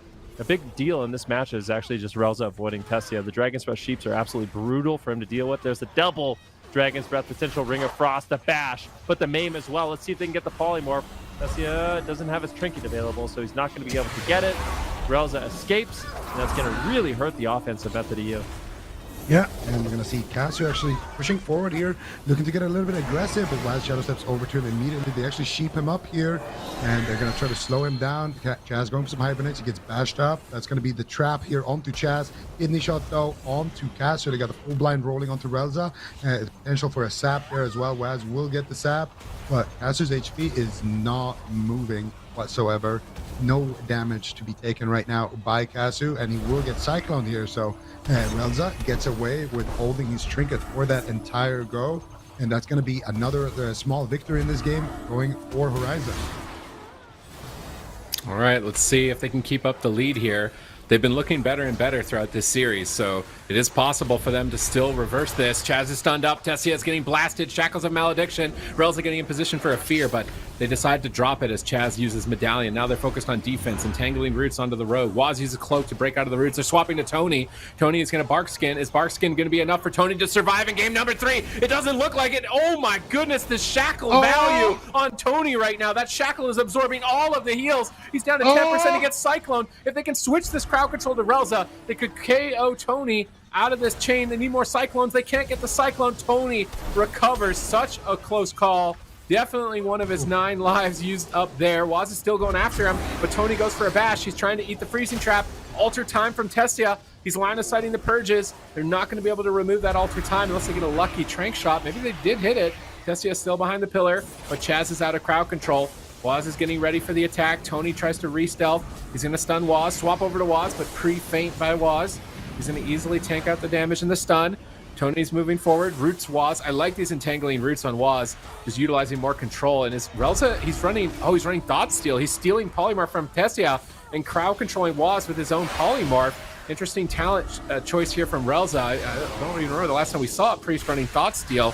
Seems like a long time, but it's putting Tessia behind an awkward position where they can't do a go. Chaz in the freezing trap. They're trying to set up damage, but Waz shuts them down.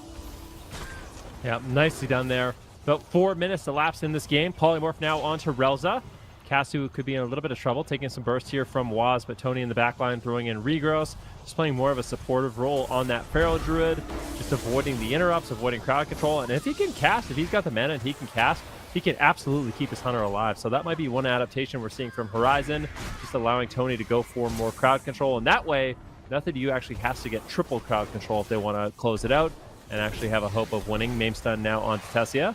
It seems like Horizon is playing this game just much more defensive, just do as much damage as they can, try to survive, and this is kind of what you were talking about, Sid. They are playing to damp in this one, it seems. Not really, not giving away their positioning, but Relza gets caught into a polymorph. Casu down to 10% health. The Feigned Death Legendary ends up keeping Casu alive as Tony moves forward. He gets interrupted. Nicely done. That's the triple crowd control we were talking about, and Casu is forced into the turtle. Beautifully done by Method, and they get a lot of cooldowns as a result. They might just Absolutely win. Insane push. They might just win on that. They still have CC onto Tony. They sheep him. Tony going for some regrowths now. Relza also finally out of crowd control. Casu will survive. Full trap here onto chest. Look at Tessia. Already in soul shape. Alter time is active. I'm not sure if it actually got purged there though. Relza now in a kidney shot. We're trying to start up the chain here. And nice fake attempts there coming out from Tessia. But he does not manage to fake us those interrupts. And now Relza has a chance to potentially Shadow or Death that polymorph. Gas is in a silence. Tessia is going to just abandon that push, resetting his Dragon's Breath, resetting his Blink. And Casu is dropping dangerously low here once again. Tessia now going for the double Dragon's Breath, double Ring of Frost here. Can he get it? He does. And the pets as well. Big damage coming in from Tessia. That's going to be an instant Trinket barrier coming out from Relza. And that, my friends, is big trouble because Tessia, he has his combustion, Waz has his shadow blade. The next kidney could just be the game, and if not, well, guess what? They got blinded in 30 seconds. They could CC Relza for an eternity and take somebody down here. But Chaz is getting so pressured here. They're just sending it on Chaz. All the damage in the world here onto Chaz. He's getting swapped to. He might just go down here. But where's Tony? Tony now into the cheap shot. Into the full cyclone. That's gonna be it. Most likely. No way Chaz can survive this one. He Feigned Deaths one of the shackles. Relza's not in crowd control. The smoke one's not gonna be enough. And they pulled the trigger on the shadow blades, but not on the combustion. Blind is now off cooldown super easy. No Trinket, full blind. It's do or die. They have to kill Chaz. They have to kill Chaz literally in the next 20 seconds, or I think they're about to lose. They blind Relza. If Waz gets in range of Casu, he's going to die. Waz Shadow steps into kidney shot. Tony jumps over to help Waz. Trinkets to go for the kill. They pop combustion, but he Roar of Sacrifices. Is Roar of Sacrifice going to be enough? They grip Casu back to the pillar. If Casu can somehow hold on here, he's got pain suppression. Is he really going to die through pain suppression? Roar of Sacrifice. Rapture comes through, but Relza has 0 mana. They still need to find a target to kill. Tony is trying to whittle away Chaz, but he's just not finding momentum. They go after Waz. Waz shadowy duels one-on-one with Casu, down to half health in game number 3. Method EU looking to move to match point. They have mana advantage. Tessia's moving in with Soul Shape, looking for crowd control. They're confident. They sap Tony. They stun up Casu, and Relza is absolutely tapped. There is 0 mana left. He barely survives the stun. He gets an exhilaration, but Relza's now interrupted. He blinks out of the Ring of Frost. across. He feigned deaths at 10%. They're battling it out to the absolute bitter end with 0 mana left in the tank. But Waz shadow steps in, and with crowd control across the board, Method EU have solved Horizon, it looks like. Yeah. I can't believe what I just watched. I mean, in the replay, Relza had an absolutely phenomenal game. He tried to keep his team in it, but Method EU, their pressure is just overwhelming. And Horizon is just, their main problem in this game is they're really struggling to find damage. It just seems like they're on the back foot from start to finish. And this is what happens when you play against a good rogue mage. They're constantly doing setups. And as soon as they aren't doing setups, they just go into a pure defensive posture. And they just have all the momentum as a result. Man, Relza at the end there, we're going to see it in the replay, but that was sick. I'm almost like a bit sad that Cassio went down there. I mean, the setup for Method was insane as well, but the way Relza was avoiding all the crowd control, that was really, really nice. Oh my gosh. Method EU, they're on match point now. It's 3-0. Let's break down that game number 3 kill as well. I mean, so at this point, you're in checkmate. Relza has no trinket. Actually, no, this is right at the kill. Look at that death from Relza, though. He premonitions, and look at this blink as well. He premonitions the blink Dragon's Breath from Tessia, and then he blinks with his soul shape while he's kicked. Since he can't dispel the Nova, Tessia tries to like Nova Ring of Frost him, but he soul shapes it, and then he gets, I think, 1 mend off there as well, but it just wasn't enough for him to be able to keep the Hunter alive. And for Method, I mean, this has got to be a matchup. They probably didn't even know that, okay, we're just going to run it down as sub and see what happens. I really think this was something like they just had enough in their series against Reload, and they were like, you know what? Let's just see. Sub Rogue, let's just run it down. Oh, look at that from the starting gate. The flare. Look at the flare. Look at Waz. He's literally he's like an inch in front of the flare. That could have decided the whole game. Or at least the start of the game. Like, if you pulled a rogue out of stealth as jungle, watch Kasu. This is a flying bomb of flare, and Waz is right there. Like, I don't know if he realized how lucky that was. So what they do there is he jump mounts, and then while he's on the mount, his priest is spamming the levitate, and then when he dismounts, he gets a levitate, and he just flies in like that. That's why he was like so high up as well, and so fast. That was nice. Does Method EU just win this whole thing 4-0? I mean, it's looking more like it. It's not looking bad. It's not looking bad for them. They're up 3-0 right now. I feel like, you know, if I was thinking about who's going to win the next one, I feel like Method EU definitely has a lot of momentum, but you can't count Horizon out, obviously, but they need to figure out something. It might be Gelu that needs to come in. I don't know if the jungle's working. Maybe they need to switch over to playing Survival instead of Beast Mastery. I really don't know, but what I will say is whatever they're doing right now, Method EU has figured out. So it seems like they're very safe in the matchup. They're confident in getting their crowd control and eventually taking someone down. So Horizon needs to be the one that mixes it up, in my opinion. Otherwise, I feel like Method EU is going to walk away with this one. It's really exposing the vulnerabilities of being a one composition team. Yeah. Or at least when favoring jungle one. looks good, it looks good. When someone figures out how to beat jungle, then it doesn't look so good. So, I mean, so far, it's like Horizon, I think.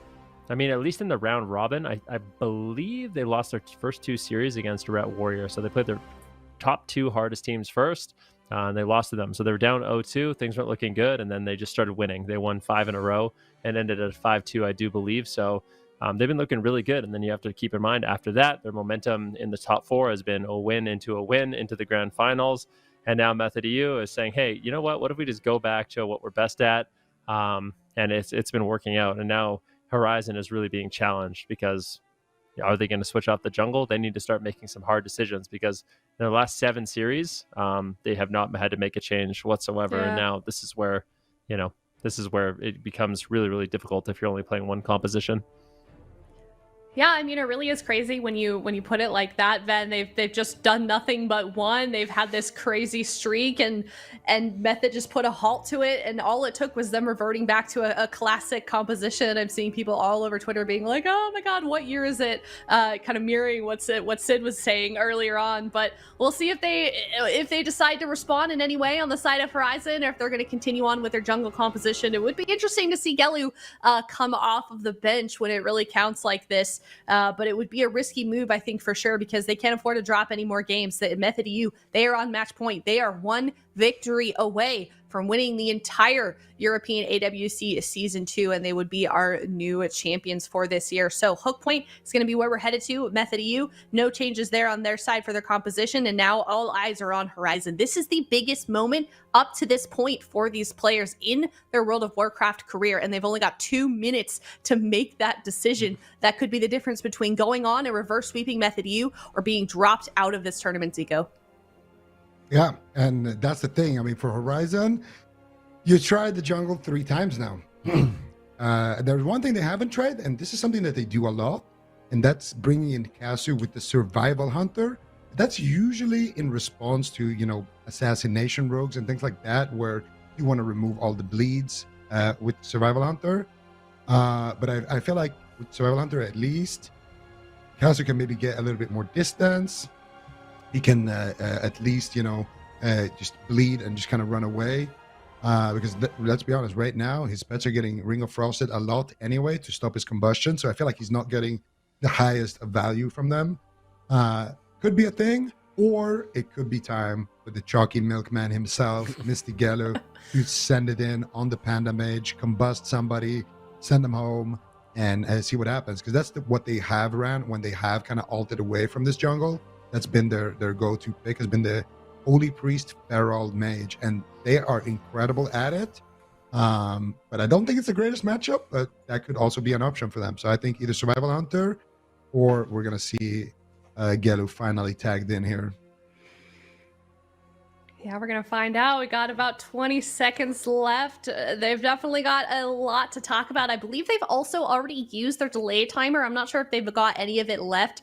They used it earlier on in the series, so you can bet that they've got a lot to talk about, but it looks like they are going to be sticking with that comp, Sid. Well, I mean, in that last game, they started poking Chaz, and that was the most amount of pressure they had in the whole game, but they started poking him when they had nothing left. So if they actually attack Chaz when they have cooldowns to use, I think that's their plan on Hook Point. They pick a small map, you go all out aggression, you chase Chaz, you put fears into the DPS, you put traps into the DPS, you run the Druid down, and you just full gas pedal. But it's match point. So gas pedal strategy on match point, I think they have to do it. Like the only time in the game I was like, wow, maybe they can win is when they were hitting Chaz. But it was too late at that point because they had no more defense left to keep doing it. If they hit Chaz when they still have defense, I think they can do it. But it's one of those things where it's like, are you willing to commit to that? Are you willing to go all in and just try and run down the Druid? It's match point. Can you win 4 games of doing that?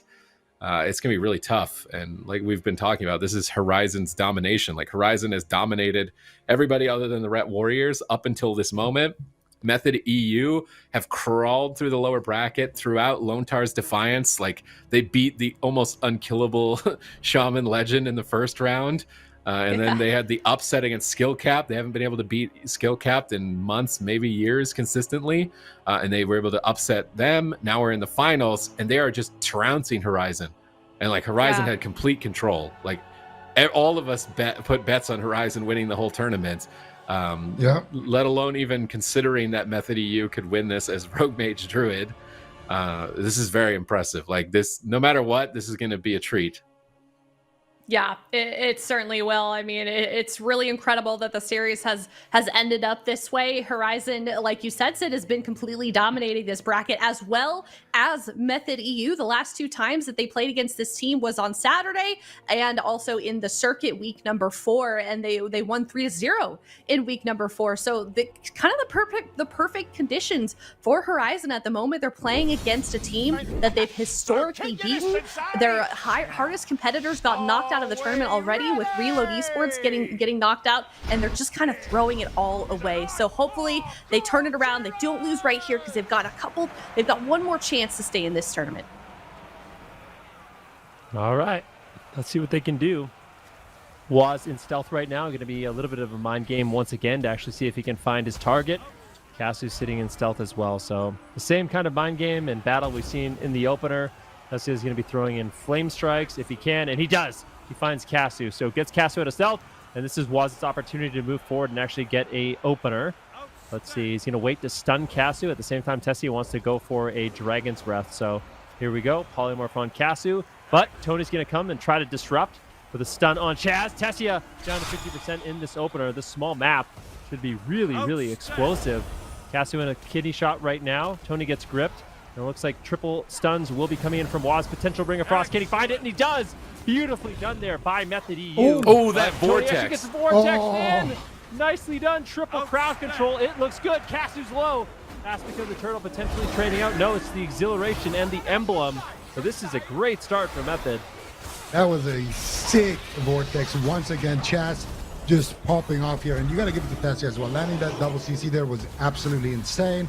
Let's see what else they can do here. Tony potentially getting kidney shot sapped here. Waz decides not to go for it. Casu trying to stop Tessia here. Dragon's Breath comes out. There's the roar onto Tony. There's the full Dragon's Breath sheep. Casu, what are you going to do here? It's going to be the feign death into the aspect of the turtle, but they have more crowd control. Another sheep sneaks in into another one, and Chaz doesn't have the Cyclone DR there since Dragon's Breath started the chain, but that could have been just Casu's life.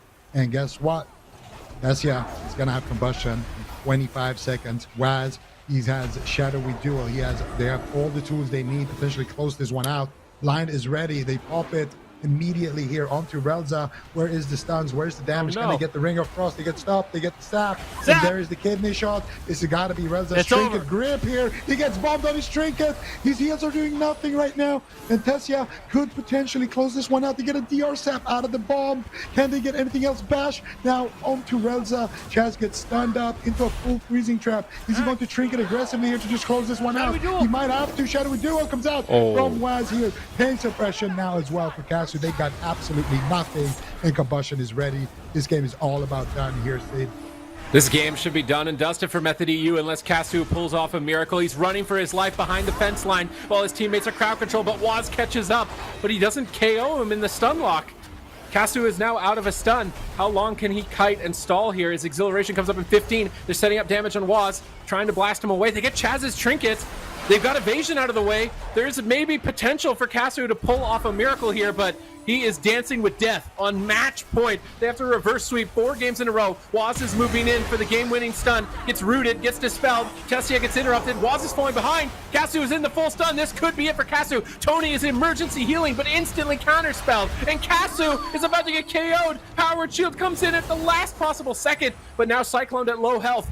If they can switch any crowd control on Relza is abandoning the mission, trying to go behind the pillar, but Tessia's zoning in, Chaz is zoning in. Casu trying to disengage back to him. He's done everything that he can. They get a full fear. Can they kill Waz through Ironbark with a full fear? Can they do it? Can Horizon do it and reverse it back? They have in game 4 on match point with nothing left. Put a point on the board. Oh, we got a series on our hands. Horizon is not going to make it that easy for Method. They battled it back. They did a great job that game. I mean, there's so many times in that match where it looked like Casu was out of it, but they had the cooldowns. They could rotate through. They didn't panic. They didn't overlap.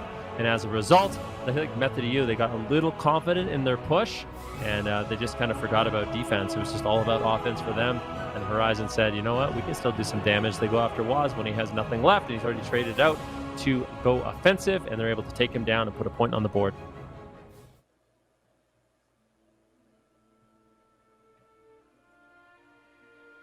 All right, so we're going to see it here. It was kind of insane that at the end there, they were able to turn that around, because this looked so dire for Casu. Casu, I mean, he was definitely feeling the heat during this matchup here. And you can see it here. He's in Cyclones. He's got no defensives really to work with aside from that exhilaration. And Relza, of course, as well, with no trinket here. So the next setup is just deadly. But they managed to turn it around. You get the shackles. They get the double roar. You have the damage to back it up. You get the CC there onto Chaz. And I'm not sure if Chaz triggered it offensively a little bit earlier, but that might have been what actually costed them there. But still, it was a good pick as well. Hook point, I think, is a big reason why a lot of this pressure was possible. So Horizon, they're still in it, and that's the thing. When you see both of these teams kind of running the same composition over and over again, it really just, the scoreline almost doesn't matter. It's all about who wins that game, right? So for them, definitely not an easy road ahead, but it is possible. Right here, I think it's Chaz's trinket. So what does Chaz ultimately trinket? because he didn't have it at the end of the game. So he gets stunned. I think it has to be a full trap, right? There's no other thing that he would trinket. So Waz is at like half health with feint. Yeah, okay, it was good. It was good. He had no Iron Bark as well. If he falls behind there, he kind of had to trinket there. But I almost wanted him to trinket offensively earlier when they nearly killed Casu and just send him home. I feel like they actually could have gotten the kill earlier if they did that. But it's obviously easy to say, after. They might also lose because of it. Yeah, I mean, this could spell disaster for Method. We were kind of mentioning it a little bit earlier, how Method could be, warmed up after playing those two series earlier today, and then Horizon hasn't played at all until this series, and maybe they're warmed up now. Maybe they're starting to find their stride, and maybe they're a bit, on the edge of a momentum swing here, Supertees. I mean, definitely. Every game is more practice for them, right? This is a matchup that I don't think they could have really prepared for because nobody plays this comp in the game, like, period. Sub, Rogue, Fire, Mage, Resto Druid, like, nobody plays it. So now in game 4, they showed that they can get pressure, force cooldowns, and win the game. Whereas in the previous 3, it was kind of like, you're staying alive a long time, but I'm not really confident you can win. That last game, there was confidence that they could win, even being so far behind. Method EU, the only thing maybe, I think there was one point there when we thought Casu was going to die, and Tony went behind the fence to heal, and Tessia and Waz both interrupted him. So maybe Waz should have just stayed on target doing damage, and then Tessia should have interrupted him, and maybe he would have died there. And that's like a very minor thing. But now we're going to big maps, and Method EU have been winning on mana as well in some of these longer games where Chaz is actually able to drink. It doesn't feel like Relza ever gets a point where he is allowed to drink. Someone will just die immediately if he does. So Chaz has a lot more breathing room on big maps like this. And Horizon is going to have to battle big map after big map after big map, basically 3 games in a row. It's going to be the gauntlet of big maps. Yeah, and back on your note with getting more practice against this composition as well, I almost wonder if game, having this be a best of 7 is going to be the sort of the saving grace for Horizon. Had this been a best of 5, they would have lost already. They wouldn't have had these chances to sort of come back from this, regardless of how this is going to end, if it does end in this next game. So we'll have to see if they're feeling more comfortable in this series. Sorry, but yeah, we're going to head into this next game here. We're going to go to Ashmains as well. So the question then is, Ven, will Horizon be able to repeat what they just did? I mean, I'm sure they hope so. It was close. Let's not forget. I mean, they were on the back foot for the last couple minutes of that game, barely surviving setup. So they need to find those opportunities where Method maybe gets a little bit too aggressive and try to capitalize on that. I like the fact that they went after Waz in the game. I feel like he's getting to do what he wants a lot in this matchup, and going after Tessia doesn't seem to be actually shutting him down very much. So maybe you just focus more on Waz, try to train him down.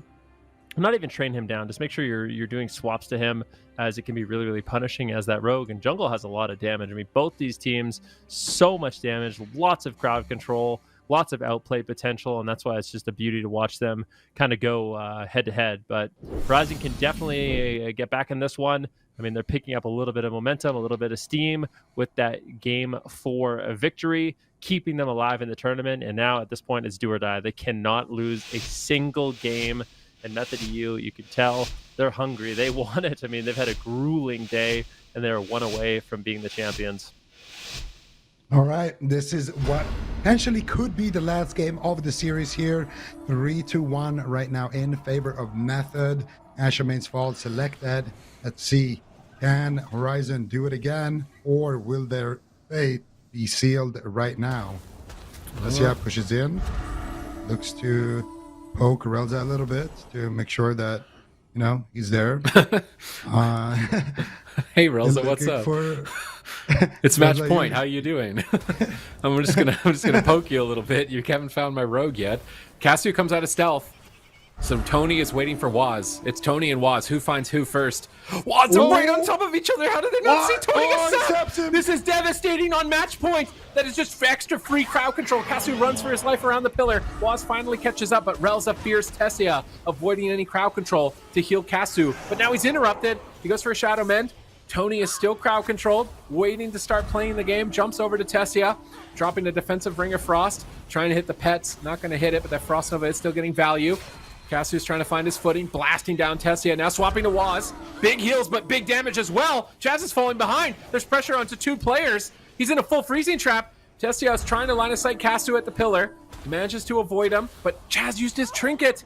Chaz used his medallion. There's opportunities for Horizon now to pull out a kill, but Casu is in a stun lock. He's playing far away from Relza. Oh my goodness. He's trying to make sure that Waz can't stun multiple players, and they're trying to spread out, but if they leave Tessia open to find Dragons with Polymorph, that might backfire. Relza's playing insane. I don't know if you guys saw that, but he used Premonition on the, or Shadow of Death on the Polymorph, or on the Dragon's Breath, pardon me, and then Tessia tried to go for a Shimmer Polymorph, and Relza Shadow melded it, so he's just doing a great job of avoiding crowd control, but Tessia is forced into the Ice Block, massive damage. Now Tessia just exits. He throws caution to the wind while his healer's in crowd control. They're going for Casu! it. Polymorph on Relza, Casu low. He has to trade out his trinket as well as his exhilaration. He's still low, but at the same time, Tessia is low also. Back and forth are these 2 teams exchanging cooldowns and going for blow at about 2 minutes in the match. Absolutely insane so far. Both of these teams seem to have found their targets here. Could be Casu in a smoke bomb. It could be Tessia here. He only has the cauterize to rely on right now. Tessia's trying to line of sight here. He blinks back in and snipes the counterspell there onto Tony. Now he tanks the stun when Chaz can back him up. Now here comes Method. Blink, Dragon's Breath, bash into the Cyclone. Tony trinkets out to stop it. DR Sheepshot comes out. Where's the Ring of Frost? They don't have it. Tessia finally gets it off cooldown, but he doesn't find it. The Soul Shape comes through, and he does snipe it, but preemptive barrier gets dropped. And this is a big win here for Method. Casu, he has no trinket. Method have smoke bomb, and there's no barrier. They could take him down. There's no in his block. Smoke bomb, but right now it's going to be Tessia with no block. He might go down here. Cauterize triggers, and that's going to be the defensive smoke bomb coming out from Waz. Tessia activates the Training Ward. He gets double Dragon's Breath. Mind control gets stopped here by Waz, and Tessia will survive, but it costed them their offense. They had to use that pressure smoke bomb just to allow Tessia to survive for one more setup. Now the question is, can they execute without it? They need to find themselves some crowd control onto Relza. Relza did actually trinket a blind there. They have a KO situation. All they need to do is just land a clean cross here, but at the same time, so can Horizon, and here we go. They're going after Tony. I don't know if this is a mistake or not. Do they have the damage to send him home? I'm not sure. He might have to. He drops to 1%. He gets the Radiance. He drops dangerously low. Nice fear coming out from Relza. Triple Psychic Scream into the trap here onto Chaz. He trinkets out immediately, keeping Waz alive here. Sheep now onto Casu, and that was the kind of KO situation for both of these teams, and both of them survive it, but it's Tessia on the back foot. Nature Swiftness comes through. Tony is going to use the Fleshcraft here. He gets kicked on it. He realizes that he could be a juicy target. He gets caught up in the Ring of Frost. He's got the Fleshcraft on him. Tessia, though, needs to run. Chaz, is he looking for a drink here potentially? He wants to maybe hold up Tessia and go for it, but it doesn't look like it. He's going to stay in and commit. Full shape secured, full kidney shot secured, but Tony gets the restuff, stuns up Waz, stuns up Tessia. Tessia with the dragon, 1 second, with the alter time, resheep, and they get another sheep here, but it's not going to be enough. Casu will survive, and now Tessia is on the run, Sid. I think Chaz got a bit of mana there amidst all the chaos, but Waz is falling behind. There's no trinket. If they land a freezing trap, they can win the game here. 30 seconds to that ice block. Ironbark is going to be ending soon. They're pushing for the win. Horizon need to find this crowd control. Chaz bounces them away. Tony jumps in. Waz is going after Relza at the moment. Kidney shot, pre-paint suppression, but who is he going to use it on? Tony trinkets out, full freezing trap. They're going for the win. Horizon are doing it in game number 5, but a Dragon's Breath at 20% on 2 players stalls the kill, and a huge heal comes out from Chaz. Tessia stays alive for another setup. Tony goes for a Cyclone, trying to keep momentum going before Ice Block comes off cooldown, but Combustion is available. Relza's in a full polymorph. Tony runs for his life behind the pillar. He re-stealths, jumps in, stuns Tessia, but here's a smoke bomb. Can Tony save Casu? He runs next to him to try and help. Casu gets out of the smoke bomb, but now Cyclone down in Penance at low health. No heals incoming. They need to make sure he doesn't get Cycloned again. He gets Cycloned again. If they can switch crowd control over to Relza, it could be devastating. The counterspell Relza. Tessia's chasing Relza. Can Relza death the Dragon's Breath here and avoid the crowd control? Tessia's moving in his line of sight. Dragon's Breath looks like it may have got death. They're not finding crowd control, but Tony's in a full sap. Casu is going to be all alone right now, but it doesn't seem like they want him. They're going after Relza. Cheap shot, polymorph now, Shadow Step, reconnect. Everyone's crowd controlled. Casu on match point gets blasted at 1%. He's going to aspect of the turtle. Oh, that is lucky at that point. Casu stays alive with aspect of the turtle, running behind the pillar, trying to hold out, but there's such little mana remaining for his team. They stun up Tony during the freezing trap on Chaz. Jessia has no ice block though. He used it during one of these goes. Chaz is in a full fear. He trinkets Iron Barks, but dampening is starting to stack. Chaz's man is not looking too good either. They're blasting down Tessia. Waz is rooted, trying to set up a polymorph. Relza gets faked on his death into a full cyclone, and now with no shadow or death, double ring. Ring of Frost on the Feral, Hibernate on the Feral, Cyclone on Relza. He needs pain suppression, trinket pain suppression. He pre-barriers. Is it going to be enough? The pre-barrier. He has 0 mana left. This is insane. Both these teams playing out of their minds at this point. You could not ask for a better finals. Polymorph on Relza. Casu still incredibly low, 11% dampening. Relza, no mana left whatsoever. Method, they just have to hold on, do damage, do not die. And I think they got this one in the bag. Let's see if they can do it. Waz right now taking a little bit of pressure. He doesn't have many defensive cooldowns. He could be a good target for Tony to go after. I mean, I really feel like Horizon just needs to go after Waz at this point of the game. They get the kitty shot, cheap shot on Relza, but the main stun comes in. Tony looking for a Cyclone, dodges line of sight. It looks like that is enough for Casu to get a paint suppression. Now Waz really is in trouble. Tony has to go after him. This Ring of Frost defensively from Tessia, freezing up all the pets from Casu and really slowing down that damage. Let's see if they can actually get a stun. It doesn't look like they can just yet. Cyclone now onto Relza. Waz moves forward, looking to get a stun, but unable to find it. Relza trades up the Raptor. That's it! How? And deleted. Horizon do it. They stay alive. They turn the pressure around, then drop Waz, put another point on the board, and they are up now 2-3. Still 2 games ahead of them, but they are definitely warmed up at this point. Oh, Absolute for sure. insanity. And you could see the frustration as well on Waz's face. They could taste victory. They're only 1 game away. They're only 1 victory away from winning this entire thing, and Horizon is just taking away from them when they thought all hope was lost. They've managed to turn this one around, winning the last 2 games, Zico. Just insane how close this game was. It just goes to show. So many times where Casu could have died, where Tessia could have died, where Waz could have died. And it is going to be Horizon with the stun on the trinket there at the end to secure the kill. But they still got to do it 2 more times. Method. I mean, look at that. Look at that. He was a 1% there. I cannot believe he survives there. I just can't believe it. Like, he was so incredibly low. And then here, another, this is the setup at the end there. Unfortunately, they don't get the Cyclone there onto Relza out of that sheep. They don't get anything really onto Relza. He drops the pain suppression, and that's all they get for the combustion. That was their kind of let's go. This is our kill window here. Relza walks in, DRs himself on that Ring of Frost, and then he gets Cycloned as well. And then at this point, Relza is completely on all DRs. Waz super low here. He doesn't have anything to work with. He gets stunned. He gets stunned on his trinket, and he gets absolutely crushed. Or actually, he might have trinketed as he died there. Rewatching that. He got stunned on his trinket.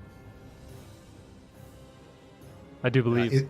But he was 1 second away from Vanish, too, when he died. Oh, really? So, It might have mattered. Yeah.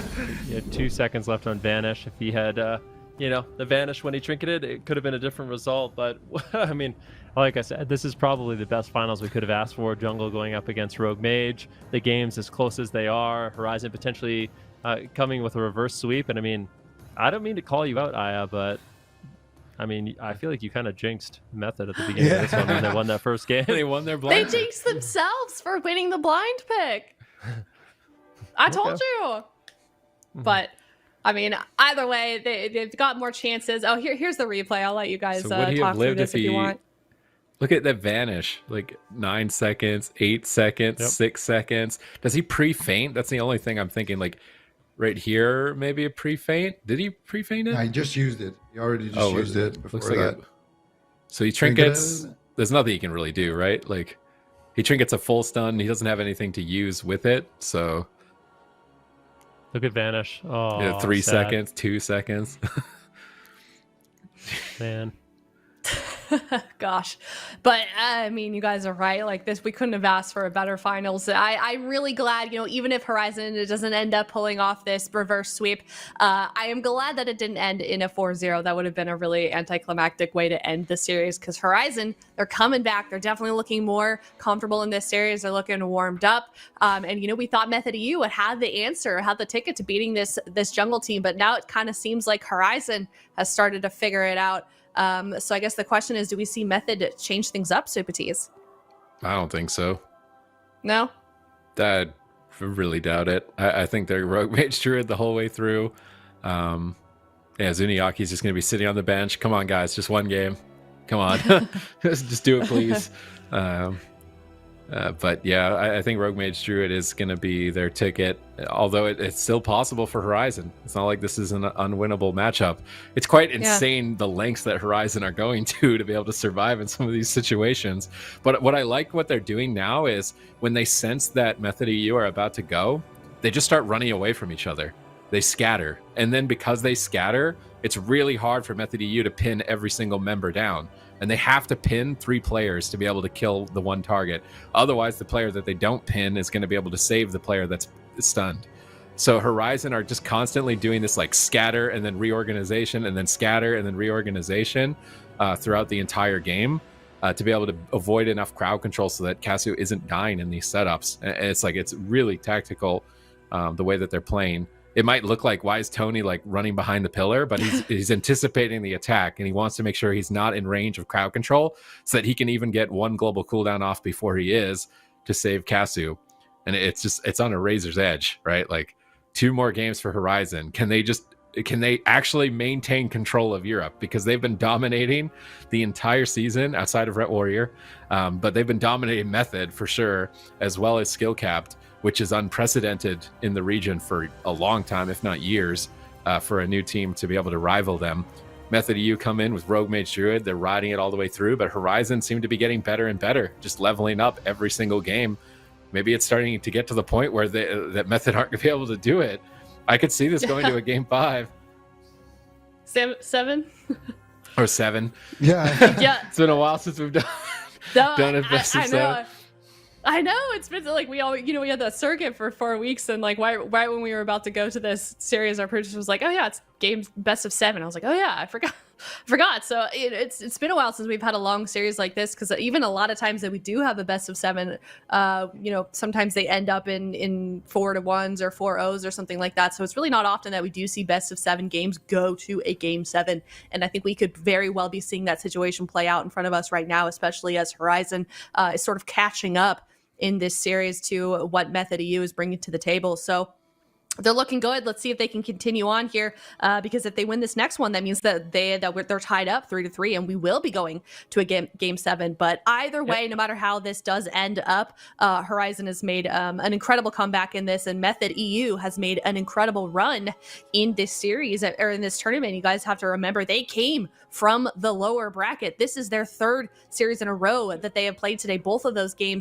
series having gone to game number 5. So they've had a very long day. They've fought extremely hard to be here and staying here.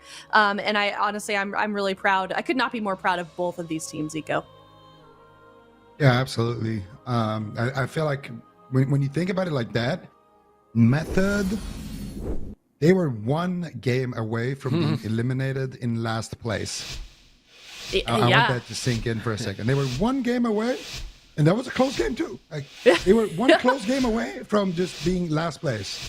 But now they find themselves in the most commanding position they've had, or that you could be in, at 3-0 up in the final. However, Horizon finally starting to heat up here. They've won the last 2 games. They're looking to win 2 more. But Method, all that stands between them and winning the whole year is just this 1 game right here.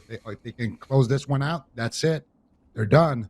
Let's see if they can do it. Gates are open. Tony, once again, just staying in stealth here, hiding. He wants to open onto Waz. So basically, they want to find Waz on the side of Horizon. And Casu, he's going to come out from his camo eventually, and that's going to give Method an opportunity to open on him. But if Waz opens on Casu, then Tony wants to open onto Waz and cyclone him. If they can do that, then they shut down the Rogue Mage opener. So that's basically kind of what they want to go for here. So both teams just playing it out patient, a lot on the line, of course. As they're actually moving in a little bit aggressively here, going for the first opener here. They sap Relza, they open onto Katsu. I don't know if this setup is going to be... Oh, that trap onto Tessia was absolutely insane. It was a random freezing trap down, and that freezing trap actually stunned Tessia's trinket on his Dragon's Breath, so he couldn't trinket Dragon's Breath Sheep and turn that opener around. But they did, however, get the paint suppression onto Katsu. So I'm not sure if that was on purpose, but Method will take it. All right, one cooldown out of the way for Method here. They've still got another game to work with. They're on match point. They could just close it out. Katsu disengages. This is the scatter phase for Horizon. They need to spread out and avoid each other. And right now, Tony has managed to buy time to assist Katsu during the stun lock. So great scatter phase by Horizon, avoiding crowd control. But they still keep the chain going and reconnect with Shadow Step, looking to take down Katsu with a full Cyclone on Relza. Can they finish him here on match point? Lots of damage. Exhilaration comes through. Katsu trying to stabilize through Shadowy Duel. It's 1 versus 1, and Relza drops a barrier. He's scared that Waz will win this one-on-one, but now there's no barrier for Smoke Bomb. Katsu is an open target. Relza's getting interrupted. He's getting controlled. Ring of Frost gets disrupted. Polymorph gets stopped, but there's a full kidney shot. Tessia's getting blasted at the same time. Will Katsu be able to survive this attack? Looks like he's going to make it out of the stun lock, so he at least has aspect of the turtle. But one big crit, one accidental mistimed global could cost him his life here on match point. Rapture comes through, big heals, Katsu recovers. Now that Horizon have recovered, they need to get aggressive. They're swapping back to Waz, trying to force him away and get an evasion, but they're not finding the evasion. They're trying to scatter, they're trying to spread out. Tony and Katsu and Relza to avoid crowd control. Tony's a little bit too close right now. They stun Waz. They're trying to blast him down. Relza's avoiding the engagement. They knock them away, but Chaz walks into a trap. With that full trap, can they get pressure? Kidney shot on Katsu. Combustion available. Are they going to rip out the combustion? Ring of Fire is down. Down to half health. Katsu feign death. Trying to get out of the Ring of Fire, but he's so low. He has to turtle. An aspect of the turtle. No pain suppression. Method EU have great control of game number 6. I mean, this looks so good for them. I mean, Horizon, they just need to kind of hold on and wait for Method EU to overcommit. A little bit of damage on Tessia right now. Full trap on Chaz. They can win in a single setup if Relza gets there. They have Master Spell. Keep that in mind. So even if Tessia gets the Ice Block off, they can Master Spell it. Trap into a Fear. Here comes Waz trying to save the day. Cheap shot on Relza. Cheap shot on Katsu. Tessia is silenced right now, unfortunately for him. Or he could go for the Dragon's Breath Sheep. He might get it anyways, and he does. There it is. A Polymorph on Relza. Oh, Katsu incredibly low. dead. He needs to be very careful. Relza trades out his trinket, but now look, Waz has his blind. He can blind. He could just close out the game. Should they wait for the stuns? I feel like they should. Just wait for the stun DR. It's going to be a combustion. He gets ripped out by Tessia, just trying to get the damage. A full kidney shot into a potential full blind. There it is. They reconnected. Katsu's on the run.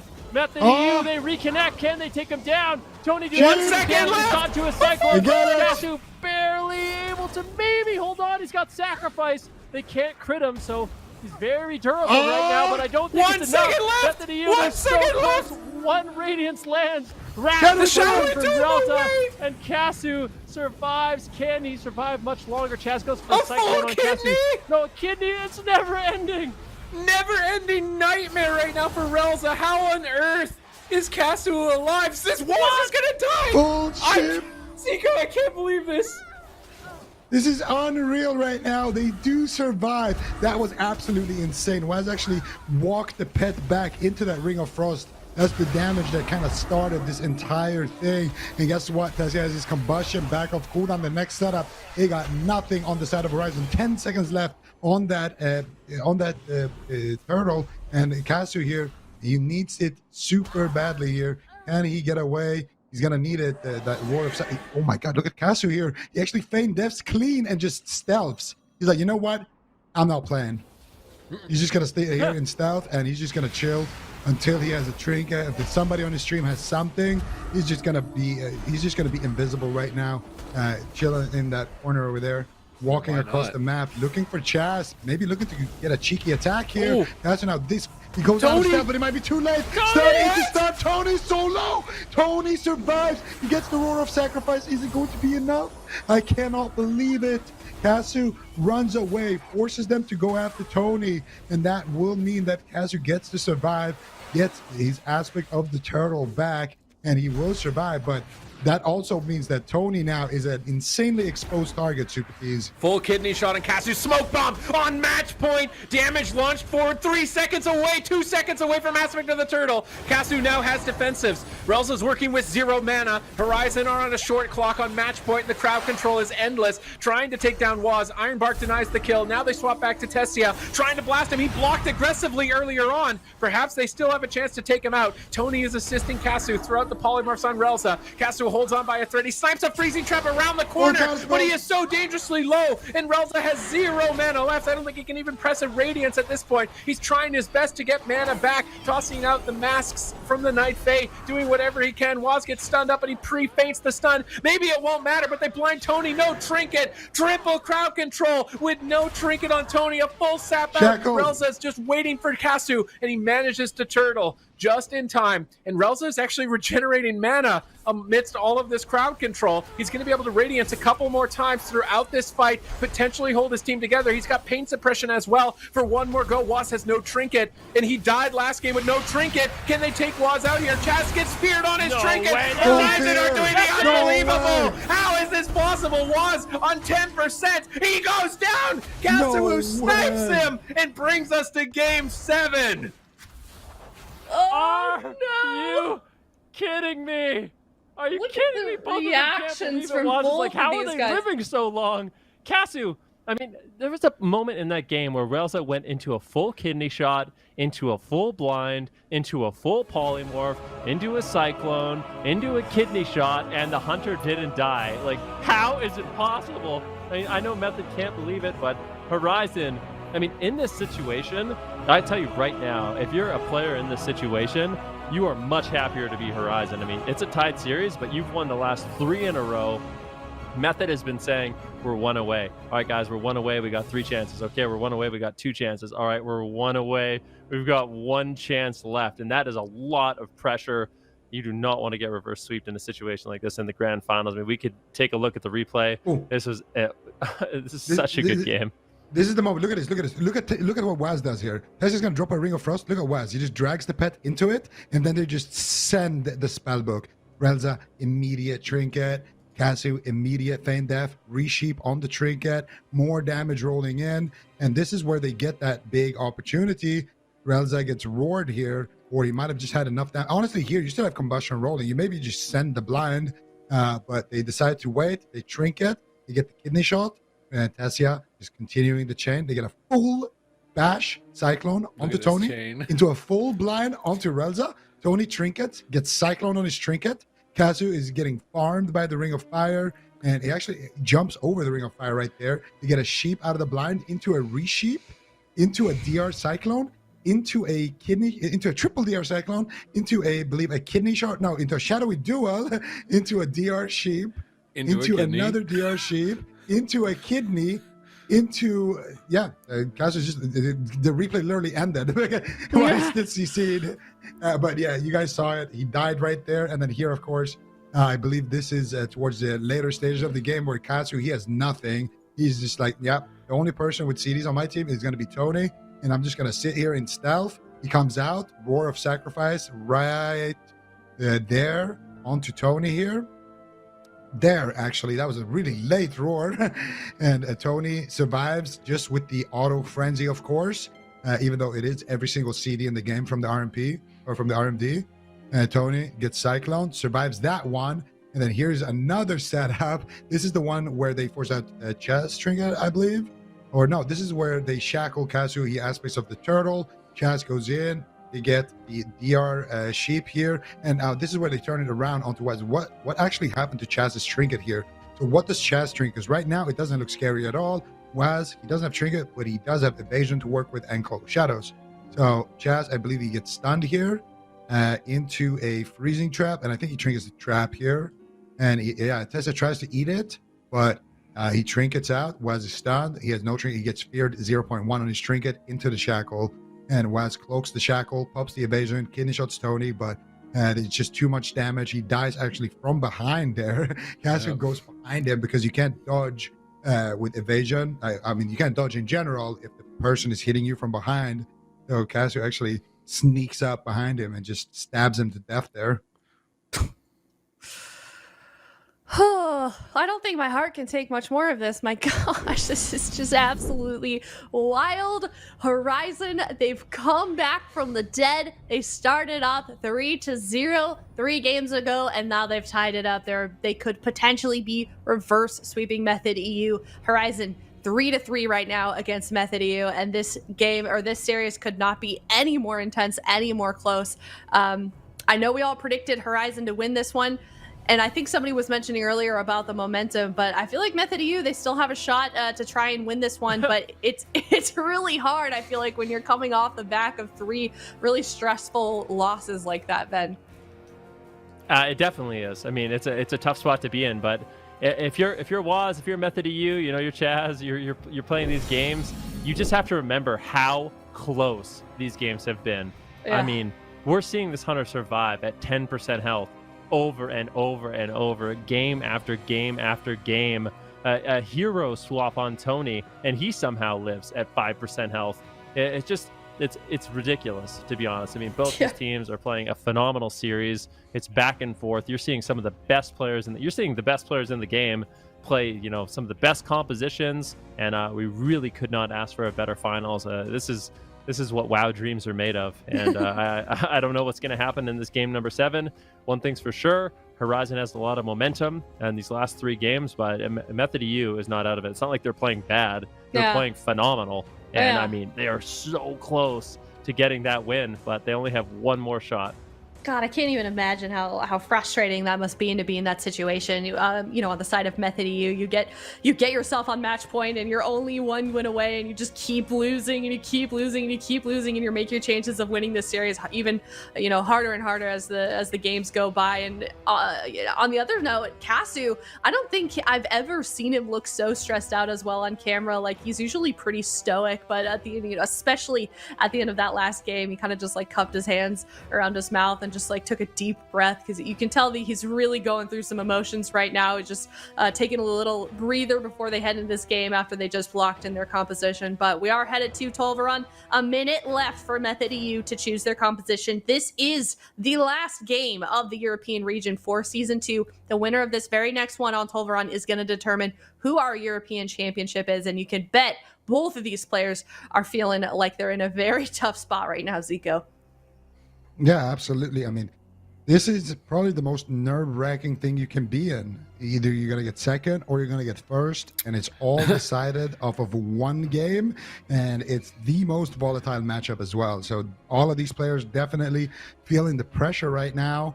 And for Method EU, I mean, what a story if they manage to come back and be 1 game away from being last place, qualifying here, barely making it almost, and winning the entire year, right? That's an incredible story for them. But also Horizon, a team that really struggled and finally found their footing this season and had a phenomenal run in the circuit, had a phenomenal run so far in the tournament, to bring it back here against this final boss that is Method EU's RMD. This is Method's map pick, of course, as well, Tolvaron Arena, so they have that advantage that they got to select the map here. But the last 3 games they've lost. However, they did win the first 4, or the first 3. So technically, they know what needs to be done. They just need to do it a little bit better, or a little bit, you know, get a little bit more damage in when it matters. Just get a little bit luckier. And for Horizon, they definitely have some momentum going in. And I don't know what's more important now, the map or the momentum, because I don't know. I think you'd be a little bit tilted if you're on Method right now, where you had 3 games where the Hunter is like 1% HP 3 times, and the stun ends and he gets his turtle off, or the stun ends and he gets his exil heal off, and you got to be a little bit frustrated at that point. And I couldn't blame them. So definitely, I think mental advantage for Horizon here, and also for Method. They played this. They played the whole day. Game 5, game 5 has been 7. A game 5. Yeah, they've played more games than they did the whole season today. So, for Method, you know, so true. I mean, yeah. We've been live for what, 4 hours and 37 minutes, and every single game has been them. So they're almost up to 5 hours of the most intense World of Warcraft arena you could play, right? Every single Yeah. game, tournament lives on the line. I mean, this is the grand finals that they've been working for all year. I mean, I'll tell you right now, mental fatigue definitely starts setting in, but they need to get up, jump around, slap themselves in the face, anything they can to wake up, because this is their last chance. Horizon's trying to take it away from them, and we'll see if they can do it. I mean, they positioned themselves quite nicely going up in the series 3-0, but somehow Horizon, they just keep holding on. They keep battling back. They keep surviving these setups, and Method EU, like we said, it's frustrating, but you just gotta put your best foot forward and try to pull off a win, because this is their last chance. Yeah, it most certainly is. Emotions are running high right now for both of these teams. I think we've got a little bit of a delay going on behind the scenes. Maybe one of the teams has used their delay timer. I don't blame them either, frankly. This is both of their last chances to try and win this tournament, and everything is really going to count right now. What's up, Sid? You remember the old strats, Ven, where like if you won a game, you'd go take a break and go backstage and go like take a break and just mess with them and let them still in their loss and their defeat. Like if I was Horizon and I had delay time, I would just delay just to tilt Method even further. So like this is Horizon's delay. This is Horizon's It is Horizon's 100%. delay. This is the move you make. Is like when It you is win Horizon's, a game, you use delay, because the other team when they've lost is just like, should have done this better. It's your fault. No, it's your fault. We could have done this better. Why didn't he die? This could have been better. Like you're just leaving them in their own little hectic situation after playing the entire day. And Horizon can just be like, yep, we're just gonna chill. This is exactly what you do. Like this is actually experience. Like I think a lot of teams don't consider this. It's like the tilt factor. Like The mind use games, your break time to like. I mean, maybe they actually do need a break. It's easily possible that they actually just need to go to the bathroom or something. But there's the added bonus of using your delay time when you win, using your delay time just to let the other team sit in their tilt. We did that. I did that with Snuts and Sea-Doo actually at a BlizzCon. After every single game, we just take a break, walk away from the keyboards. But I mean, at the same time, you can talk about what went right, what went wrong. Even if you're winning, there's always an opportunity to improve. And I mean, let's be honest. I mean, Horizon has won the last 3 games, but a crit could be the difference between winning and losing with how close these games have been. Well, we're going to find out soon enough what that difference is going to be, Ven. It is game number 7 here in the Grand Finals for the AWC European Season 2. Winner of this game will determine who our champion is for this region. It's Horizon versus Method EU. All right, this is it, ladies and gentlemen. The final game for Europe. And it is going to be, like you just mentioned, Aya, Horizon going up against Method 3-3. Method won the first 3. Horizon won the last 3. One more game will crown our champion. We got the Rogue Mage with the Sub-Rogue. They found him. Jungle. Tessia finds Tony. Are they going to go on to Tony here? That is the question. They're thinking about it. They don't have too many other options. I mean, you could just poke Tony and get rid of his Fleshcraft here for free, and then potentially open up onto Tony. Tony, realizing this, doesn't maybe want to get too aggressive here unless they want to set something up onto Tessia. It actually looks like they do. Kasu moves in, but Waz might find him. He saps him. Oh, on the opener, he gets the sap. This is huge for Method. Chas links in, gets feared though. Tessia now going for the Dragon's Breath here. Potentially he's waiting for the Premonition. He gets the double DB, he gets kicked on the Ring of Frost. He should be able to get the Sheep though. Sheep Shot comes out. No Sheep to be found here from Tessia. Tony interrupts it, and that is going to shut down the setup for now here for Method. Has now had to use his Trinket there, so actually early advantage in favor of Horizon. I can't believe Horizon got through that without using big cooldowns. Like, you find the Feral Druid, you sap the Hunter. Man, Horizon, they if they can stay alive like that, man, maybe they can do anything. Chaz is chasing Relza behind the pillar. He pre-fleshcrafts the Fear, trying to get crowd control on Relza to wait and see if he waited. Now Kasu is stunned up, triple crowd control, big combustion onto Kasu. Is he going to be able to survive throughout it? Looks like he will. And they still haven't used any medallions. This is a great position to be in with combustion out of the way. They can get aggressive absolutely for free. Tony's even attacking Chaz behind the pillar, really adding insult to injury. Relza is chasing down Chaz, looking for a Psychic Scream. There's no Trinket. Waz is isolated, but they actually just pull Kasu behind the pillar. They're trying to kill Chaz. In game number 7, they're just mixing it up and going after Chaz. While Horizon are going all in. They get Barkskin from him with no Trinket, but now Kasu is on the back foot, stunned up. They might regret it. He trades that Exhilaration. He's so critically low. He manages to feign death off the shackle. Relza sits through a full blind, trying to recover towards the tail end of it. I can't believe, man, that was a bold move by Horizon to go after Chaz right there. They don't get the kill. They still hold on to some pretty important cooldowns, but a swap to Tony with no trinket, if they can poke off that Fleshcraft, could be a big threat.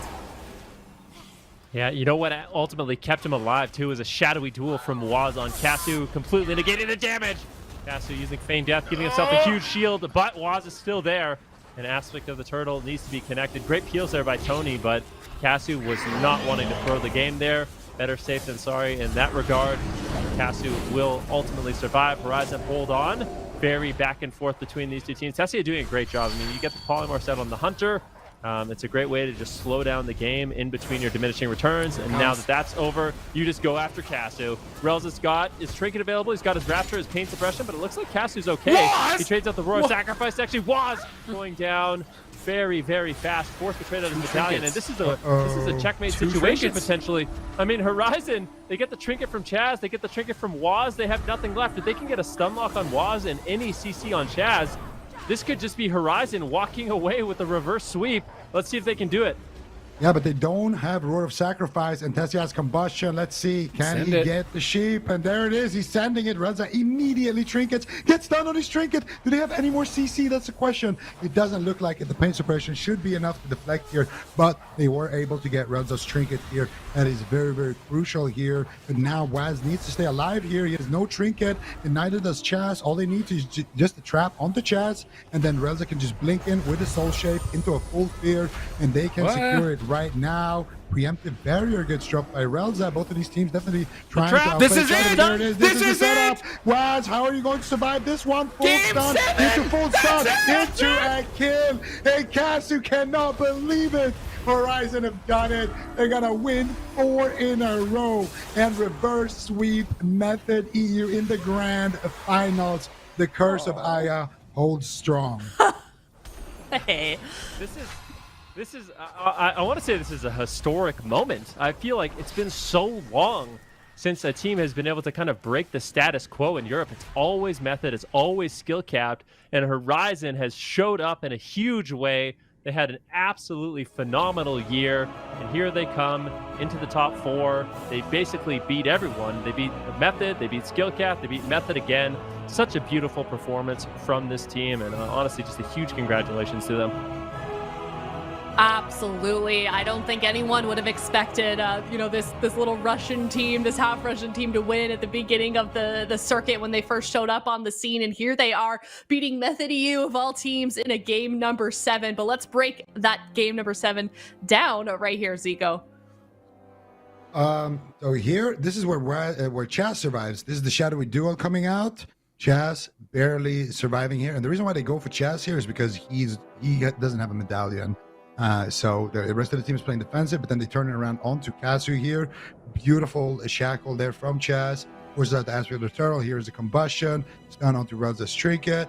The pain suppression gets activated. And then here, Waz realizes, okay, I am in big, big trouble. Chaz has no trinket. Waz has no trinket. And that's because they did a defensive overlap. And then here, Waz, he's going to get stunned up. They're going to get the stun onto Chaz. They're just waiting. Casu's just pushing in here to get the damage. Chaz actually line of sighting here.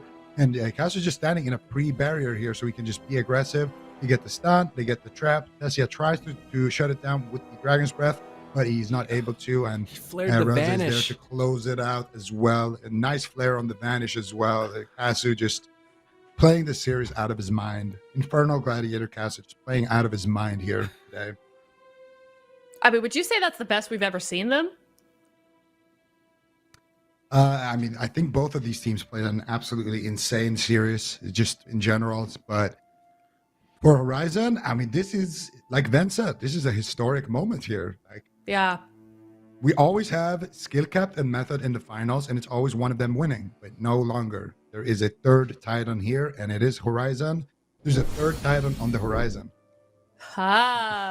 Yeah, I mean, you can see right below us in the map graphic as well. We can see that path to victory from Horizon. We saw Method EU win the first 3 games, and that was they were on match point. They only had 1 game to win, but we saw Horizon turn it around, completely reverse sweep them. And that really does not happen that often. I feel like in these finals, you don't really see reverse sweeps. Like, it's kind of a rare thing. It's hard to pull off, obviously. And they made it happen. They made it count. They say, nope, I respect your new strategy, but we're going to make it work. And they got that victory. And I'm so excited for this team Horizon. I'm really excited for the European meta to switch up, like you were saying as well, Zico.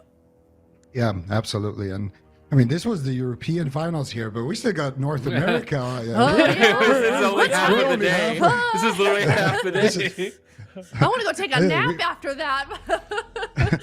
We haven't done anything yet, so we got the best is still yet to come. I don't know. NA, they got some pretty entertaining games here that they got to beat now. And after that EU final, I don't know if NA can top that. Yeah, I was gonna say I don't know how we can top that, or if we will.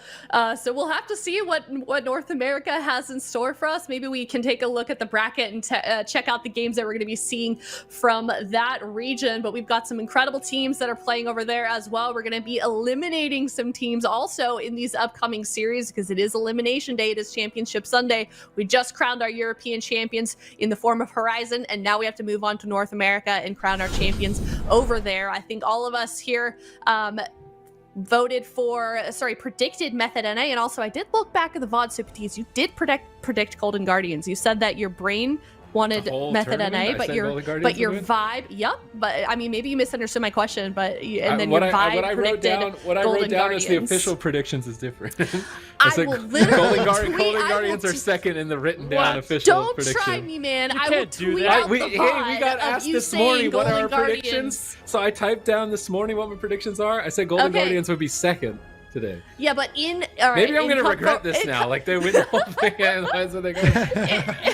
In cup number 4, at least, this is what you said verbatim. You said my brain wants Method NA, or says Method NA, but my vibe says Golden Guardians, and then I made you choose one. Is different, Golden Guardians. I think. Okay, your vibe is different now. That's totally fair. You can't So It's we're been all a while. predicting- It's been like a month. The vibe is different now.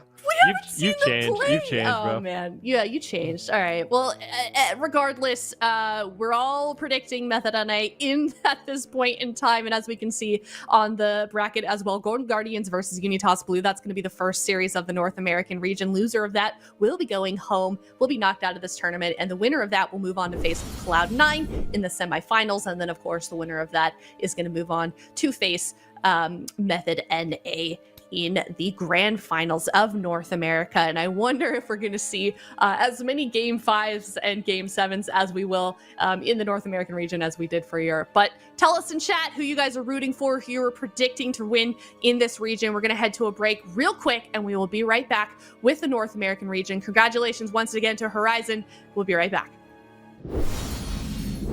Welcome back, everybody. We just finished off our European champions. Congratulations to Horizon once again for that win, and congratulations, of course, to Method EU for that second place win. Now we're moving on to North America. The first up is an elimination round. It's going to be Golden Guardians versus Unitas Blue. We know that Unitas is kind of, just like Horizon, a bit of a newcomer in terms of where we're seeing them being placed, in terms of performance. Golden Guardians, of course, they've been around for quite some time as well.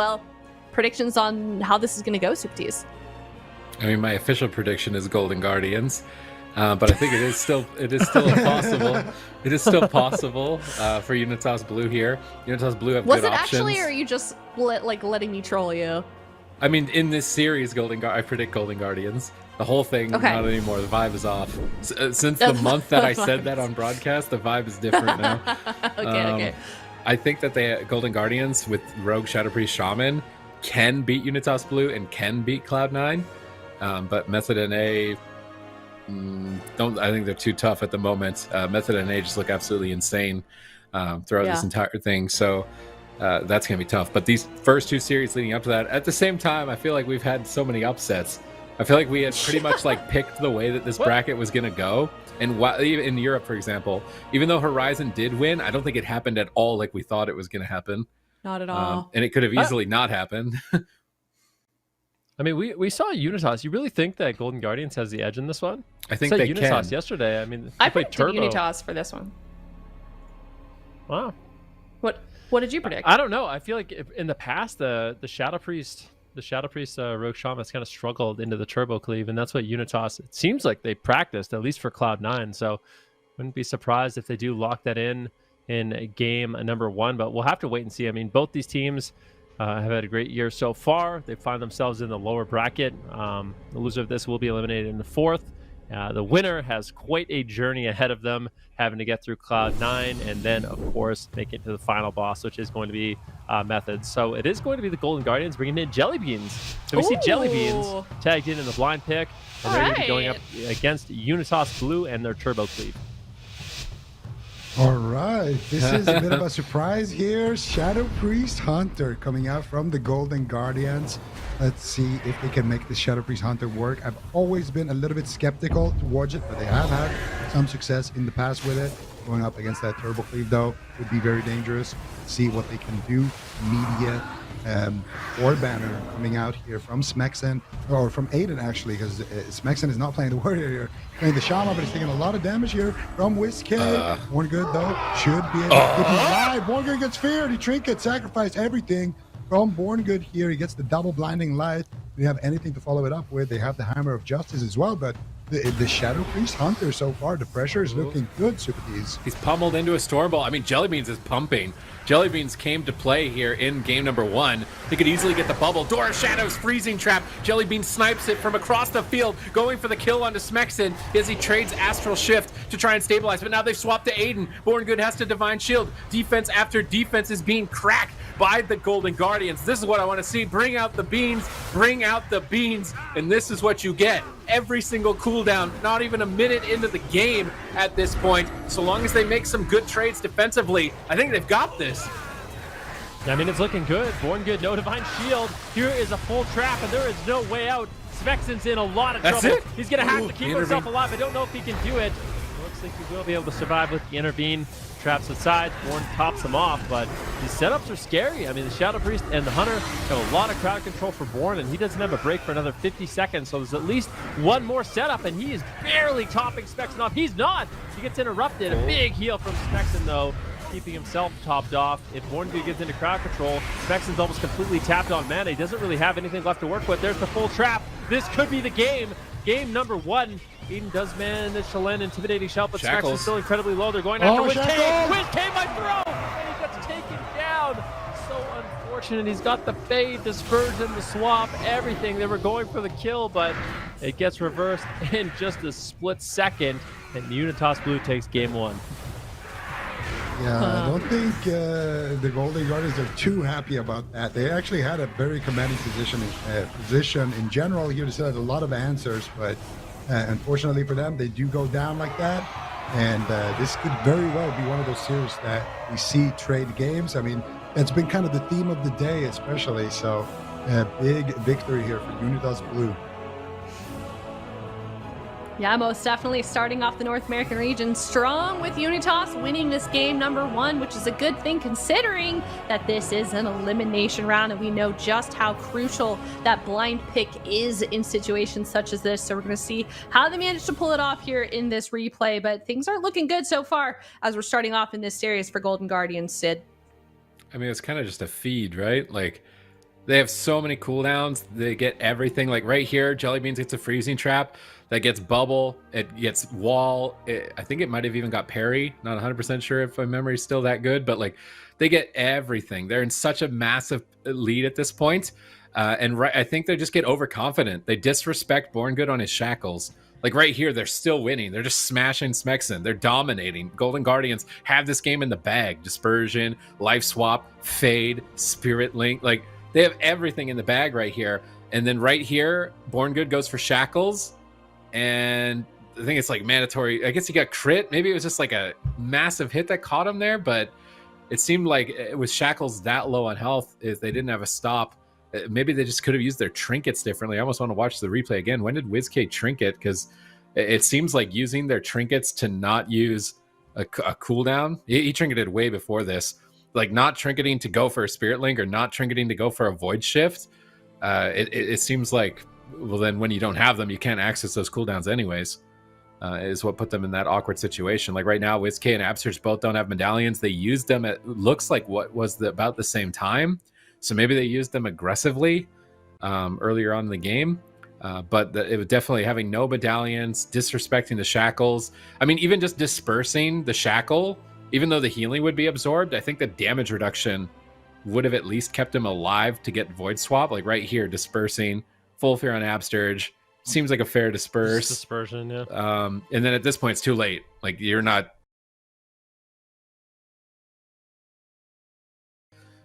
because they were so far ahead. Like, I don't want to see them switch. I want to see the medallions not overlapped.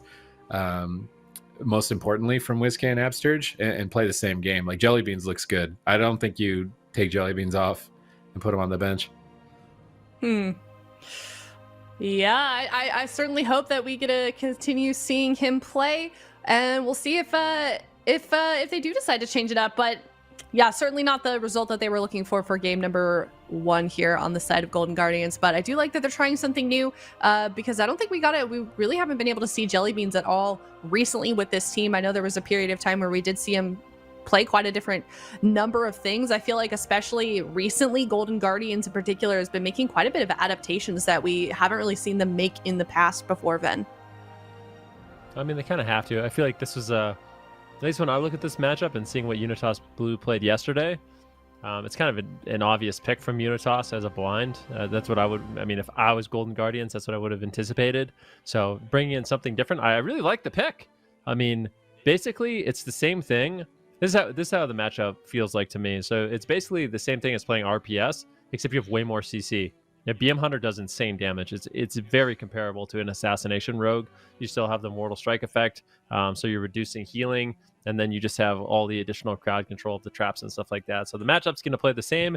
It's going to be up to Whizkey and Absterge to just stay alive by rotating their defensives against the Turbo, except now you have Jelly just doing as much damage as an Assassination Rogue, potentially even more, and then at the same time he's able to get these full traps, which are really setting up his team. So I think it's a brilliant pick. And I mean, although they lost, it really felt like they shouldn't have. Yeah, so hopefully they can recover. Hopefully they can tie up this series, because like Ven said, they made a really good choice. They had a good blind pick, but they weren't able to pull it off, and they're gonna hopefully try it again here for game number 2. Looks like they did pick Ashmanes, I believe I saw very, very quickly, and Unitas Blue chosen their composition. Let's see what Golden Guardians decides to do. Yes, Sid? Do you feel like the strat is wrong? I feel like they could just fear Smexen every trap and go Aiden. Like, Smexen is carrying, right? Like, he's doing all the healing while Born Good is CC'd. I understand, like, the logic of trying to get split pressure, and there was a lot of split pressure, but at the same time, just isolating the warrior, you don't have to deal with intervene. I'm not sure if that would be more valuable. Apparently, so... yeah, Sturge. I just got a message from Sturge. He said Whiskey actually DC'd. So when he got stunned, he actually DC'd. Oh no! Which is what happened. So they're in a really good spot. I feel like Golden Guardians. That's a rough place to be, right? I mean, it seems like you're winning the game. You got all your defensive cooldowns, then unfortunately you disconnect and you go down without being able to use anything. So I feel like they kind of need to shake off that loss. I feel like they need to have full faith in the composition. If they can. I mean, if Whizkey's back, then they should definitely lock him in once again with Jellybeans and Absurge. That's what I want to see, because I feel like it was a really, really good blind pick from them. I actually think it's their best comp for like the whole tournament. I actually think they should play it the whole tournament. Am I really off base in saying that? I swear. Against throughout the rest of the bracket today? I literally think they should just auto lock Hunter SP the whole day, every game. Are you sure your vibe's not Golden Guardian, Sid? Is that the vibe right now? That's the vibe. To get to the finals to meet my prediction of second place, but that's what they... Okay. Dude, I remember like a year ago when I called that composition. It was like the highlight of my career. I don't know if you remember that. I called that they were going to run it, and then they ended up winning with it.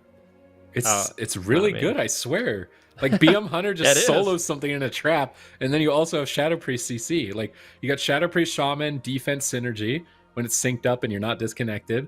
And then you just got a Hunter pumping a target with so much CC. Like, this is probably one of the most underrated comps in the game, I think, at the moment. Yeah, and I guess no one else can really play it, right? There's no other Hunters. Not many. Yeah, there's not many. I'm trying to think of her. Well, because Horizon doesn't have a Shadow Priest, right? Horizon doesn't need a Shadow get- Priest. get- I mean, if get- you have jungle, you do jungle. This is no, like I'm just trying to think of like theoretically if they could, like not like they needed to. They literally just won Europe without it. But I'm just like they're the only team I guess you could potentially that has a hunter. I think really. it's an underrated comp, but it's not a comp worth picking up unless you already accidentally have it. Like Golden Guardians just accidentally yeah. have this comp. It's not like they Yeah. really had to like think about it super hard. It's like Jellybeans is like one of the best hunters in the game. WizKids is one of Yeah. the best shovers in the game. Abster's one of the best healers in the game. So we've got it. I mean, we may as well play it. Whereas like another team, if they're just doing triple alt, it's not worth picking it up in that case, I don't think. Kind of one of the most unfortunate parts, right, about having teams be 4-player rosters is if your fourth player is oftentimes like the best at their class, right? We've got Jellybeans, the best hunter on the bench. We've got, I'm giving you some other examples. We've got like just Blizzo all of didn't these play fourth. today. What? Blizzo didn't play today. Yeah, Blizzo. Thank you. Like I was just like my brain stopped for a second. But yeah, Blizzo on the bench, best warrior. Not able to see him Zuni. play. Gelu, best. Yeah, Zuni. It's kind of sad. So it's good to see things like this happen where they're utilizing their fourth player in a good way too, not just throwing it out there as like a last minute thought. I guess is what I'm trying to say, Zico. Yeah, I think that is what you're trying to say. And I think what WizK is trying to say is give me a little bit more time right now because my internet's not Yes. enough. Oh, I think yeah. that's why we haven't gotten into a game just yet. So it's definitely a wise choice here, I think. Make sure everything is working nice and correctly here for the Golden Guardians. And for Unitas, I mean, they kind of got they got an extremely lucky break there. For them, they had a chance now to feel out the matchup. And let's be honest, it wasn't looking good for them. So now they actually have a chance here to just make sure that, okay, this happened. This was really bad for us. What are we going to do about it? How are we going to change things up? How do we want to approach this matchup? And exactly what is our win condition going to be? So for Unitas, this is basically the perfect situation for them to be in. And for Golden Guardians, I would say if the comps play out like this, it looked good. So if we get a couple of games sample size, I think we can safely start predicting them to go to the finals like Super Tees, but we'll see. It's just gonna be the meme. Does for my the rest of the prediction day. get like a what's the word here? Like a veto Sticker? pass if he DCs like and can't play? Like I feel like it's not. I couldn't predict he was gonna Nope. DC. Like You should have known. Yeah, you should. Yeah. You should have known. It counts. Predictions are all encompassing of any situation, Sid. Okay? It's Oh, man, literally it in would the have been rules so that heads players up are if I had responsible just for their own guessed that he internet, would do okay? Yeah, but I think you guys are definitely right. Golden Guardians using their delay timer. A really unfortunate situation to be in, of course, when you see players run into that. So hopefully they can get that worked out. But in the meantime, we did get an opportunity to take a look at the team stats. And also, speaking of stats, the last time that these two teams did face off against each other was actually Golden Guardians that was able to pull off a victory. That was a 3-1 series. So I my hope prediction's we get to not see that this. off. Yeah, it's not. It's not that off. We'll see. We soon shall see if Sid is right in that. But yeah, hopefully they can bounce back and prove themselves just a little bit more, and hopefully WizK gets things figured out. But Unitas Blue did take that first victory, so we'll see if they clean things up. But Unitas Blue, I mean, that's another story that we can talk about a little bit, is like they were kind of a newly formed team. They didn't really do all that well with their previous roster in the last season. And it's just like everything has clicked and everything has fallen into place for this team, Unitas. They've really sort of started to come into their own. Things have started to click for them, and we're seeing really good success with this team for this season, Super Tees. I mean, the players that flew under the Unitas banner basically all kind of went to the wins Left. and separated. I think Aiden Yeah, it's just Aiden. is the only one. Yep. Like nuked Smexon and Born Good, like this completely new team flying under the Unitas name, coming together. They came through the how am I spacing out on how to say that word? It's been a long day. Regulation Cup, is that right? Relegation. Yeah, Cup, relegation. which was like the last ditch effort. Like if you want to get into this circuit, you got to win this one tournament, and they made it through that tournament as a new roster. They've never played together for any long-standing period of time competitively, so coming together as a completely new set of players going up against veterans, right? Like Method and A. Yeah. Now they're long-standing veterans in my mind. They used to be the newcomers. Cloud9, old school, like, and then Golden Guardians have been around forever as well. So WizK's in here. Let's hope that the Golden Guardians can hold it together because they were dominating that last game. All right, let's see what they can do. For the side of Golden Guardians, it's all about Absurge and WizK surviving as long as they can, allowing Jellybean some time to actually set up these traps. So Blessing of Protection, Borngood is trading out an early Blessing of Protection on the Intimidation stun, so Jellybeans can't get the trap. Can he get it anyways? Let's see if he gets a trap. A bit of a disaster here for Borngood. What is this damage? Specs in incredibly low. Massive damage coming in from WizK and Jellybeans. And you expect anything else from Jellybeans in this match, let's be honest. Borngood didn't have to trade up the Trinket or the Divine Shield just yet. Smexin manages to hold on, so not a bad start here for Unitas. Yeah, definitely a little bit better than last game. And you're going to see now Smexin looking for his target. WizK is going to be the target. Absturge in a hand of justice. Now here comes the Stormbolt. Here comes the damage. Do they have the damage to back it up? Absturge immediately responds here with the Ascendance. And he's got the Unleashed shield there on the ground, reducing a lot of that damage and healing that Smexin's going to be doing. WizK, though, he gets wind sheared on Shadow. This is a dangerous situation for WizK. Blinding lights coming out here onto Absturge as well as WizK. But it looks like they are going to be fine for now. That triple. Double tap coming out. Big damage coming out. There's a full freezing trap. Borngood immediately is going to use that Divine Shield. And I think one or two more setups for the Golden Guardians, and this is going to be the game. Yeah, they've got Trinket Link, still Dispersion, Greater Fade. They're in a great spot. Smexin's falling behind. Double Fear on the DPS, trying to punch down Smexin in game number 2, dragging him back into that Unleashed shield. But here comes a Stormbolt. Shackles, don't disrespect or disconnect on the Shackles here this time around. WizK stays alive through it. Greater Fades, needs to get out of the Spirit Bastion. He didn't get out of it with the Greater Fade. He gets pulled back in for a moment, but there's another full trap. That's the wall out from Smexin. He might just die through the wall. Jellybeans is tearing in game number 2. Borngood has the Blessing of Protection. They purge that off immediately. Borngood gets in position for crowd control, but there's so many answers, and they unleash water the shield here. Smexin can't stay on target. Stun onto Borngood into a silence. Smexin could easily fall in game number 2. He drops the Chain Harvest, trying to recover. Borngood Fleshcraft immune to freezing trap. The only Necrolord Paladin in the game, getting some value, but he's falling behind. Avenging Wrath activates, clutches out a couple of big heals. They force Dispersion from WizK and the Trinket from Absturge. I think this mistake could cost them the game. WizK is so low, they dropped Spearling Totem on the Spirit Bastion. They killed it before Absturge could get inside of it. Unitas Blue are clawing their way back. Jellybeans is trying to deny it. Full stun, double fear. Can he get the trap? Full freezing trap. Who's gonna fall first? Smexin or WizK? WizK goes, or Smexin goes down. Golden Guardians tie it up.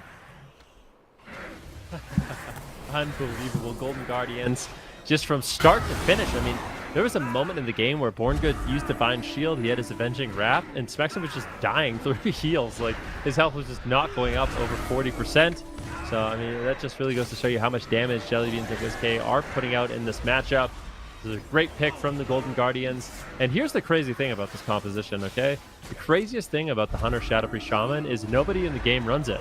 Nobody plays it, so you don't get to practice against it. Golden Guardians basically gets to come up with a plan, and Unitas Blue is kind of just like, okay, well, what do we do? Because, I mean, they're eating lots of crowd control, and I'm sure they're not used to it. If they had a lot of reps in against this comp, it could be different, but this kind of surprise curveball coming in from Golden Guardians, definitely paying off. Yep, absolutely. This was just an insane composition here, and every single time I'm skeptical towards the Shadowpriest Hunter, but every single time it just surprises me how well it works for these guys. So I'm happy to see that they're bringing it in and they're bringing it back. And for Unitas, I'm not sure what their answer is going to be, but we are going to take a look at the replay. I mean, this was a close game. It felt like it could have gone either way, but just the amount of pressure that they had on the side of the Golden Guardians every single time they got those traps, it was just, I mean, even now, like when Borngood, he's just trying to recover Smexin here. He's trying to power him up there with the Avenging Wrath. And WizK runs away here with the Dispersion, runs away all the way to the opposite side. And then, of course, here WizK getting absolutely clapped. But Absturge trading out the Spirit Link Totem, the Unleash shield as well on the ground, that big water blobby thing there. And then they get the Fear, they get the Stun Trap there. And there's nothing Smexin can do other than go offensive. They got the Sharpen Blade. And they almost had enough damage to take down WizK there, but it just wasn't enough, and they're able to get the win. Golden Guardians 1-1 now, tying it up with that game number 2 victory. So Unitas is gonna try and clap back, get themselves on match point. Obviously, they want to be winning this game number 3 to be able to do that. So do we think that they're gonna adjust their strategy as we head into game 3, Sid? I'm trying to think if they would change their comp. Like, Born Good's not going to play anything other than Paladin. I think that would Paladin, I guess, isn't that bad for the matchup. You have like lots of crowd control breakers. I think maybe going after the Shadow Priest isn't the move. I think maybe going after the Hunter. Then you got to deal with Feign Death. I don't know. I feel like this is actually really hard for Unitas as Turbo. I'm trying to think what else they could play, because this comp was kind of first crafted to beat Warrior Mage, which is the other main comp for Unitas. I don't think they want to lock a Fire Mage into Roar Sacrifice and Double Purge. I don't think that'll go over too well. But this Unleashed Shield talent that Absterge is playing, if he times them well, it just puts a puddle on the ground, and it's basically just massive damage reduction. And so WizK is very stationary, so he gets value out of putting that little circle on the ground to reduce the damage of the Warrior and the Enhancement Shaman, and it's just crafted so well. Jellybeans is just pumping out damage in the backline, landing crowd control and cooldown, basically, and it seems really tough for Unitas. Do you think Windwalker? Do a Windwalker Warrior. That would be better. Yeah.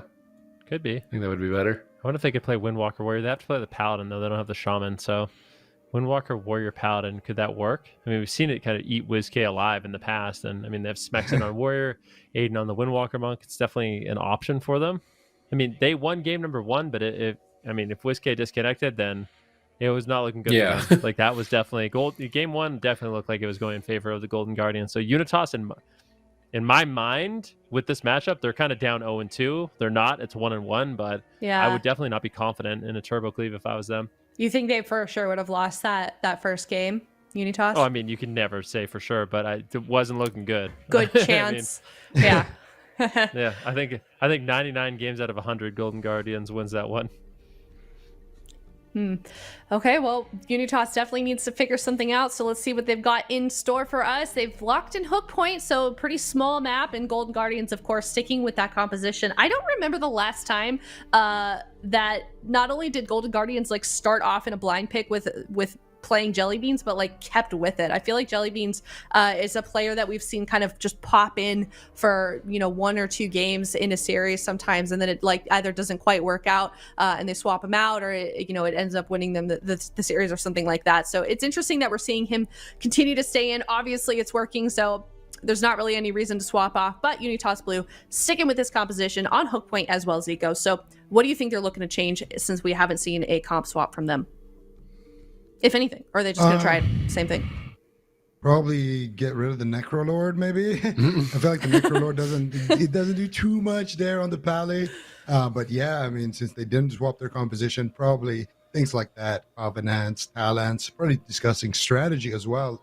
Are we going to go after WizK? Are we going to go after the Jellybeans? Are we going to go after the Pet? There is definitely some options there, and that's the scary thing about Shadow Priest Hunter, right? Because we already talked about it a little bit, but nobody runs this. So it's not like, like even if Unitas comp has like, a counter, like if the meta evolves and it ends up with Turbo countering them, there's no way Unitas can know what that answer is right now, because they need to experiment. They need to actually try out the different strategies. So for them, it's going to be a rough one, but they can definitely make some adaptations with their actual character and at least take it from there. Yeah, if you guys want to keep an eye on that, you can go to the description down below. There's a link to the gear, or you can go to awc.gcd.tv, I think, and you can check out the gear or exclamation gear in chat. There's a lot of options, and you can get all of that lovely information. But we're going into game number 3. It's Hook Point 1-1 currently. Let's see what Unitas decides to do in terms of adaptation to Golden Guardians win. All right, see on a small map if they can connect the damage they need to win here. Smexen on that Enhancement Shaman. Love to see Jellybeans coming out of the Golden Guardians. He's playing on point today, ready to carry with the pressure. He needs to pull off 2 more wins for his team. Born Good with an early Blessing of Protection, but Smexen falls behind. An immediate strike of damage. Is this going to be a KO? We're not even seconds into this game. They're trying to blast back, but Smexen is still struggling. He drops out the Chain Harvest, but he's still low on health. Even through Avenging Wrath, even through Astral Shift, he's managed managing to barely scramble himself back up to full health at this point, trying to take out WizK in a pummel. This is definitely one win condition, is interrupting the Shadow Priest, but Jellybeans is absolutely a terror in game number 3. Smexen is not stable at any point. If a freezing trap is going to land here, it could be a KO. There's no sacrifice. There's no trinket. Smexen pops Ascendance. He's trying to get aggressive and avoid that whirlpool on the ground, but he's not finding too much damage at the end of it. Borngood sits through a freezing trap. They drop Spirit Bastion, trying to KO WizK. Borngood's trying to move in aggressively. They land a full fear onto Absterge. Nice dispersion by WizK for the fear. I think it's a fair trade, but they get a full Hex. They could take WizK out here. No trinket. They need this win right here on WizK with the crowd control on Absterge, but they don't manage to find the kill. And that freezing trap is up. Smexen is isolated. WizK comes out of the stun. If they get Smexen down in the Shadow Word Death range, he is certainly going to be KO'd by a kill shot and a Shadow Word Death. He's in KO range. Borngood moves in. Huge heal from Smexen with that healing surge, dropping a grounding totem, trying to break up the crowd control. Borngood is finally free, trying to proc an Avenging Wrath, but Jellybeans is all over him, waiting for the next freezing trap. Yeah, I mean, when he lands it, it's going to be a nightmare situation. Borngood's going to have to immediately Divine Shield, and he does. Smexen could just die through it. Borngood's doing everything he can, just spamming out heals, Blessing of Protection, overlapped as well. Smexen, if he has to trade the Astral Shift, I mean, it's going to be good night. But WizK, in the meantime, also taking a huge amount of damage. He's got the Void Shift, but it's ultimately Smexen that goes down. It's unbelievable. I mean, Borngood is trading out his Divine Shields, he's bombing in heals, he trades out the Blessing of Protection. You would think Smexen would be okay, but nope. Jellybeans and WizK just tearing in, and they drop him. At the end of that game, Smexen had some cooldowns, but it's like, you do not want to have to overlap that hard. Do not bench the beans. Do not bench the beans. Do not bench the beans. Okay, you heard it here. Do not bench the beans, says Supatees. Golden Guardians 2-1 now. They are on match point, and Unitas is facing elimination. It would be a sad way to go considering the amazing season they had. But let's take a look at game number 3 here.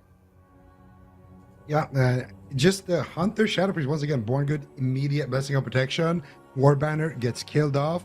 WizK patiently waiting, gets the Psychic Scream, Trinket from Smexen, and then they get the Shackle here. They almost kill him in the opener here. They get the Astral Shift as well from Smexen. They got the Trinket, they got Borngood's Trinket, and a Blessing of Protection. So they already got an insane opener. And then here, of course, is the more later moments in the game. They get a stun onto Smexen here, almost takes him down, saved by the light procs.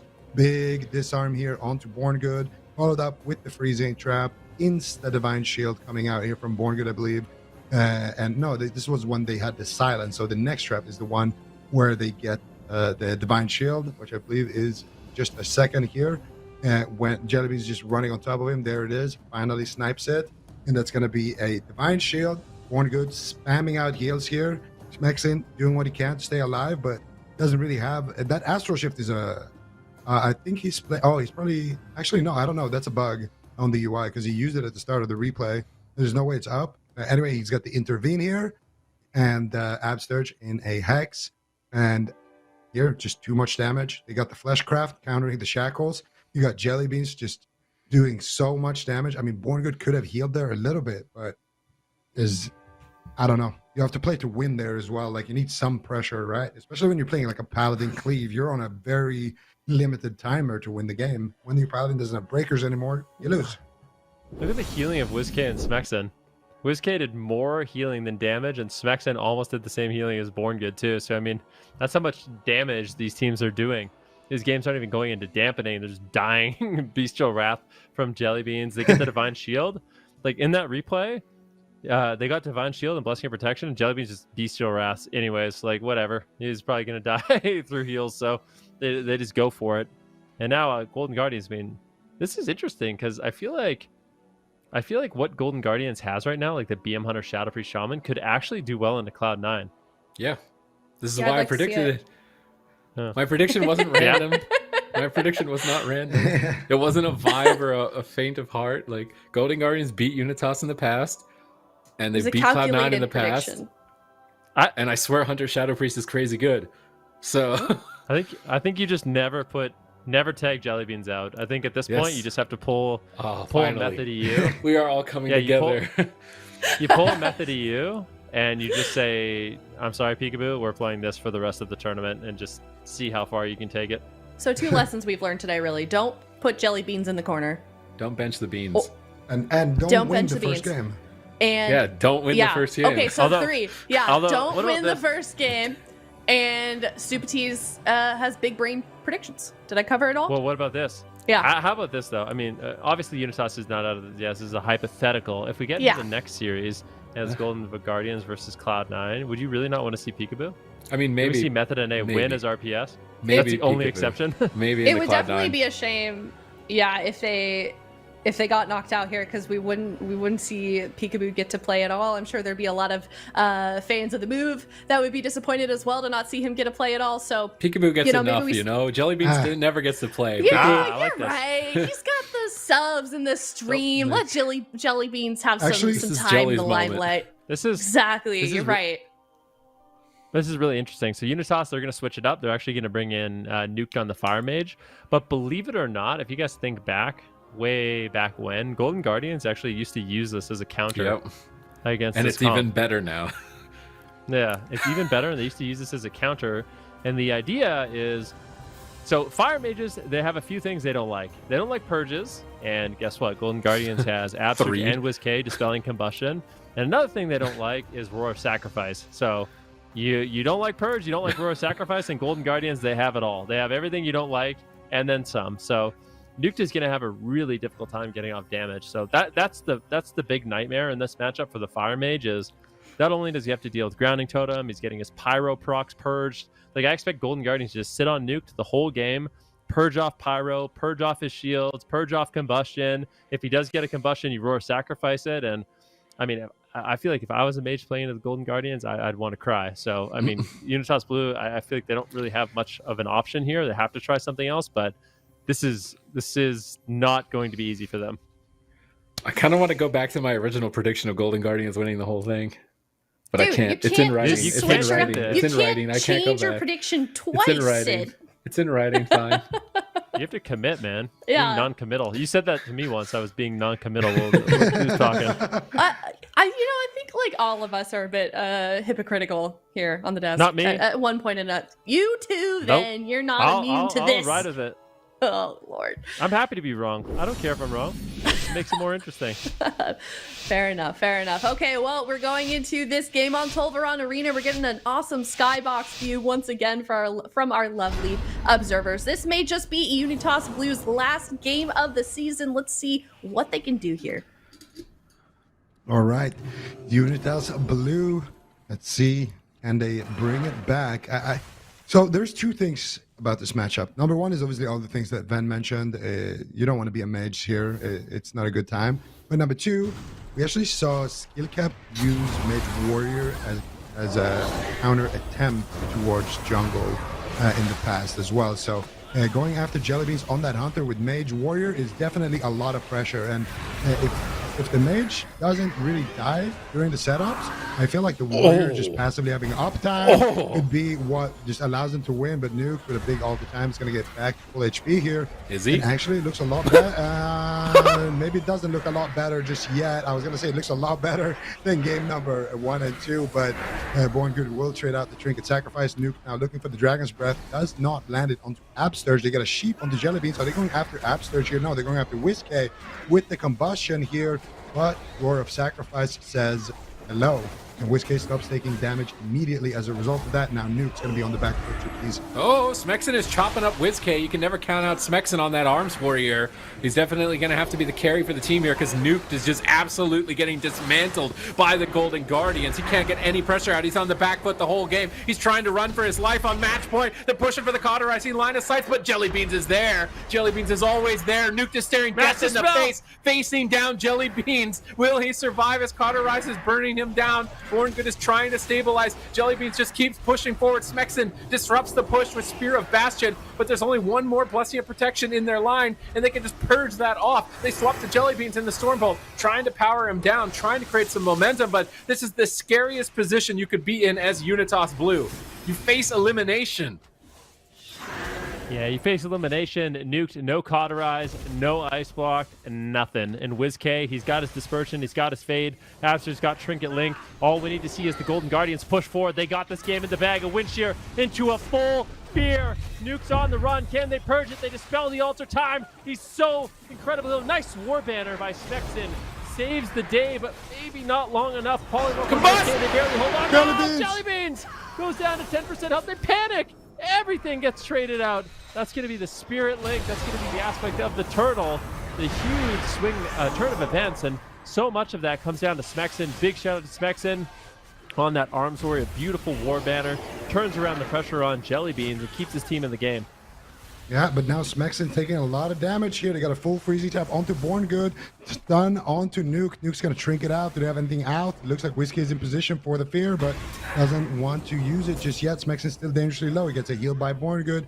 Born Good here around the corner now. Going for a big heal here onto Nuke as well. Able to stabilize his team. Whiskey now Goblin Racial away from the fight. Trying to drag Smexen out. Smexen's going to be the main target here. It looks like Whiskey and Jellybeans just poking Smexen a little bit more in line of sighting the mage right now, because Nuke is just super defensively positioned. If Nuke doesn't push in for a sheep, they're just happy to hit Smexen here and drag it out.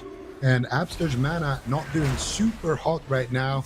Whiskey still kind of low. Sharpen Blade onto Whiskey. He ducks around the corner. Nuke now commits the combustion onto Jellybeans, and that's going to be an easy roar of sacrifice for Jellybeans. Now they could go back though onto Whiskey. Whiskey gets pinned up by the spear, but he does have the greater fade, the 2 line of sight, the remainder of that combustion. Actually going after the pet a little bit with that. And now side feed onto Nuke. There's a full stun. They have nothing. Born Good is got to be the one who trinkets here. Potentially. War Banner. Is it going to be enough though? They get the silence here onto Born Good. Nuke still dangerously low. The stun onto Born Good, but he might get away. But he will trinket and trade out the sacrifice. And now it is time for Unitas to get aggressive, Sid. Yeah, they're going after Jellybeans. No Trinket, that panic earlier. This could cost the Golden Guardians in game number 4. Crowd control down on Absterts. They're chasing down Jellybeans, but Nuked can't get there. It's just Smexen on Jellybeans. Can Smexen solo out Jellybeans here? He drops the Spear of Bastion, and I think Jellybeans is running a damage legendary, so he doesn't have the Feigned Death to get out of that. They mind control Smexen, trying to pull him away from Jellybeans, trying to set up for the win. Next Freezing Trap could still be the game. 19 seconds away from an Ice Block. And they've interrupted Nuke, but they're not going for the kill just yet. Void Eruption from WizK, setting up for massive damage. Roar of Sacrifice onto Jellybeans. They want to get aggressive, but they haven't gone for any crowd control on Born Good just yet. They're still waiting for their moment, but I don't know how much longer they can wait. Abster just struggling to heal Jellybeans through Smexen. Jellybeans is trying to push forward. Nuke line of sights with all their time. He's not going to be able to stay on him. They have to pull away from the push. Good kiting from Nuke in that position. Smexen charges over to WizK. Doesn't want to chase Jellybeans behind the pillar. Jellybeans is setting up massive damage. Bestial Wrath, on-use Trinket, going every cooldown in the spellbook to kill Smexen behind the pillar. Is Smexen ready for this hit on match point? He's on the run, trying to duck for cover, running the pets into the Ring of Frost. Good positioning by Smexen, avoiding a lot of damage, but he's still taking follow-up damage afterwards. Chops the Siphon. Here comes the combustion. Smexen gets mind controlled on it at low health. Counterspell interrupts the mind control. They're trying to kill Siphon. Born Good is struggling on match point. So little mana remains for him. Fortunately, though, Ice Block is off cooldown. Nice Spirit Bastion pins Jellybeans. Smexen goes in battle stance. Big Warbreaker hit. How much damage can he get out here? Needs to kill that Healing Tide Totem. He's not going for the Healing Tide Totem. That's going to get some value. Maybe he one-shot it. Just took time for it to delay. Absurge in a full poly. Mass Dispelled into a full blind. Amazing blind by Born Good. Now pummel on WizK into another polymorph. They're pushing to kill Jellybeans. Unitas are not going down without a fight. Yeah, Jellybean's so low right now. He's got the sacrifice and the aspect of the turtle. Abster's going to be dropping down that Spirit Link Totem. Jellybean's really, really fast right now, moving forward. Trying to take down Nuke. He still has his Ice Block, but Born Good's almost just tapped on mana. Same time, we're seeing Unitas Blue. Last-ditch effort here over onto WizK. MD! So low! They Mass Dispel the Ice Block. He's got Cauterize coming up in 10 seconds. He just has to hold on 10 seconds. Born Good tries to buy him that time with a sacrifice. Purge is coming in. WizK! Sniping some damage at the same time. WizK gets low. Forced into dispersion. Nuke just so low. Everyone could just die. Jellybeans gets the Feigned Death off a massive shield. Abster has to connect some heals. Where's the sacrifice? Sacrifice coming in way too late, or not at all. I don't know if his pet was crowd controlled, but Nuke manages to reset his combustion and get off just all out damage. I don't even know if there was crowd control in Absurge at that point of the game, but what a crazy game number 4. I mean, every single game today has just They're gone still the playing. They're distance. still playing. He's got no trinket. Yeah. Oh my God. No trinket. 2v3. 2v3. They're proc the wild seed. Can Whiskey kill the wild seed? Whiskey's gonna go down. He's trying to kill the wild seed. He's in the stun. He can't kill the wild seed. It's just a spell of man. Whiskey sits through a full stun. He can't kill the wild seed. That was so close.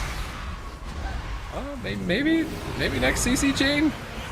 Are they still gonna play this? Yeah, out? Morgan is out of mana. They could potentially take this. Can they get the damage onto Nuked here? You got the sheep here on to Absturge. Whiskey in a stun though. No dispersion ready. No trinket ready. No outs for Absturge.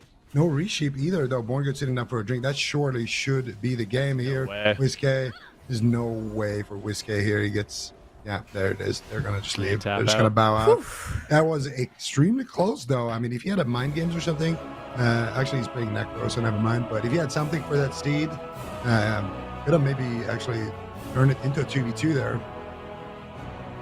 Oh my gosh, that was intense. Not the end of the world, however. We are tied up now, so we're going to go to a game 5, and that just continues on in this pattern that we've had for every single game today. We're continuing to go to game 5s, and I think that's very indicative, Supatis, of just how much effort these teams are putting into these games.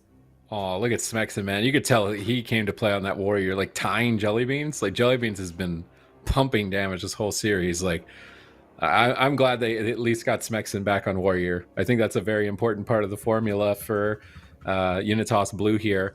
But still, that was way too close. Like, it almost died 2v3. I almost think if the Golden Guardians just play a slower game and don't have those panic moments, that they could just win on mana. Like, who cares about overextending for a trap? Just do damage. Like, it seems like they can just push somebody over without even going for crowd control. I think playing a safer game on their part might be the better move overall. Just focus on countering the spears, countering the combusts, and play defense. But like, this was earlier on in the game. I think this is when Nuked was just getting absolutely mashed, like ice block on 1%. Think about this situation. He mass dispelled on his ice block, and I think it's Smexon that saves him. He like Spear of Bastion's Jellybeans around the corner. But then, was this before or after the thing that we just watched? I feel like we're watching the same thing from a different point of view. So no block, no cauterize. There's nothing here really for Nuked. Like, he's dropping Dragon's Breath. He's desperate. War Banner from Smexon comes in, doing whatever they can to stay alive. Like, and this is where the blowout happened, I think. Yeah, Turtle and Spirit Link.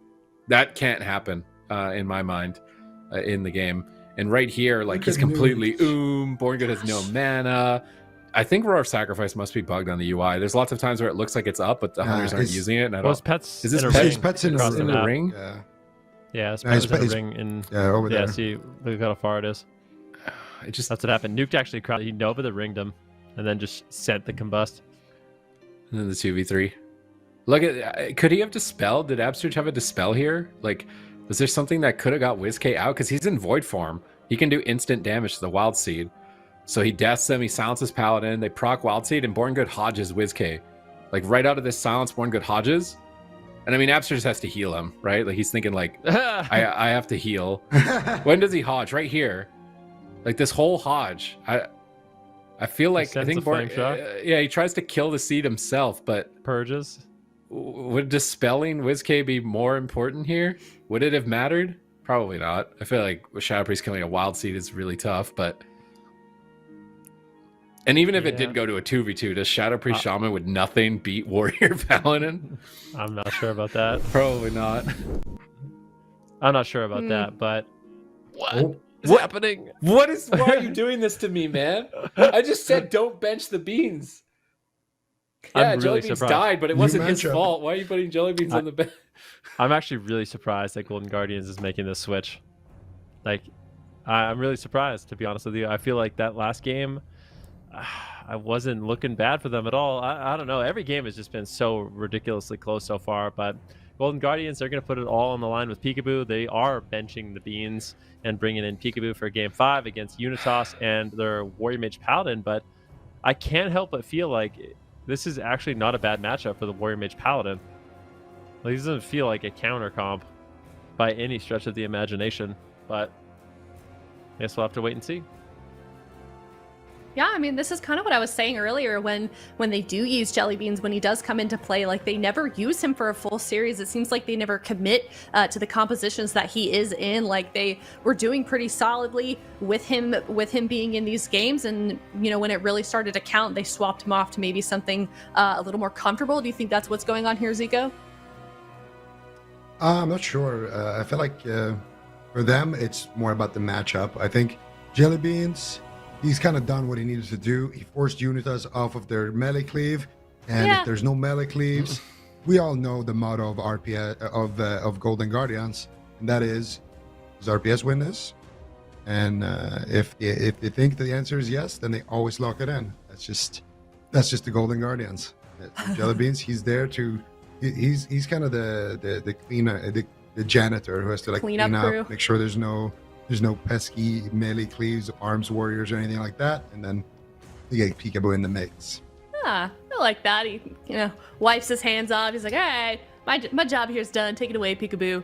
So let's hope that that comp swap works out for them, or we're going to see Unitas win this series. But as a reminder, Chad, this is an elimination round. We are going to game number 5, which means that the winner of this will be moving on, and the loser is knocked out of the tournament and will end up in 4th place for the North American region for AWC Season 2. Let's see who the winner is here for this next game, and the winner of this series on Tiger's Peak. It's Golden Guardians versus Unitas Blue, game number 5.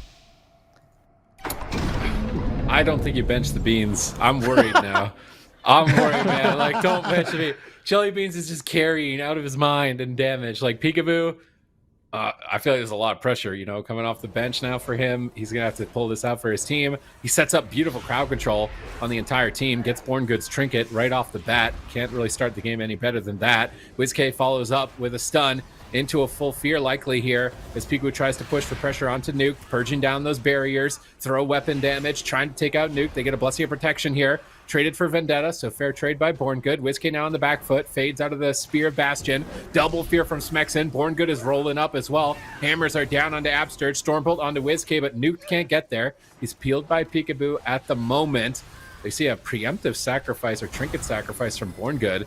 They were just anticipating some damage there, but he's not running the ultimate sacrifice, I would imagine, to throw it out like that all willy-nilly. Both teams begin to stabilize. Feels like there's maybe a slight edge to the Golden Guardians at the moment, but it's only slight. Yeah, I mean, let's see what the Golden Guardians can do here. They get a Psychic Horror on Born Good and Kitty Shot on Nuke. Nuke's getting low. He gets wind sheared, trying to run away, but Peekaboo's all over him, drops a smoke bomb, but don't know if I like that one. Nuke's able to just immediately shimmer out of it. There's no stun to follow it up. Maybe just trying to bomb a heal or something like that. Nuke gets Blessing of Protection. Nicely done there. But now there's no Blessing of Protection for the Vendetta threat that's coming up in about 20 seconds. At the same time, big Combustion and Spear of Bastion on WizK, but it gets a Mass Dispel on Absturge. And now, as a result, Unitas Blue is going to lose a lot of their pressure, and Nuke's going to be forced to run away. He's behind the pillar right now, incredibly low. Born Good gets caught into a fear, but Nuke with a beautiful alter time gets himself back into the fight at full health and completely destroys Golden Guardian's setup.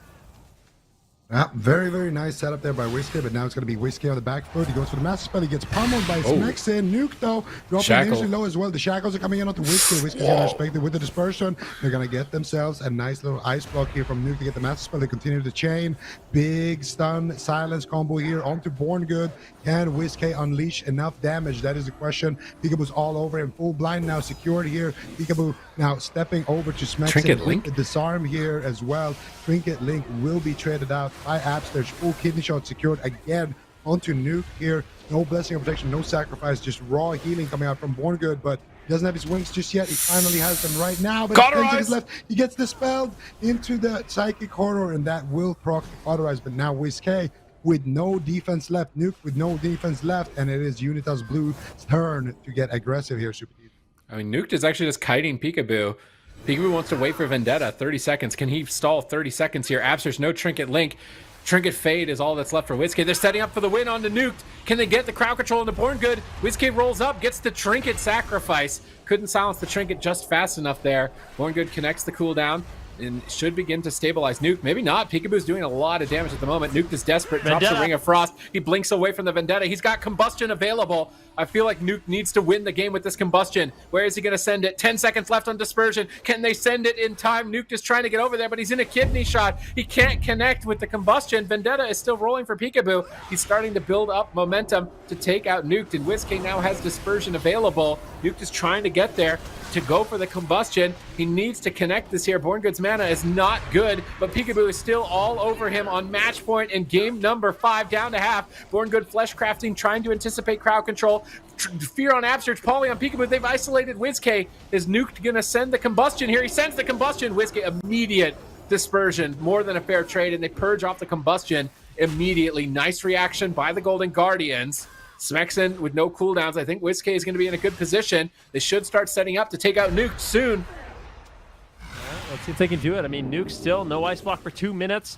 Peekaboo has been all over him. Beautiful altar time once again. Nuke uses altar time, but he's in a silence. And there's nowhere to run, nowhere to hide. The smoke pump comes in for Peekaboo. Golden Guardians looking to eliminate Unitas Blue. Born Good with his avenging wrath and defiance tops him off. And they managed to hold on, but they are running on fumes. They got nothing. Kidney shot onto Nuke.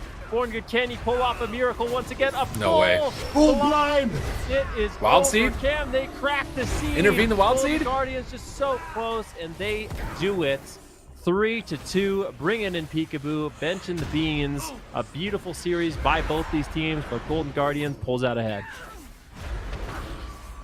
Phenomenal work here coming out from the Golden Guardians. They knew exactly what they needed to do. They had a very unfortunate start, but they're able to bring it back here and win with their infamous rogue Shadow Priest Shaman.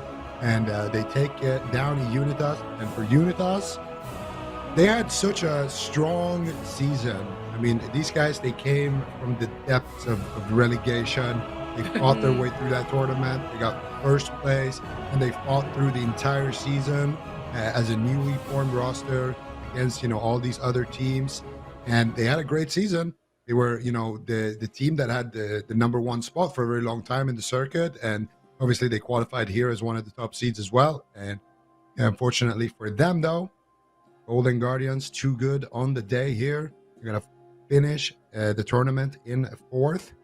Which obviously still is a very, very good season for them, but maybe they would have liked to just win at least one more series here. One more game would have done it. And of course, these are the highlights from that game. Very action-packed. You see already 2 minutes in, Born Good, no Divine Shields, no CDs left, pressure everywhere onto Nuked here. And also, you got to give Unitas some credit as well with the counter pressure they had, actually.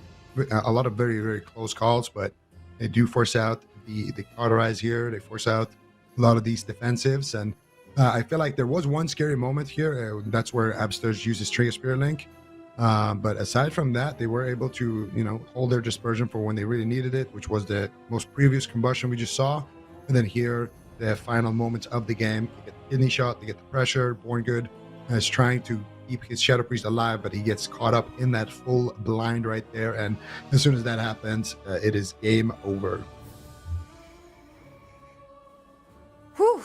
Yeah, I mean, you're definitely right about that one, Zico. Unitas had an incredible season. They really did kind of rise to the occasion. It's sad to see them go so early on in the tournament, but I really do hope that they are proud of themselves as individuals and as a team as well. They're going up a team against this team, Golden Guardians, that has a lot more time spent together playing in a competitive environment, playing in these tournaments together as a roster. That's not to say, of course, that Unitas is inexperienced, but they are newly formed, like Zico already mentioned. So they've got that going for them as well. So Golden Guardians, well done to them. It went to a game 5. They didn't win the blind pick, and that solidifies my theory of not winning the blind pick.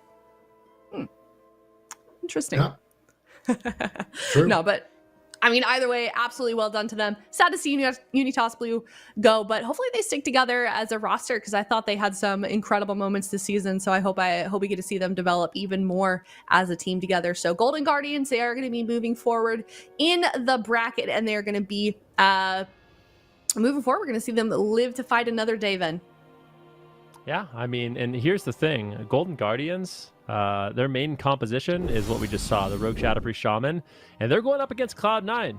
Cloud9 got dismantled by Method NA playing nothing but Rogue Shadowpriest Shaman every single game. So, I mean, if Golden Guardians can play it as well as Method NA, which I think many people would expect, unless Cloud9 has figured something out, I feel like Golden Guardians has a really good shot in this one to make it all the way to the finals against Method NA. Would be really interesting to see, but they still have to get through Cloud9. Cloud9 has had a day to kind of recalculate and, go through the VODs, see what went wrong against Method NA, maybe come up with a new composition. So they're definitely going to be well prepared. We'll see if Golden Guardians is up for the challenge. Yeah, you can bet. I mean, Cloud9 is the team that is really always well prepared, always willing to adapt in difficult situations. So I think no matter what Golden Guardians is going to throw at Cloud9 in this upcoming series, Cloud9 is going to be having a tremendous performance. So I'm excited to see this one get going. Cloud9 versus Golden Guardians coming up next. We're going to head to a break, and then we will be right back. Hello, everybody, and welcome back. We are now in our second series of the day in our North American region. If you're just now tuning in, we just saw Golden Guardians face off against Unitas. Unitas got knocked out of the tournament, and now Golden Guardians is moving forward in the lower bracket, and they're going to be facing off against Cloud9. And how do we think Cloud9 is going to do here, Zico? Well, I feel like this is a matchup that Cloud9, they usually win it, but sometimes it just Golden Guardians just show up and 3-0 them, you know? We've seen some interesting strategies in the past, the Golden Guardians kind of just AFKing behind a pillar until deep dampening and then going for a big all-in. We've seen a lot of strategies like that. I feel like this is one that really could go either way, but if I really had to go either way, I would probably go for Cloud9. Yeah, we'll definitely have to see, but I mean, you're right about Golden Guardians. I feel like they're like pretty consistent in terms of like their win-loss ratio, and then when it really counts, when the pressure is really on for this team, for whatever reason, Golden Guardians just pulls something out of nowhere, Zico, and they get those victories. So maybe we see that happen once again. They had a pretty solid series for that last one, and they're going to be riding that momentum as they head into this series against Cloud9, Supatis.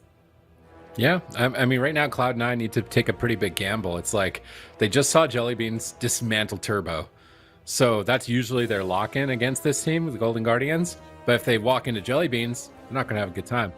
But if they do Warrior Mage Paladin, that's probably not good into either of them, to be honest. Not that good into either comp, Rogue Shadowpriest. So I think Cloud9 need to play something different here.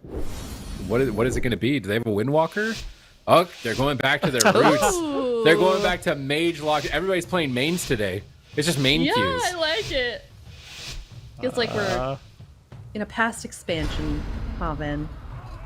All right, well, let's see if this one plays out. Now, here's the thing, okay? Cloud9 did not lock this in against Method NA yesterday, so they obviously are not super confident in the matchup, but it could be one of those things, just like we saw from Method NA, where it's like, you know what? None of the matchups feel that great. Let's just try to outplay. And I think that's what it comes down to. Just play what you're best at. Play what you have the most practice with. Try to make something happen in kind of the face of adversity. And we'll see if they can do it.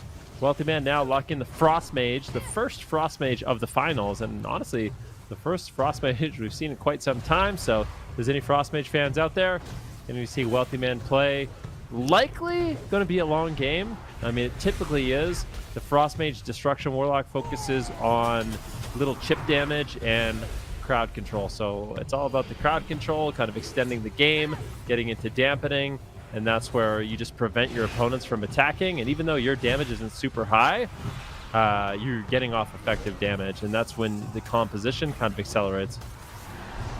Yeah, and we're going to see Chan on that Destruction Warlock here, going for a few Chaos Bolts. Don't really see Warlocks, period, but a Destruction Warlock as well. It's definitely something that we don't see too often, but Cloud9, of course, absolute menace when it comes to playing this composition.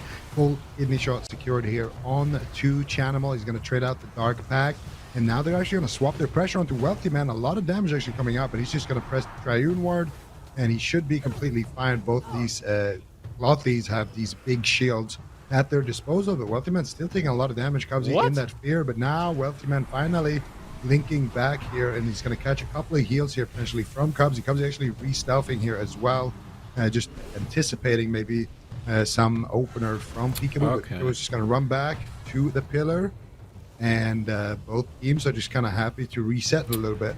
So Chanimal isn't using Dark Soul to win the game. He's using Dark Soul because he knows Golden Guardians will run away if he presses it, and that lets Cubsy drink to full mana. And I think that's a smart move, as this game is going to go into dampening, and it's going to get purged anyways, or at least most likely it's going to get purged. So using Dark Soul to set up drinks to get into deep dampening, I think is the play here for Cloud9. But once you're in deep dampening, are you really favored? I mean, right now the pressure is sticking and there's zero dampening. They already got a block out of the way.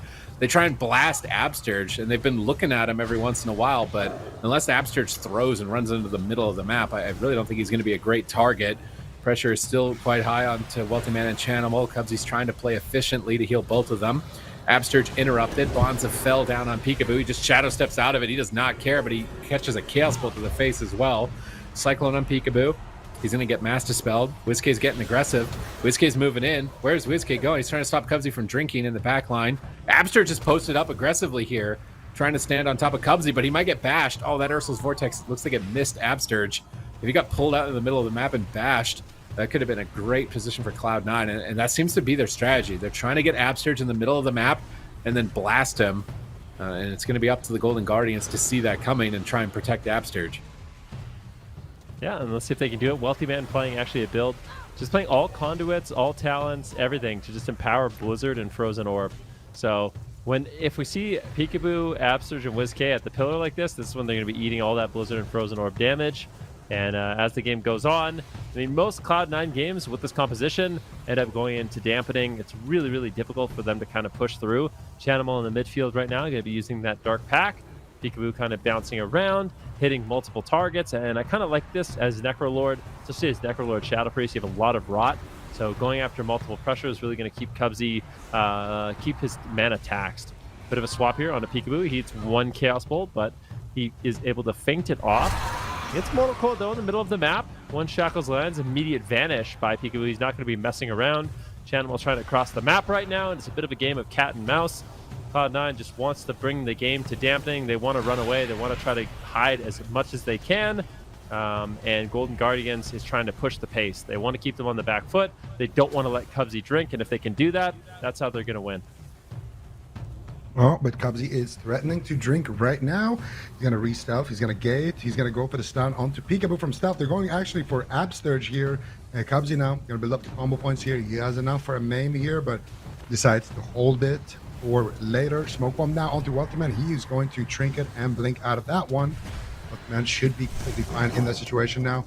And that most danger is gone because he's still in the silence. Shackles still coming out. Wealthy Man actually forced into the second ice block here. Cubsy going to trade out the Nature Swiftness here as well, just to make sure that he gets stopped and he can kind of stop the chase here from the Golden Guardians. Now Cubsy looking for the drink.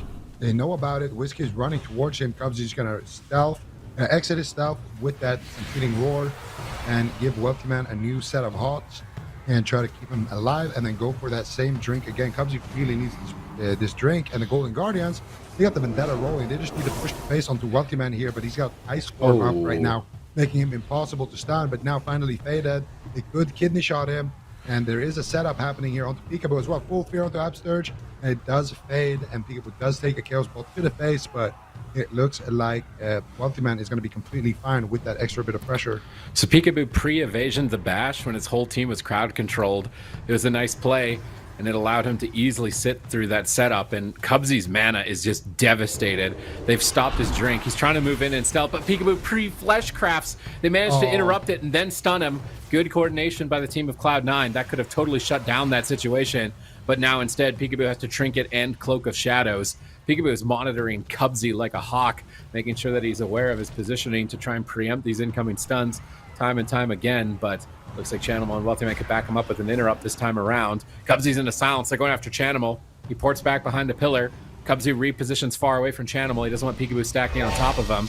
He's constantly rebuffing Mark of the Wild to try and protect from some of the nature damage and some purge protection, but Wealthy Man is just getting overwhelmed by the Golden Guardians. They are dominating Cloud9 right now. A huge mana advantage, a huge cooldown advantage, and momentum is in their favor. They can just ride this all the way to victory, I think. Cloud9 need to set up a miracle drink. They're trying to go for the kill. Abster's trinkets into a fear. Can they kill Peekaboo during this moment? He gets behind the pillar right before that Chaos Bolt Bonds of Fel can connect, but now they're swapping to Abster's. Cubsy's drinking. This is exactly what Cloud9 needed. They were in shambles. Things are falling apart at the seams, but because Cubsy is getting mana here, they still have a chance. Yeah, I mean, Wealthy Man, he's got a nice block, but they can't throw. He is going to manage to get away with his trinket, but right up the trade. Don't trade too late. Whiskey has massive. Ooh, that insta-lock. That was the fastest interrupt ever from Chanimal. I can't believe it. And Wealthy Man might be okay. Gets topped off. Cubsy crossing the map, but he's full mana now. He's got 100% mana. And Cubsy with mana normally means someone's not going down unless there's a crazy amount of damage. With Nature Swiftness, I feel like Cloud9, they're going to be able to hang in there. And this is the point of the game. I mean, not yet. 17% damage is still light. You know, you can still see the surface of the sun. Yeah. You can still see the light piercing through the ocean. We got to get a little deeper, a little damper. 30, 40, 50% is when we're going to see Cloud9 really start accelerating.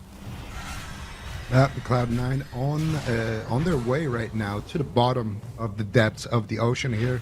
Let's see if they can drag it out a little bit longer. Peekaboo making his assault here. He's got his Cloak of Shadows. They go.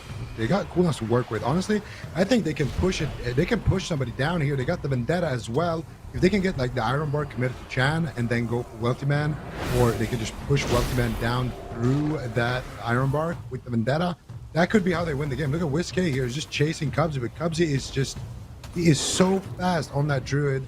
And they are going to stun up Whiskey. Whiskey's going to trinket here. Psychic Horror. Cubsy, he's looking for the fear. Can he get there in time? It doesn't look like it. But they have the smoke bomb. They get the silence. Is it going to be enough? They got the Vendetta rolling, but it's on Chanimal. Chanimal has all his cooldowns. He just trades them out.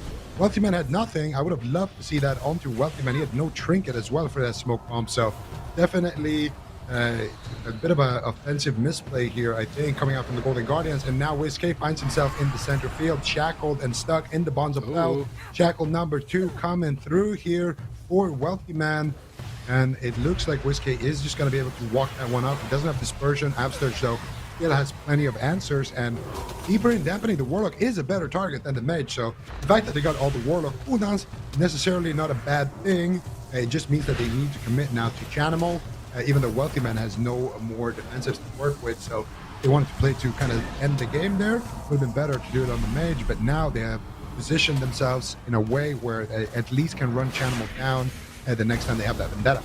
Double Mortal Coil. They're trying to peel. They're trying to stall, get their little chip damage out with the Frost Mage. Free casting in midfield, but Cubsy's almost burned all the mana that he just drank back, and Peekaboo is shadow stepping in for the kill. Vendetta available in 1 more second. They got through Dark Pact for free. Cubsy's Trinket for free. Vendetta is available here. Chanimal on the run, trying to escape. Peekaboo snared in midfield, trying to get back to his target, but Chanimal has a loaded gun. He's going to pop Infernal, double Shadow Fury. He's got Dark Soul. He's going for the Dark Soul. Is he going to get a Chaos Bolt with this, or is he just trying to scare them away? He gets purged on his Dark Soul.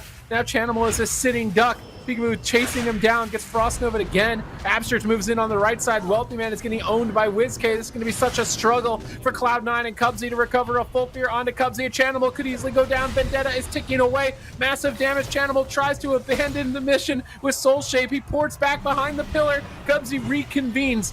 He gets a big heal here onto Chanimal. That was insane positioning by Chanimal to survive throughout that threat, but now they're swapping to Wealthy Man. Big heal has to come through from Cubsy. He's trying to heal 2 targets with like 20% mana, 35% dampening. This is going to be the biggest struggle for Cloud9 in this series. Cloud9 just has no damage. That's the biggest problem in this match. They just can't kill anything. I mean, Chanimal is doing an unreal job with his positioning and his kiting, with his portals, his gateways, with everything in order to survive, but they just don't have any damage out whatsoever. And Chanimal's just dying once again. He's behind the pillar. He's rotting down. He's got the Dark Pact. Cubsy gets crowd control. This could be it. Game 1, potentially for Golden Guardians. Chanimal holds on. Unending Resolve overlapped with Ironbark. The silence is still there. People connect. That grip. Shot. He's going to die through all his cooldowns. 39% dampening. I'm going to say it. Magelock Druid is not the answer. I don't want to see Cloud9 play this again. They need a monk. They need Snuts Monk. That's what I think. Yeah. It's time to bring up the Snuts Monk. Man, if you would ask me a year, like in BFA, if we'd ever see this situation happening, Cloud9 losing to Golden Guardians playing MLD, I would say no shot. But here we are, Golden Guardians taking that victory. But yeah, I'm curious of your guys' thoughts on what Cloud9 does next. No Frost Mage. Yeah, no, dude. Frost Mage is not. No Frost Mage. Nope. Never again, please. Nope. Oh man, rough. That's rough. Okay, well, let's break down that game number one at least first. I mean, is that really how we can just Frost Mage went down? We're going through the slow-mo. This isn't bugged. Okay, look at the master spell from Whiskey gets interrupted instantly. Look at this Chanimal here. Look at Whiskey, Whiskey. as you guys can see, Kamzi is in a full fear here, right? I was in a full fear. If they get this MD, it's What? over. Chanimal land that, dude. Okay. I swear. So there's two things that happen. Sometimes you have to. So I don't know. Where's Chanimal right now in the Midfield. In the middle of the map. You no, play not with in the middle of the map. I Destro. mean, in the world, what's his latency? Oh yeah, no, dude. He's in I swear. France, right? I swear there He's was in one Europe. game I played against Chanimal in WoD in a tournament, and I was playing a Warlock. I know that sounds weird. It was the worst game I ever played in my life against him and Rosita Jones. They landed every single counterspell instantly. It was impossible to fake them.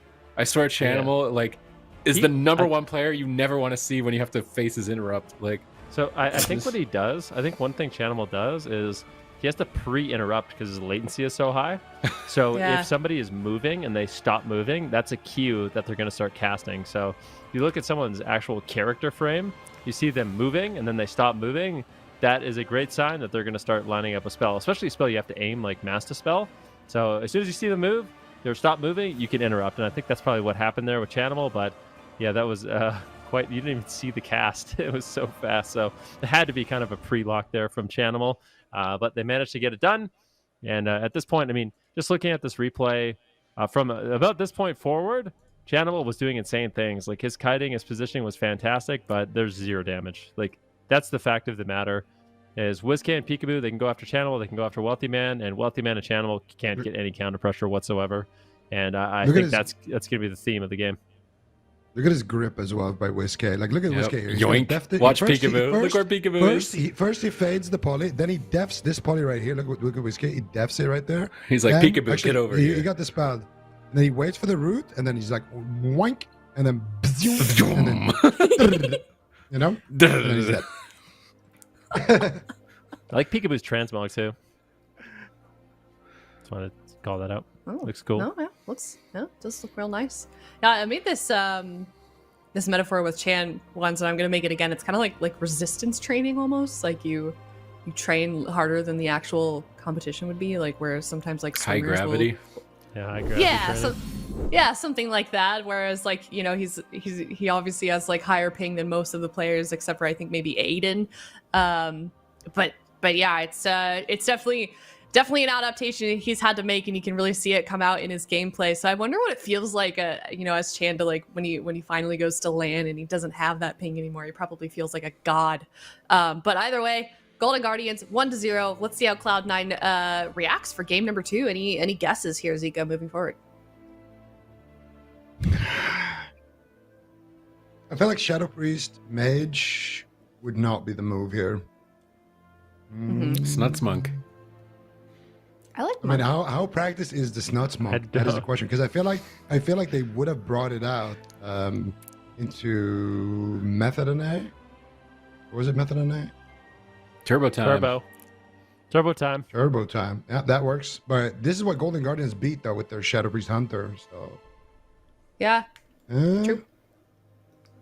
Yeah, winning game number 1 could be rough. And let's not forget, I think Cloud9 was actually forced off this composition yesterday when Method and A beat them. So it's not a free win by any stretch of the imagination. Cloud9's going to have to play it well. Golden Guardians, I'm sure they watched the games yesterday, and Method and A was actually able to easily dispatch of this composition. So still a good shot. Golden Guardians, they have a lot of damage with that Shadow Priest Rogue Shaman, lots of crowd control. Cloud9's likely going to be going after Peekaboo. Maybe they go after WizK, but traditionally they like to go after the Rogue, so we'll have to see the kind of cooldowns. Basically, with the Golden Guardians, I have full faith in Absurge and WizK and their ability to stay alive together. Like, the way they rotate is fantastic. But Absurge and Peekaboo, do they have that same kind of synergy? I want to say yes, but I don't think it's as dialed in as WizK and Absurge. So pressuring Peekaboo could be the move and maybe find an opening, but we'll have to see how the Golden Guardians deal with that kind of pressure. Yeah, so I'm reading chat right now, and people are saying, just because I wanted to see if people had an answer to where Chan is. Apparently, he is back in Australia, so I'm going to assume that's even worse ping than it would have been. He has about 300 back when ping. He was in Europe. Yeah, that's good. Good God, that's crazy. To me, 200 ping is unplayable, and he's playing in the finals with 300. So right, that's absolutely 200 wild. is unplayable. It's like 100 is unplayable. Yeah. Well, it depends who you ask. Like, some people will say, if you're used to 5 ping, 100 feels unplayable. If you're used to 100, you can kind of make 200 work. But if you're Chanimal, you're the only one that can make 300 work somehow and instantly interrupt one. I would love to hear MBs. what his number is for unplayable, if that's like his like base 300, like where it just is out of hand. I don't think it gets much worse.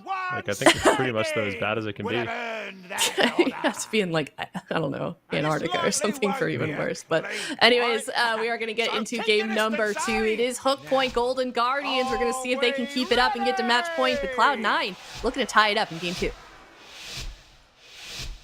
All right, let's see what they can get let's done. See if they can do it.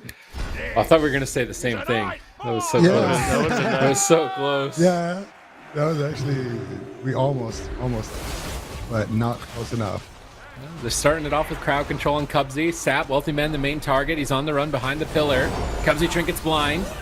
Snuts is going into battle stance, trying to get aggressive, but Psyfiend is out. WizK's tearing in with power infusion. Wealthy Man's boldly marching towards WizK. Golden Guardians, man, are on a tear right now. This looks terrorizing for Cloud9. Are they going to be able to make it through this situation? Pre-healing Tide Totem comes down. Wealthy Man has not been above 50% health for basically the whole game. They drop the smoke bomb. Wealthy Man trinkets to get out of the smoke bomb. He just wants to connect onto the Shadow Priest, start doing some damage. He's fishing for a Hex, gets a full Hex onto Absturge, and this needs to be their moment to strike back, to swap to Peekaboo. Immediate evasion, but they stun him on evasion.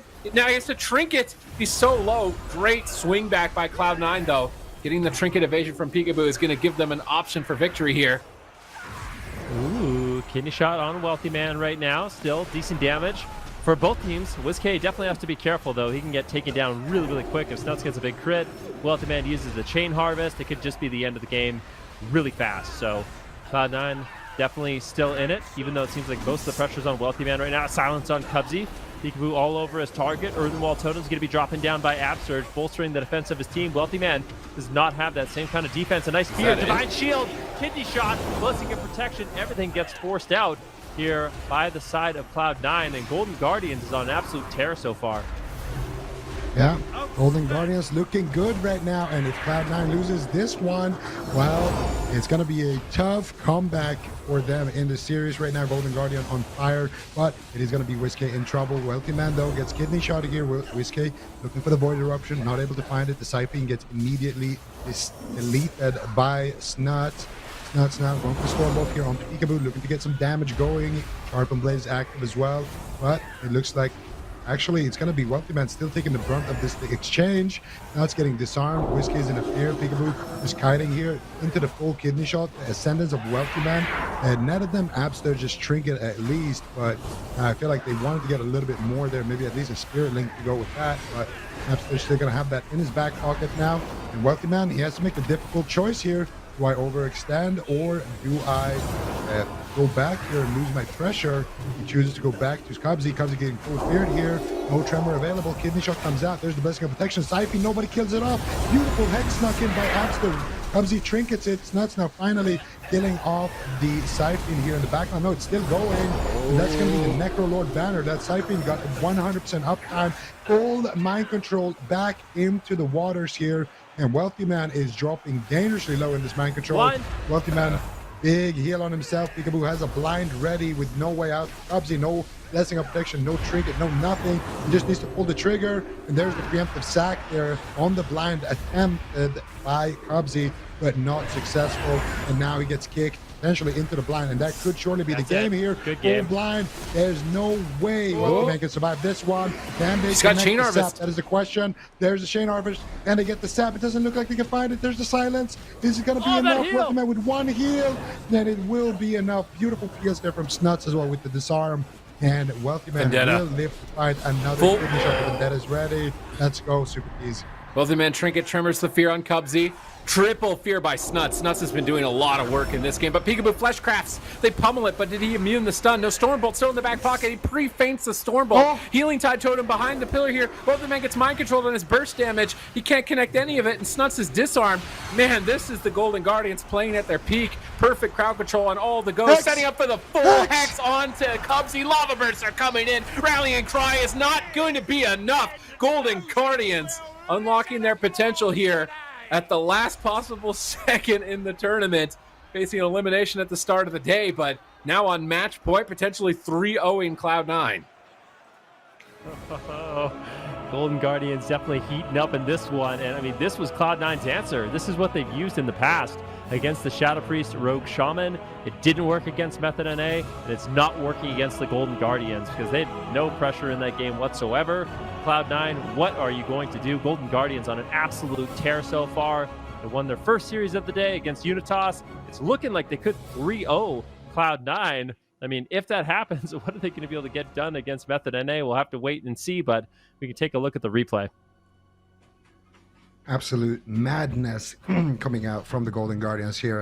And here, this is so close. I don't know what actually holds Cubsy in combat. I think it's the Chain Harvest or something. I'm not actually sure how the Chain... I actually don't know what kept Cubsy in combat there. But Cubsy, he doesn't get sapped. You can thank his lucky star for that one. And then they get the setup here. Wealthy immediately trinkets out. But look at the pressure coming out from the Golden Guardians with that Vendetta. Snuts breaks it up here. They get the Hex onto Absturge, but it breaks. You get the kick here onto the Fleshcraft. Mind control. Peekaboo pre-frames the Stormbolt, and then Whiskey with the second beautiful mind control. And look at Absturge here. What got Cubsy's trinket earlier? Hex. And what's going to get them the kill here? Look at his Hex. Absturge lining it up here, getting in position, casting some Lava Burst, standing so Boom. that if Cubsy goes behind there to line, he can't. And if he goes forward, he can't. And on the other side, if he goes around, well, look who's there. That's Whiskey right there. That's Whiskey territory. So he's just cornered like one of those plays from Mercy's playbook, and he just can't do anything about it. They land the Hex, they land the damage, they land the Shackle, and they take game number 2. My goodness. I mean, this is what I'm saying about this team, about Golden Guardians. It's like they show up to some of these tournaments and they're like, yeah, we're going to win today. And they just pull off these impossible feats. I mean, they could, somebody already said it. They could really go here for this next game and 3-0 Hey, I said it, Cloud9. They're making it to the finals, but that's about as far as my leash for it is going to go. Mostly Leash. because Drake Windwalker, man. Like... That's basically it. If Drake wasn't a Windwalker, I think Golden Guardians could ride this all the way, but Drake Windwalker is just sitting there, the gatekeeper of the AWC, like, Golden Guardians, you're not getting in. Like, no Shadow Priests in this club. You can't come in. I'm sorry, WizK. You just put a giant ring of peace down in front of anybody that tries to go further. Monks are literally the bouncer. Oh man. All right, well, we'll cross that bridge when we get there. We got to get through this series first. Cloud9, they're still in it. They certainly still have a chance to reverse sweep it. We've already seen one reverse sweep today. We may see another one here. You know that Cloud9 has a plan here. It's not often that we see these guys really struggle and don't have at least some sort of answer. So personally, I would be pretty shocked if we didn't see these guys at least get another win here, or at least get one win off here in this series against Golden Guardians. But Golden Guardians really, really strong in this series so far, and they're only one game away from 3-0ing Cloud9, which would be a tremendous victory for those guys. We are going to be heading to Ashmane's Fall. Now Cloud9 is going to be locking in their composition, Ben. It seems... I don't think it's going to work, but I think that's what they're I don't doing. think it's going to work. Yeah, they could. I want to see Warrior Mage. Yeah, I was going to say Warrior Mage too. Didn't we just I'd watch much that? rather see that. Yeah, but it was close, wasn't it? I think so. I don't know. They could win. What about Warrior Mage Druid? Could that work? Maybe. Is there any world where Warrior Mage Druid could work? I'm not. Okay. So Damn right. this- I got NA on lock. I know I'm in their heads. I know what's happening. Well, I mean, it makes a little sense because Cloud9, the only time they won against Method NA was with this comp, but I don't say it was a fluke win, but it was kind of a fluke win. Like, they won the first game and kind of a surprise kill on the Shadow Priest, and then they lost the 2 following games. So I don't know. Cloud9, they're kind of going to go back. I don't want to say this is their main composition, but something they've played quite a bit. Snuts on the Shadow Priest, Wealthy Man on the Fire Mage, and Cubsy on the Restoration Druid. Ashdomain's Fall, a nice big map. So if there's any time this comp could work, it's going to be here and now. But I still think Golden Guardians has the edge in this one. Yeah, it's certainly seeming that way. These guys have really showed up today. I'm curious as to how their preparation has been, because it seems like these guys, I mean, obviously they did well enough to get here into the top 4 to make it into the North American Finals, but it seems like this is almost a different team than we did see last time we saw Golden Guardians play in the circuit, Zico. They've really put in the work, it seems. I just think that they've finally done what we always complain about. We always talk about, oh, they need to bring in Jelly more. They need to utilize him more. And I think that's what actually got them their success, that even got them to qualify, because it was a really tight race in the circuit in NA. It was, you had so many good teams not making it, OTK. There were so many big names that didn't qualify. And a big reason for that was because they just tagged in Jelly Beans. They started playing BM Hunter Rogue, and they found good success with that. And also, they started bringing in a little bit more alt comps. They started bringing in WizK on Mage and things like that, and just diversified a little bit. And that's what we always said that we wanted to see from these guys. Play the RPS when you can, but try to be more diverse. And for them, it got them their ticket here, and it looks like they've been putting in the time here to practice for these matchups, because their Shadow Priest Hunter looks phenomenal, and their RPS, it hasn't skipped a beat.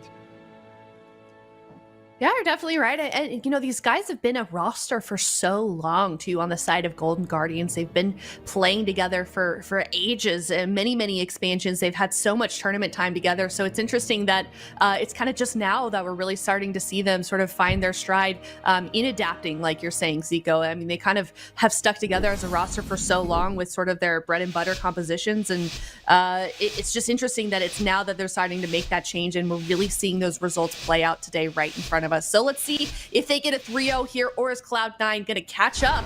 Game number 3, potentially the last time that we see Cloud9 in the season.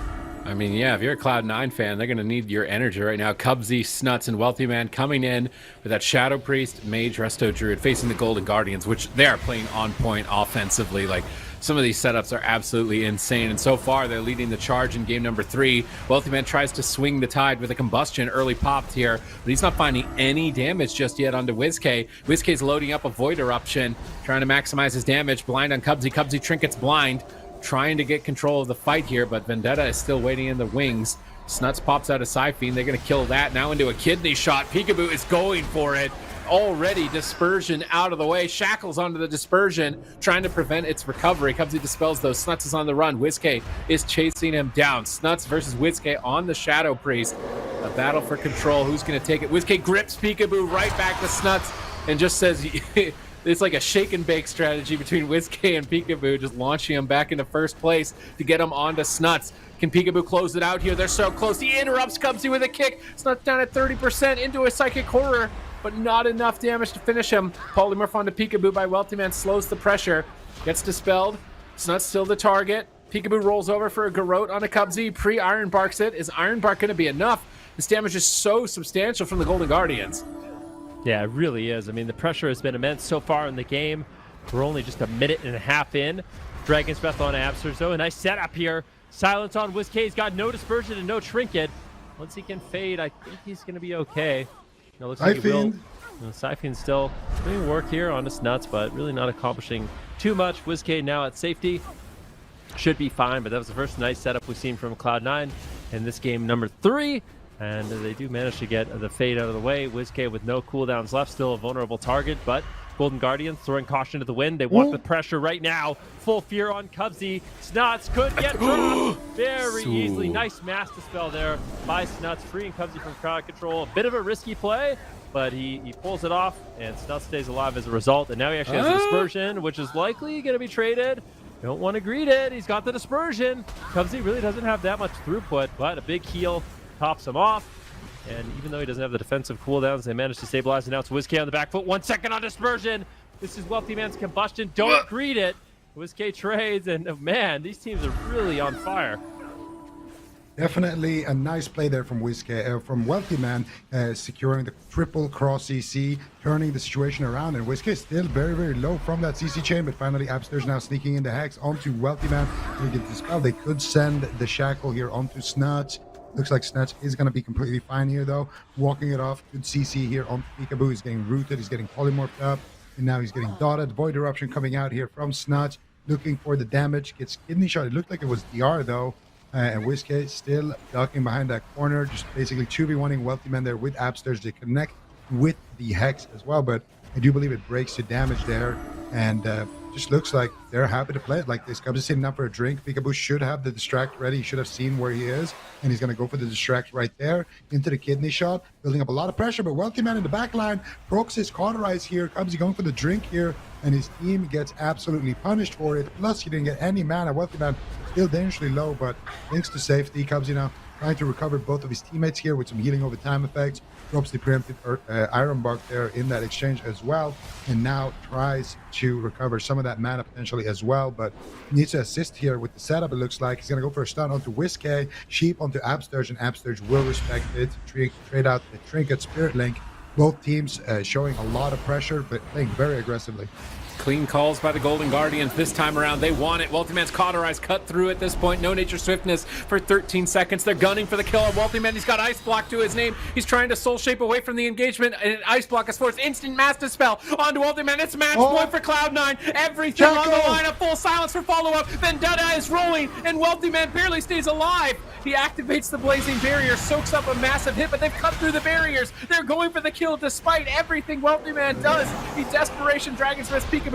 Frost Nova's Cubsy manages to recover. Now Whiskey on the back foot pre-fades the shackles here, but Cubsy chases him down and stuns him for a shackle of his own. And Whiskey is going to disperse that immediately, but now there's no dispersion for the combustion. If Wealthy Man can stay alive, Peekaboo is soloing Wealthy Man at the moment, chasing him down. Blazing Barrier once again, soaking the hits. Polymorph's coming out. Cubsy's mana is not looking good. Their cooldowns aren't in a great position for Cubsy to safely drink. If they get on top of Wealthy Man, Cubsy's trying to go for it. He needs to get mana, but it could cost Wealthy Man's life for Cubsy to get mana. Whiskey is rolling up. Absterge is rolling up. Whiskey only has Trinket. He drops the Siphon. He stuns Cubsy. They're pushing for the win. They purge on the Temporal. They're going for it. Is Iron Bark going to be enough to keep Cloud9 in the tournament right now? Looks like it will be, as Wealthy Man bounces back and needs to net a kill with this dispersion. No Trinket on Peekaboo. No Cloak on Peekaboo. I'd love to see a swap over to Peekaboo right now with this next combust. Yeah, I would too. Let's see if they can do it. Peekaboo really no cooldowns whatsoever, and I think he realizes how much trouble he's in. He's going to retreat behind the pillar, and I think it's an intelligent thing to do. Cubsy's going to be sitting down for a drink, recovering some mana, but it's still Wealthy Man in the most trouble. This kid is a full blind. He blinds the Trinket, and that should be the game. They do manage to take him down. The Golden Guardians do it. 2 series in a row, 3-0 Cloud9. They're going to the finals. This team, unbelievable right now. Super Cheese vibe a month ago. It just doesn't lie. The Golden Guardians, not only do they advance to the finals, but they 3-0-5-9 here. They make it look hopeless. They just came in, they showed them what's up, brought in the Rogue Shadow Priest, and it just looks phenomenal. Cloud9, they tried pretty much everything with their Mage Law, the RPS, they tried the Turbo, and they could not defeat the Golden Guardians. The Golden Guardians have come to play, and this could be the second region out of 2 regions where one of the underdogs all of a sudden just steps up and takes it. It's going to be very exciting to see what happens in that next series. But first, the replay, Super Tees. Yeah, I mean, right here, Peekaboo doesn't throw the game. He knows he's the target, so he just pulls away. No medallion, no cloak. He's just going to Fleshcraft, reload his defenses, get ready for the push. Vendetta immediately popped, silence on the healer. Peekaboo moves over. He's looking for blinds the Trinket instantly, and that's just game over. Snuts desperately grips Wealthy Man, but he dies in the air, and he lands as a seed, and Whiskey's like, hello, wild seed, I'm killing this one. And deaths it, and goes straight to the finals. I mean, Golden Guardians, this is kind of the Cinderella story for them, making it through this, but the final boss, the final bouncer, the Windwalker monk, Drake, is the boss they will meet and need an answer, and they better bring out the beans, man. Get beans off the bench. Bring out your beans. Dong. Whenever you say that, I imagine, like, I don't know, like, you know that scene in Monty Python, Like, bring out your dead. Bring out your dead. No? I kind of Monty Been Python's minute a since big I watched throwback. that. That's a big throwback. That's like I high haven't school seen that in, like, throwback. 10 years, I'm trying 15 to years. remember.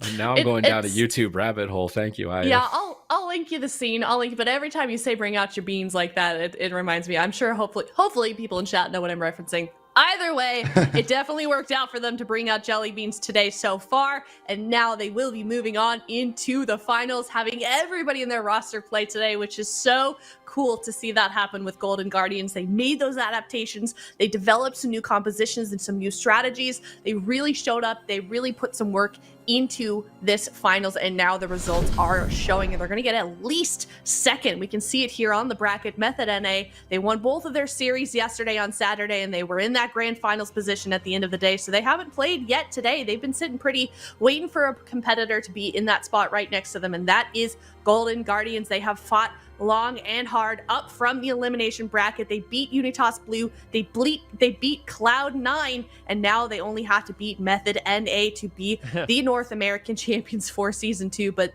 like you guys have already said, that is no easy task. They are it's probably going to be the hardest series of the day for these guys here, Ven, wouldn't you say? Yeah, only beating a Method NA, I think, is a bit of an understatement. Yeah, I mean, I said that like why, it's easy. there's a reason why they're in the lower bracket. Method NA made quick work of them with an easy 3-0. So, Golden Guardians, they have the benefit of warming up. So their series earlier today is going to allow them to warm up, and hopefully they also had a chance to look at why they lost. You know, they're going to go back, maybe be able to make some adaptations, maybe bring in jelly beans. I wouldn't mind it, that's for sure. But I think the Windwalker Fire Mage Paladin, this is something, believe it or not, the Golden Guardians have struggled with for a really long time, since like Battle for Azeroth. And I feel like, I was talking to Absurge a little bit, he said that, you know, this has been a really tough matchup for them, and it's only gotten worse as time has gone on. It's become more and more difficult over the years. So they got their work cut out for them, but Golden Guardians, I mean, they are playing absolutely phenomenal today. And if they could do it, I mean, what a story that would be. Yeah, I think this is the best we've ever seen this team. So I can't wait to get this next series going. It's the grand finals, and it's going to be the last series of the season as well. So we're going to head to a break. When we come back, you do not want to miss this. It's Golden Guardians, it's Method NA facing off against each other for the season 2 grand finals. We'll be right back. Hello, everybody, and welcome back. We are about to witness our North American finals. We are going to find out who gets first and second place in the NA region. It's between Method NA and Golden Guardians. I think at the beginning of Saturday, we probably all could have predicted that Method NA was going to make it here, but with a big shocker, I think, for today, and I'm going to throw it to you, Suptia, since your vibes have been on point, is Golden Guardians making it this far. It wasn't a big shocker for me. I locked that in with confidence. I wrote it down. I know. I just a month ago, I predicted they won the whole embellish. thing. You know, the vibes were kind of You're there. so smart. They were kind of there, but not all the way. Now I second guessed it this morning when I locked it in that the Golden Guardians would make the finals. I said they'd be second place. I think that Drake on that Windwalker Monk has just been dusting them the whole year. So if the Golden Guardians win this, it will be the biggest upset. What is going on with these titles above our heads right now? The cursor, you jinx it. You're the commentator curse. Venruki is the arcane insight. Venruki doesn't play arcane anymore. He's retired that. And then Zico, metaphor extraordinaire, cows in the desert. And then the golden vibes you're because the I'm golden vibing with the Golden vibes. Guardians. Don't say that. I No, don't play 'cause you're- Arcane, Sid. All right. I mean, when was the last time you played arcane? That's the only spec I've played this whole season. Okay. Yeah, maybe it's been a few weeks since I logged I mean, on the you mage, told but me still. when I said I was going to play mage, is like, you have to play arcane, as if it was a really bad idea to do it. Well, I mean, it's not easy right now, that's for sure. But that's not to say I don't play it. All right. All right, guys, Never we've made it abandon the this dream. far without any fighting. Let's be civil. Let's chill out a little bit here. We got to get through just one more series, and it's a big one as well.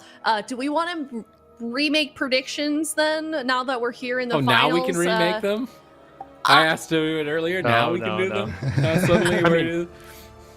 But what is your prediction, Sid? Let's just get one thing clear. Yeah, Because I Okay. mean, yeah.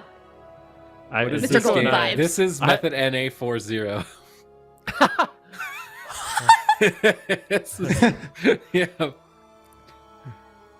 They're gonna Okay. break WizK's knees with spinning grain kick. If WizK goes in there on a Shadow Priest, this is going to be the most brutal thing you've ever seen. That's really Hunter hard. Shadow Priest? You don't believe, Sid? You don't believe in the Hunter Shadow Priest, man? God. I mean, Jellybeans can do a lot, but I don't think he's saving WizK's kneecaps. Like, this is...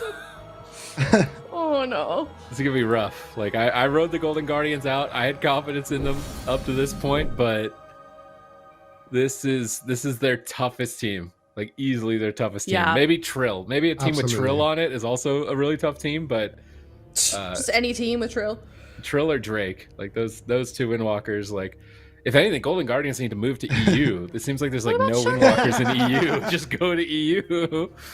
That's actually so true. Like, there's so many good ones over here in North America. Like you've already named them: Drake, Trill, Chun-Li. Am I missing any? Seth Curry. Like, and who's over in Europe? Like, there's no main. There's There no used main to be a lot. Windwalkers. Like, Yeah, it's like they all disappeared. So, main problem with Monk is into some things it's insanely good, right? Like yeah, into RPS, into Shadow Priest, that's like you're so happy to be a Windwalker Monk. But right Mhm. now I don't say it's not well-rounded enough, but you definitely need to play other melee. So that's why we see Windwalker Monks like Drake, the ones that are still left in the scene, they're still Yeah. playing Rogue, and or they are playing Rogue, they're playing Warrior. They have some flexibility because Windwalker Monk in and of by itself isn't normally enough to carry, but in the matchups that's good, it is insanely good, and I think it's very likely we see it here in this game. All right. Well, I mean, shout out to Drake. He's really been a valuable member of Method NA, so we'll see what he can do here. We'll see if he breaks any kneecaps. Golden Guardians, though, they're going to be showing up as well. I mean, they definitely surprised me, at least so far. Maybe not Supatis, so we'll see if they can continue on in that fashion. I mean, we've talked about momentum and how just important that is in this kind of context, so we'll see if they can ride it out, get another victory, because Method NA, they're going to be starting off fresh, and you best believe they're going to be bringing their A game. It is game number 1 on the Grand Arena. It is the Grand Finals for North America. Last series of the season, Method NA versus Golden Guardians. All right, let's see it here. Oh, you were gonna take my thunder again, Sid? Well, I mean, I was just gonna say, whoever wins the first game loses the series, right, Aya? Yeah, So That's true. exactly. It's literally how it's been going today for the important ones, I feel like, right? I'm not going to go with that. I think the opposite is going to happen. So Okay. Yeah. that's Yeah, been let's the hear theme it. today. That's been the theme Wins- today. But Whoever wins the first game wins it. Is that your prediction, Rookie, right now? yeah, I mean, what did we just see in the last game? What was the last series? All right, the curse is over. It's been canceled. That's It's true. done. The curse Only- has been Only I canceled. can cancel the curse. Apparently, I am the cursor. It's canceled when I say it's canceled, Ben. What happened last Yeah. series then? Yeah, you're right. Ellie is the breaker. I'm no longer one with the spirits. I have to consult my tarot cards. All right. Well, this is well, I think we all know what is the blind pick going to be. Method NA. I think that's an obvious. It's going to be Fire Mage, Windwalker, Paladin. Yeah. No doubt about it. Golden Guardians, Beans, 100%. Right? Yeah. Beans. Rogue I Hunter. think Shadow Priest Hunter. Oh, Oh, okay. get it right. Good. The beans. And I think we all could have guessed that. It's still You exciting. have 3 options. It's in RPS. It's Stug. That's still only a Shadow Priest Hunter. 33% chance of being correct. Oh, that's pretty good. Well, I think the take main it. thing is Golden Guardians was not going to lock in RPS again. I feel like I would have rather have seen Peekaboo come in the game. Peekaboo Windwalker Monk, that looked even better. So Wait, Monk see. Hunter. Why don't they do Monk Hunter? That's true, actually. But, I mean, right now, they decided to go Shadow Priest Hunter, and I'm kind of happy with that, because it's looked good so far for them to get a full freezing trap onto Brain, double leg sweep onto Jellybeans and Whiskey, nice spear here onto Zwen, Void Eruption coming out from Whiskey. He's trying to play aggressive those couple of seconds here, while Zwen is in CC, but now Zwen is going to connect, and here comes That's the kneecaps! Oh my, Oh my god! There it is.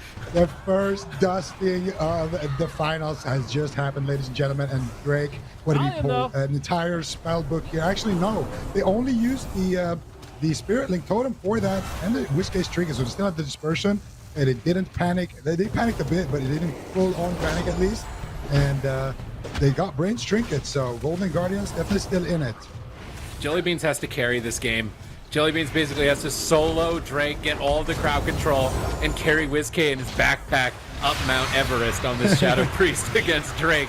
Jellybeans lands the freezing trap, but Drake flesh crafts. He's going to be way too durable to go down during that trap. Ceralium line of sighting, avoiding the go. Absurge gets Dragon's Breath on his shackle. WizK gets Dragon's Breath on his fear. He's not able to connect it now onto Brain. Drake is rolling up onto WizK. Bone Dust Brew comes up in 1 second. WizK, are your knees ready? Are they shaking? Drake is loading up, getting ready for it. Shackles are coming in as well onto WizK. Gets interrupted on his Master Spell. He robs him away from the Poly to go for Spinning Crane Kick if he wants to. Double Dragon's Breath. WizK disperses to try and avoid death from that Bone Dust Brew. I think that was a wise decision on his part, but Drake is just going to retreat away. They've been managing to get quite a lot of cooldowns from Drake. If they keep getting these freezing traps from Jellybeans, Drake is trying to go for the kill. Absurge Flesh Crafts. We see Stun Lock by Jellybeans onto Ceralium, punching down Drake. Can Jellybeans protect WizK? Jellybeans, this is going to be the heaviest carry you've ever done in your life. Here comes Spinning Crane Kick. WizK jumps away from it, and Drake is in trouble. WizK, can he take him out? He's so low. Brain comes out of freezing trap in 1 second. He has sacrifice if he needs to trade it. Brain is so greedy here, not trading any cooldowns, but now holds on to them for the next go. If anything, this is the most potential we've seen from the Golden Guardians. They might just pull it off, but Spinning Crane Kick says otherwise. Fade at 10% health, and that is going to be it for WizK. Jellybeans is going for the kill onto Drake, trying to finish him as he retreats back behind the pillar. And I'm starting to think that just get WizK off the Shadow Priest and they can do this. Just imagine if he was a Windwalker monk instead. I swear, BM or Windwalker, is it even bad in this matchup? Am I wrong to think that? I think it is. And the reason why I think it is because I just feel like the mage will be so disruptive in that matchup. Like, if Peekaboo is on his Windwalker monk, and it just seems like, you know, all the pets are going to get Nova, he's going to get Dragon's Breath, like, he's going to get Spam Polymorph. I don't know. They could try it out, but I didn't actually mind this. I mean, in this game, this was by far the best game for the Golden Guardians. Drake was actually pressured. This is the first time we've actually seen him have to run away. Very scary moments in this match, though. I mean, this is the first dusting that we saw. WizK gets interrupted, and here comes the Spinning Crane Kick. And I mean, actually, I talked to Absurge a little bit about this yesterday too, and he was saying, you know, people who gave us, you know, heck for overlapping cooldowns, but how can you not? When you're going from 90% health to 1% or instantaneously, it's like, it's really hard, especially when you could just die in a little micro interrupt on WizK, to not overlap your defensive cooldown. So you have to be really heads up. And to Golden Guardians' credit, they did a great job. So this is what I'm talking about. Drake's actually pressured, but you have to keep in mind, Brain, he always had Divine Shield, he had Sacrifice, he had Blessing of Protection, he still had all his cooldowns. So the pressure is good, but Method NA always had an answer. And it's just these rinse-repeat setups coming in from Drake and Ceralium that can just devastate WizK so fast in the game.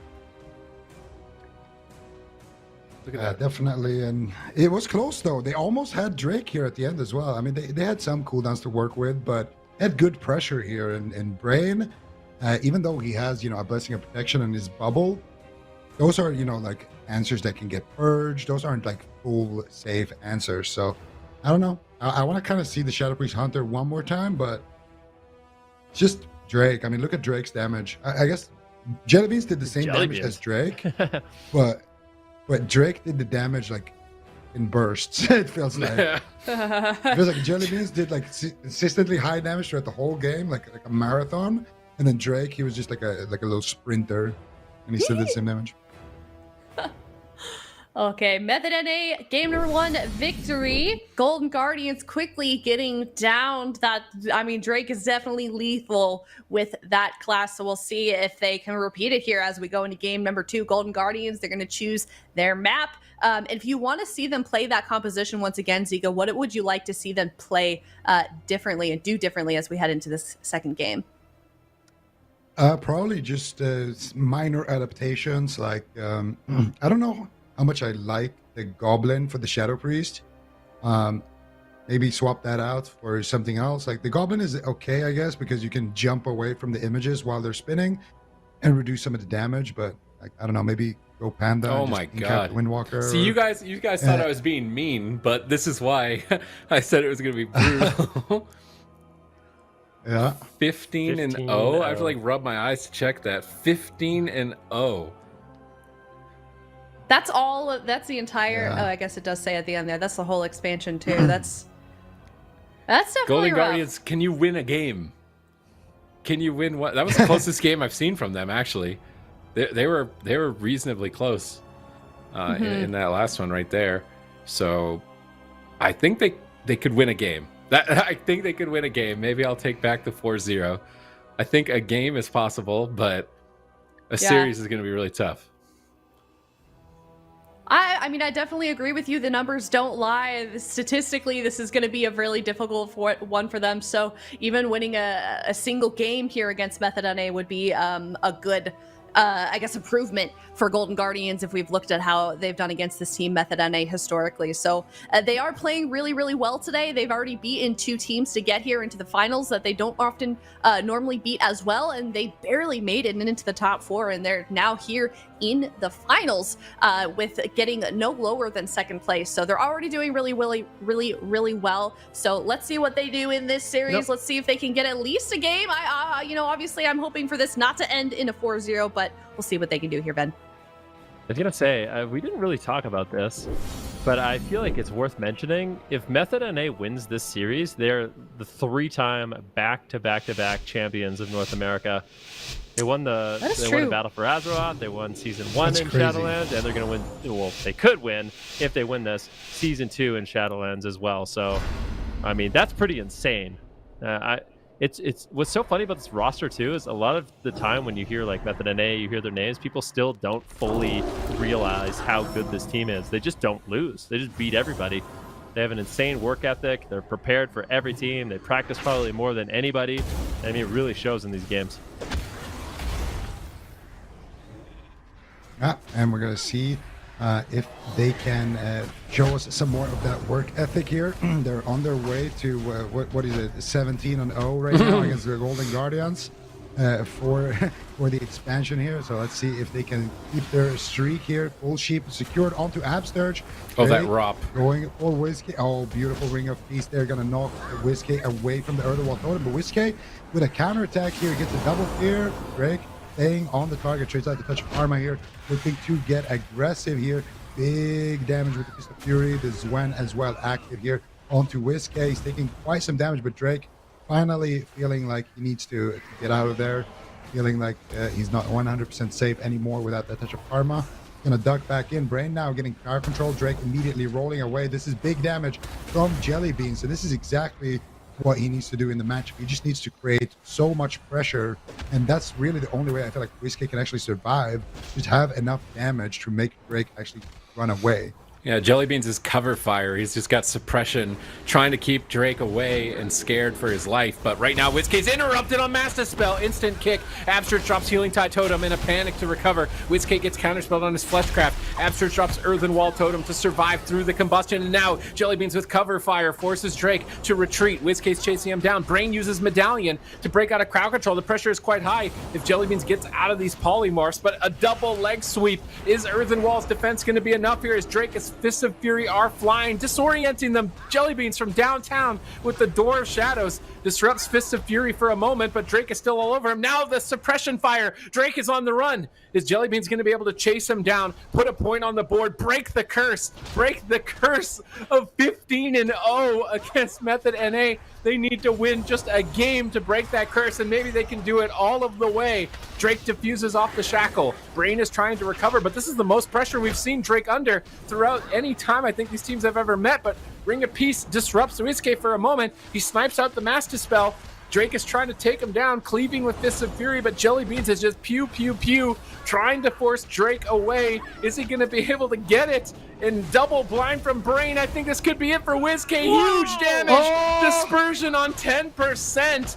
Is Whiskey going to be able to hold on much longer? Stun. Jellybeans doesn't have freezing trap. Whiskey gets light swept. Spinning crane kick. Look at the damage. Even through Spear and Link Totem, Whiskey is just getting totally annihilated. He's running for his life around the corner. This damage is absolutely out of this world. What? No reaction. I mean, Look at him. he said it all. The damage is out of this world. Drake just absolutely ripping into the Shadow Priest. Method NA all out aggression. Another close game. Drake was under pressure, but that seconds when the White Tiger, Bone Dust Brew images, that's the enrage timer. I mean, at that point in the game, you're killing through Spirit Link Totem. Oh man.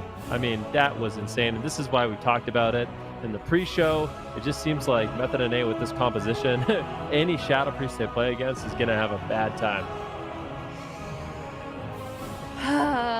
Method NA 2-0, two very quick, swift victories as well. Drake absolutely dominating here in this game number 2, and we're gonna see it all happen right now.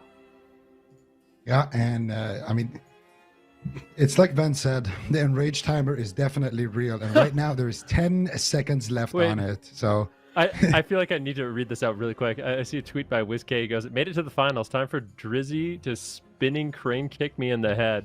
Unhappy face. So that we can, with that in mind, let's watch the replay. Yeah. Where is it?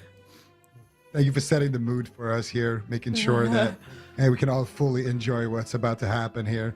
So this is the disperse, you know. Abster says Trinket Spirit Link here. Drops the earthen wall, like everything is okay here. Abster's now getting paralyzed. Into Ring of Frost, into the leg sweep, Trinket Spirit Link. The Tasmanian Devil Drake here just spinning his way around the map, deleting everything in its path. And WizK, he thinks, okay, we traded Trinket Spirit Link, we traded my dispersion, I should be okay here. And then he stuns Drake. Drake just immediately trinkets out of that one. Gets the Fist of Fury, gets the Touch of Death, and the tweet is true. Man. Rough situation. But let's see if they can bounce back. They've still got a few more chances. This is best of 7. It's not best of 5. So they've got 2 more chances exactly to stay here within this series. So if Method NA wins this 3rd game, they will be on match point. It's only first of 4 wins, basically, wins in a best of 7 series. So they've got a chance to turn it around. We saw a reverse sweep in the finals for Europe. So we may just see that here in North America. Golden Guardians still could change the trajectory of this series. And I really do hope that they don't lose 0-4. That would be an unfortunate way for things to end, especially how far Golden Guardians has come so far, Super Tees. Yeah, I mean, this is the closest they've been getting. That was just a complete blowout. Like, I'm thinking like Golden Guardians might win this, you know, for a little bit. And then suddenly out of nowhere, it's like, yeah, they just pressed every cooldown. And Drake and Ceruleum still have Combust, still have Spinning Crane Kick proc. Like, okay, I think maybe you get WizK off of Shadow Priest for a game. You throw a curveball. You try something totally different for a game just to see if it works on Dalaran Sewers. But even then, even if it works, let's say they try Rogue Hunter or Windwalker Hunter and it works for a game, Method NA could play something totally different on their side as well. They could even bring Previn on Shadow Priest. So I don't know. Golden Guardians have a tough move here. What do they want to do? I think Jellybeans is necessary on Hunter. Like, no matter what, Jellybeans Hunter is an automatic lock-in. Seems like Abster just put all of his eggs into Resto Shaman. I actually kind of wonder if he was a Druid, if that would go better for them in this matchup specifically, because you get a lot of extra crowd control for the Monk and all of the pets. But WizK on Shadow Priest, like, it just doesn't feel like it's working. In terms of being able to win the game, it just kind of feels a little bit like a liability. So bring in something else. Just what is the else? Like, is it a Ret? Like, they played Ret Hunter a lot, but Ret doesn't sound that good into Windwalker Mage on paper. Neither does really Assassination Rogue. So it's like you just don't have a good pick. They're trying to talk it out. Want to see how they want to do it. Did you say Mirror? Yeah, WizK Fire Mage. We've seen him play it. Dude, if you mirror Method NA on this comp, you're going to get laughed out of the tournament. There's no way. Yeah, you're right. There's like no one in the game, I think, that's going to mirror Method NA on Windwalker Mage Paladin. I feel like the likelihood that Method NA beats Golden Guardians in an RPS mirror compared to Golden Guardians beating Method NA in a Windwalker Mage mirror, it's not even comparable. Like, I would say it's way more likely. All right, well, let's see what they decide to do. Timer has run out, and they have yet to choose a composition. We are going to Dalaran, though, if that says anything about maybe where they're headed. Method and A, of course, sticking with that same composition that they know and love. Really curious as to what's going on. What is it going to be? What's exactly it going to be? behind the scenes. Okay. It's the Thug time. We got the Jelly Beans Pika combo. I mean, you remember when they had that miracle run at BlizzCon and they were playing Rogue Hunter? It was different specs, different time, different expansion, but it's always nice to see Peekaboo and Jelly Beans in the arena together. So they're going to bring all the stops out. Everybody's going to have to play for the side of Golden Guardians if they want to make it through the bouncer, Drake, the Tasmanian Devil, the Wicked Whirlwind. You can keep going. I like these. These names are coming up for it with Drake. Oh man! All right. Well, Golden Guardians, they're bringing out the Hunter with alongside Peekaboo on the Rogue. Excited to see how this one's going to work out. What exactly do we want to be looking out for in terms of strategy on Golden Guardians' side, Ben? I don't know. I feel like their best target is probably Drake here. So go after Drake, just try to keep him locked down in stuns, but you have to get through a lot of that Paladin protection, right? You have the Blessing of Protection, which is going to be able to free him from stuns. And then if you go after Drake, the problem is you leave Ceralium open to just go for free Dragon's Breath Sheeps. So they need to go after Drake as the main target, but they cannot ignore Ceralium. They need to, at least have Jelly Beans watching out for him. Abster is going to have a really difficult time. If not, they'll be caught in polymorphs. And then I think for Drake and Ceralium, they could go. I don't know who their target's going to be in this matchup. We've seen them do insane shaman swaps, so they might actually just go after the shaman. Honestly, they might just paralyze him into a stun and just try to take him out instantaneously with Bone Dust Brew and Zwen, and just kind of rinse repeat that setup. Because it'll likely be his trinket. I mean, if they get a leg sweep into a Hammer of Justice, that's a trinket, and then guess what happens in a minute? The same thing, and you don't have trinket. So for Method and A, they have kind of a clear game plan for Golden Guardians. I don't think it's super obvious. They might be able to go after Ceralium, but I feel like unless Absurge is free to purge a lot, I don't think it's going to work out well for them. Now, do you feel like this is a calculated decision on Golden Guardians' part, or they're just trying, just throwing a different composition at it, hoping that it'll work? I'll say this. If it was calculated, it would have been a game one. Like, if this was like, okay, this is the plan, it would have been game one. This is, okay, WizK cannot live. Let's try something else. Right. So it's calculated in that regard. I guess the calculation is WizK dies, so we can't win if WizK is playing, more than likely. So let's mix it up. And this is really their only other option, right? I mean, they could bring in Peekaboo, Windwalker, BM Hunter, but I like to see Peekaboo on the Rogue. I feel like they've had good success in the past going after Windwalker monks as the Thug Cleave. It's definitely a lot of damage. I mean, Assassination Rogue, BM Hunters, it's going to be a lot of pressure. If they get CC on Brain and they get Drake and stuns, that's a recipe for success. It's just about how free Absurge can be in the match. All right, let's see it here. Drake in a full sap. Cheap shot onto Brain. They're going to go after Drake, it looks like. To get the kidney shot. He has a big Fleshcraft shield, though. They just vendetta into it. Drake's not going to take too much damage. He gets full value out of that. Use magic trades out here. And Drake should be able to recover here. Brain is in the back line now. Spam healing him. Surround ring of frost. Nice. Here comes ring. the damage. They're going after Abster. Here comes the spins. The trinkets and trades out the Astro Shift right away. But that was not the Zwen of Drake here. Kidney shot, smoke bomb from Peekaboo. Drake still going absolutely crazy here. There's a touch of karma. They're trying to bust through it. Drake realizes starting to pre-run here. Zap onto Brain. No trinket available. Maybe he needs to use his sacrifice here. Save Light's gonna proc.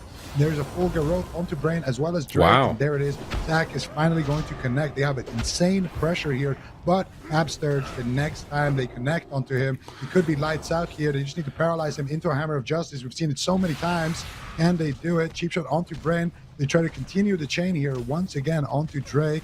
Fist of Fury to parry a potential kidney. Hammers. Hammer of Justice. Drake now That's connecting it. with the spinning crane kick. They have a restart, the link. and now the spinning crane kick. The whole team is just dying. That's going to be even more cooldowns coming out from Absturge. That is going to be the last CD in his spellbook, Sid. Yeah, but he stayed alive. If Peekaboo and Jellybeans can connect onto Drake, They're so close, but Drake is just running away. Grapple weapon on Peekaboo, snaring him up. Brain into a stun. Jellybeans moves over for a freezing trap. Can Drake eat it? No, he can't. Drake's in a stun. This has to be Divine Shield. You're not sitting this Brain. Drake can go down. They've done it! Golden Guardians have broken the curse. They put a point on the board, and it's off the backs of Peekaboo and Jellybeans coming together. Let's go. All right, that's their first win against this team in this expansion. Quite literally, the first time they've beaten them. So they saved the best for the finals. Golden Guardians with their thug cleave, they did. Kept Drake on the back foot and were able to punish. Great job by them. Method and A, I feel like they fumbled a little bit at the end. They could have Divine Shield, used the Blessing of Protection a little bit early, but it was too little too late. And as a result, Golden Guardians will pick up a win. And the question is this composition going to be able to actually carry them back into the situation where they can win 3 more in a row? I don't know, but this is certainly a great start. Look at that damage on Absturge, man. Like, we all thought it was over here. Like, he dies through Link. He puts Link down and look at his whole team. It's like they're fighting an Affliction Warlock in a previous expansion. They're all just dead on the ground. That wasn't even CDs from Drake either. He had nothing. Look, Bone Dust wasn't used, knows when. To be fair, I think that was Combustion, and maybe, I guess, a Spinning Crane Kick, but it wasn't Images or Bone Dust, so... But still, barely surviving there. And then at this point, Drake is trying to play defensive. So Peekaboo is all over him. You can see Drake right now, he's got no trinket, he's got no defensives. But Brain, he actually has the Divine Shield and the Blessing of Protection. It's really rare you see Method and A fumble in terms of defensives. They tried to greed it here, and that greed did not pay off. We got a kidney shot. The Brain could have easily just Divine Shield. Blessing of Protection needed to be used next, but it was too little, too late. Didn't have the healing, and disrespected the offensive damage, I guess, of Peekaboo and Jellybeans, and they were able to get a win in under 2 minutes. Yeah, that was a quick one. I feel like I just looked away for a second. Someone was dead on the floor. Golden Guardians living to see another day. So nobody is yet to be on match point. Now it's Method NA that's going to have to start off the draft, and they're going to be choosing a map. So, I mean, somebody kind of already said it. Like, is this a composition that's going to be able to be played throughout the rest of the series? Because you can bet Method NA right now is discussing what exactly they want to do if they have to face this composition again. And what is their move here going forward, Zico? I think for Golden Guardians, you locked this in absolutely again. For Method and A, they almost got the kill there. And, I mean, do you want to stick with it one more time? I feel like they could have used the bubble there. I think Drake actually had forbearance from that previous Blessing of Protection for a couple of more seconds when he died. So there was a couple of things they could have done to actually survive that. And they had good pressure.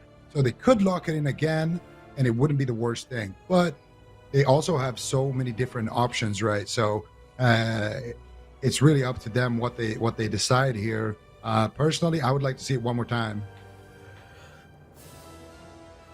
Yeah, I would to see what they can do heading into these next couple of games. But yeah, I guess we'll find out soon enough. We're gonna get have we looked at a replay yet? I'm like spacing out. It's been a long day. Okay, just making sure that I'm not gonna like throw to a replay when we don't have any more to see. But anyways, Golden Guardians showing signs of life, and that is their first victory ever as well against Method NA in Shadowlands. We can applaud them, yeah. It's gonna be maybe the one hand applause by Zico. Oh yeah. All right, well, I have a broken elbow, so I know. I'm saying your one-handed applause is better than some people's two. The clap Yeah, some strat. people can do that. They just like do that, and they're No, but yeah, can't do Zico it. is like the god of that. I can't do that. The solo clapper. Wait, is the mic not picking it crazy. up? I feel like the mic's I don't not think picking so. it Doesn't up. pick it up anymore. Mike's too good. I mean, I Oh. would have taken it to the mic. Gotta slap it. All right. Clap in the chat for Golden Guardians. Can they keep this going? That is the question.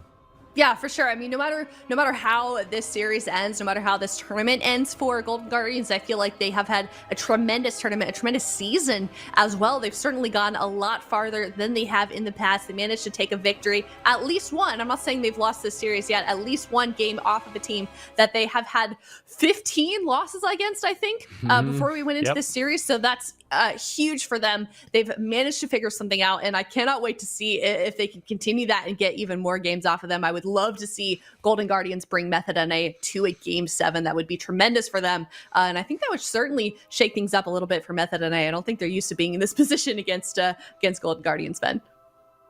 Definitely not. But here's the thing. Method NA is a very calculated team, so I kind of wonder what are they going to run as a counter comp, because I mean they could just lock in the same thing and try it again, but they have Prev also. Yeah, Boomkin. So they could play Boomkin. Yeah. Am I gonna Windwalker get to see a Monk if they want. Boomkin? This is the best way to end it Nope. if I get to see it. Shadow Priest. You got to see Prev though. You get to see Prev, but he is not an There, astral chicken Sid. anymore. He's going with the Shadow He's Priest. gone to the dark Unfortunately. side, man. Everybody's giving up their Boomkins. They're turning into cats and Super T's, void you play lords. a warrior. You're a warrior. I rerolled to a warrior too. Everyone's abandoned. It's over. Like I was the last So they even- bastion of chicken, and I've given up. Boomkins are done. They're Just go play extinct. The next PvE. dodo bird. Oh man. Okay, well, we've seen Windwalker Shadow Priest here for Method NA. Talk to me about this comp, Sid. What do they want to be doing? Well, Or are you Prev too is- depressed about the no moonkin thing to An MD analyze trap. this situation? Yeah, having utility to remove all of Hunter's crowd control is a pretty big deal. This is where, I mean, after this game, Peekaboo goes Windwalker and just dusts Prev on his Shadow Priest. You know? Come on. The endangered... I just have multiple titles. I got way more titles than everybody on the desk. Aw. Achievement points unlocked. We need some more... We need titles for... IRL achievement Come on. points. You guys need some bold statements. You'll get more titles. What was your bold Um, statement? Dodo Bird Moonkin. No. We need to make more. Do we need to make like unpopular opinions or something on the desk? Is that what? Is that how we my get time? is my opinion unpopular? I don't think Some so. of them for sure. So- All right. Well, Okay. Yeah, we're getting a little sidetracked here. Go ahead, Ben. no, I was gonna say. I mean, yeah, the main idea here is Prev can just mass the spell trap, so that becomes a little bit more difficult when you can do that. He also has Void Shift, but I still think the same principles, apply. I mean, Peekaboo and Jelly Beans. I wonder if they play Diamond Trap. They could play You that. can't as Diamond BM. Oh, You can't as okay, well, BM. what do I know? They can't play that as BM, so I that's think not you gonna just be an option. hex. You just hex the Shadow Priest. Oh yeah, there's no decurse now. Yeah, I guess you get hex on the Shadow Priest. He can death it, but yeah, maybe you hex the Paladin. You could maybe hex the stun the Paladin or hex Paladin? the Priest. Yeah. To stun the Paladin into a hex and full trap the Priest.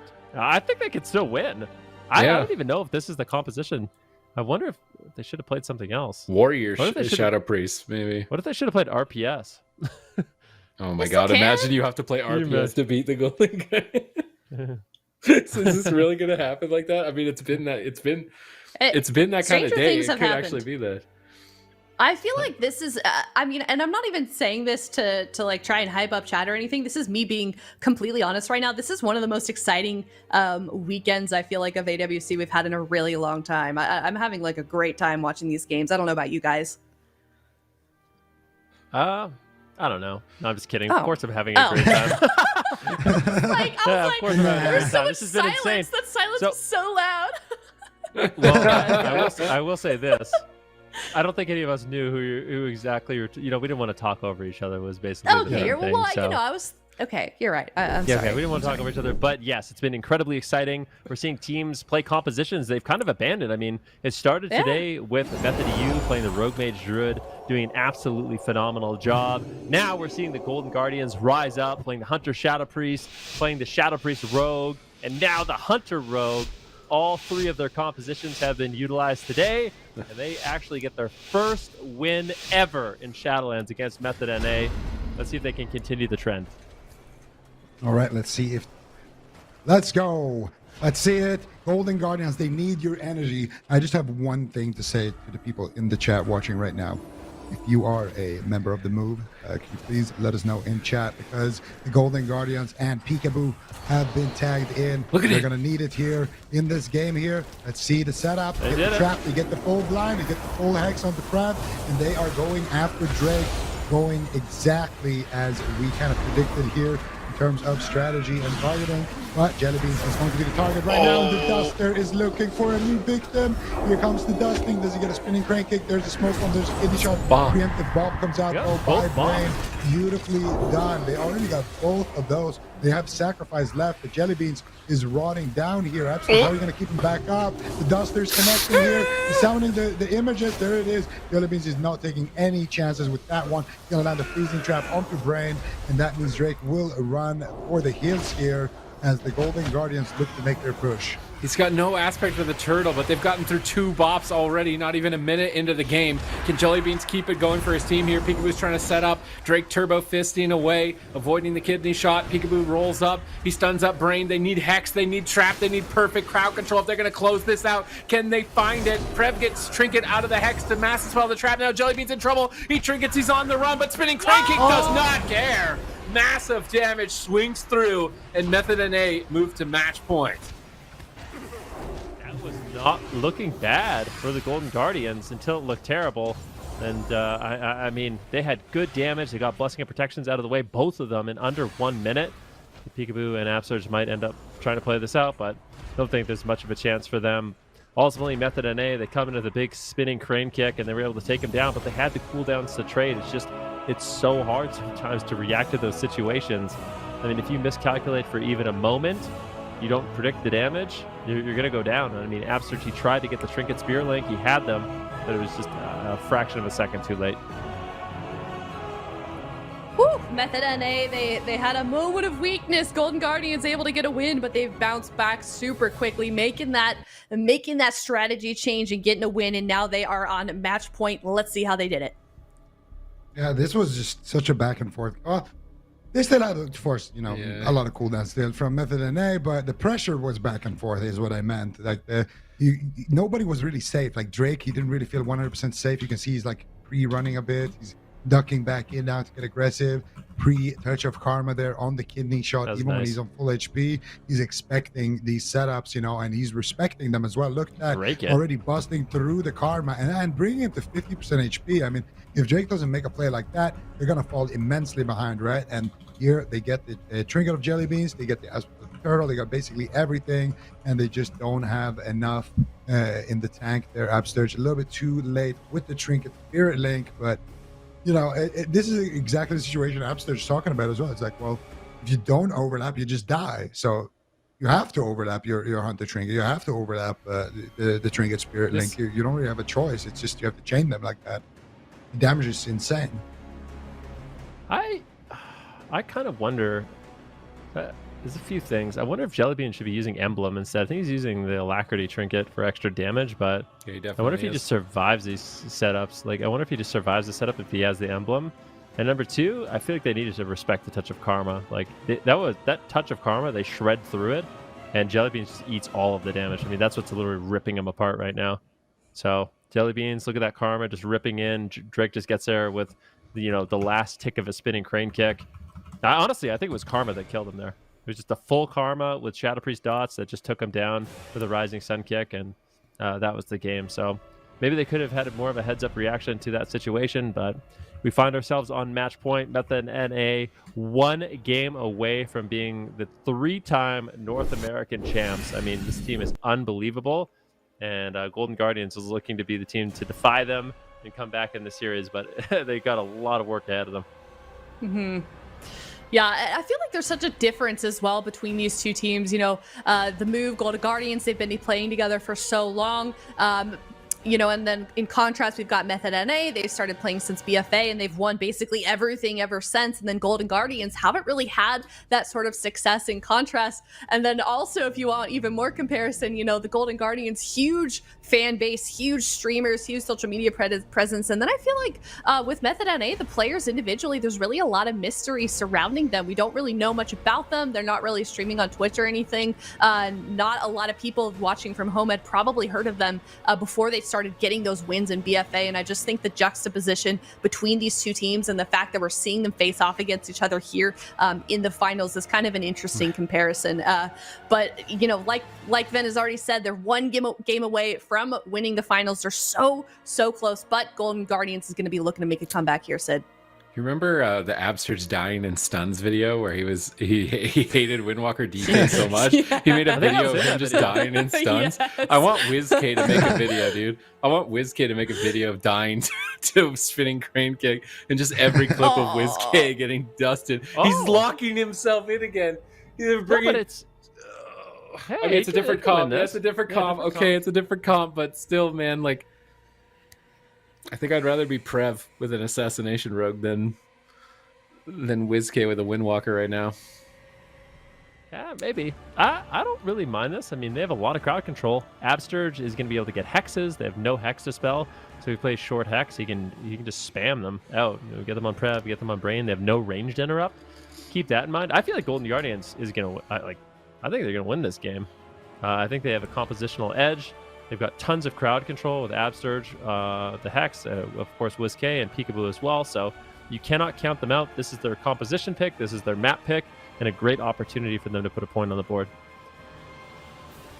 Absolutely. Yeah. I feel like both sides here, I think Golden Guardians, they should have the tools that they need to win the game. But the one thing that I will give in favor of Method NA is the fact that they got the Duster on their team. And I feel like at some point, there's just going to be a random one-shot happening, you know? And a situation like that can make Golden Guardians just overlap a lot of their cooldowns, and that can really seal the deal. But compositionally, I feel like if the game goes on, let's say for like let's say the game is longer than 3.5 minutes, I feel like it's very likely that the Golden Guardians win if the game is kind of even at that point. So I would say that the later the game goes, the Shaman is going to out mana, the Shaman is going to have the hexes.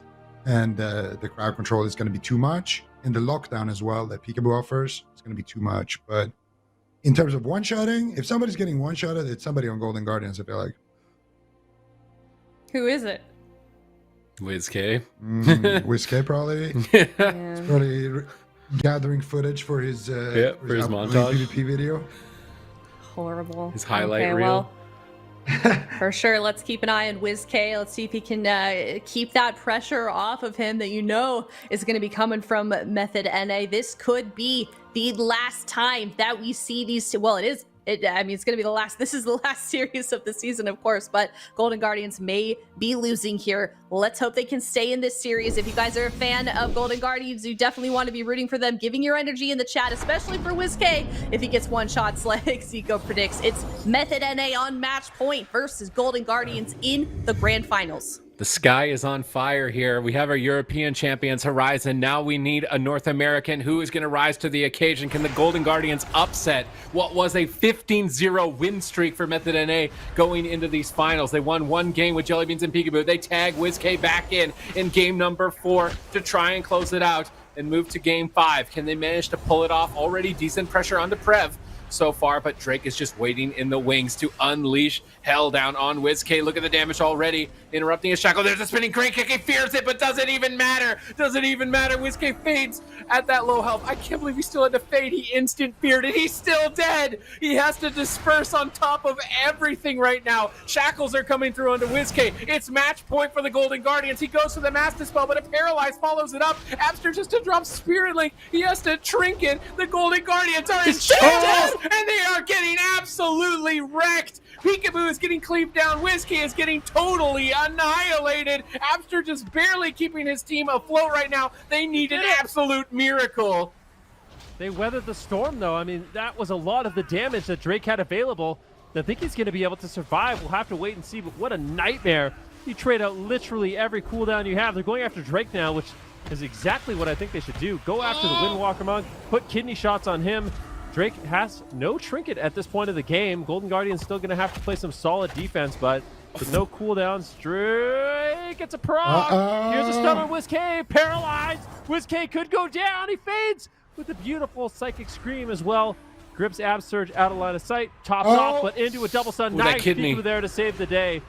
Slowing down the damage with that kidney shot, and Golden Guardians stay alive, but for how long? Oh no, Abster Look just at Drake running at him. He's like the Terminator. Abster is bouncing across the wall here. He's going for the Hex.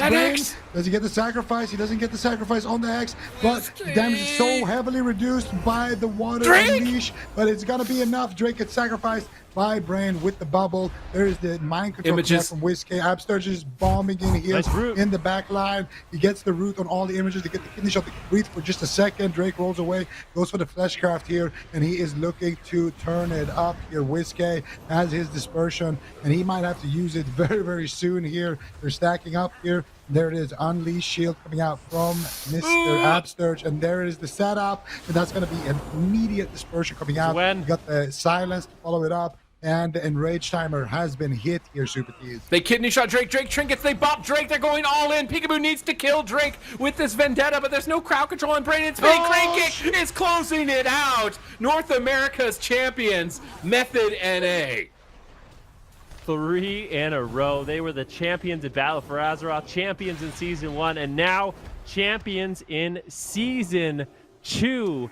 Unbelievable. I mean, this team is just so well-rounded, and they put on quite a performance here in the top 4 in North America, making it all the way into the finals. I mean, and winning the finals. Golden Guardians, though, a bit of an accomplishment for them also, winning their first game against Method NA. I mean, really, really intense finals, but the Windwalker Monk of Drake, Brain backing him up with Prev and Cerulean, it was just too much for them.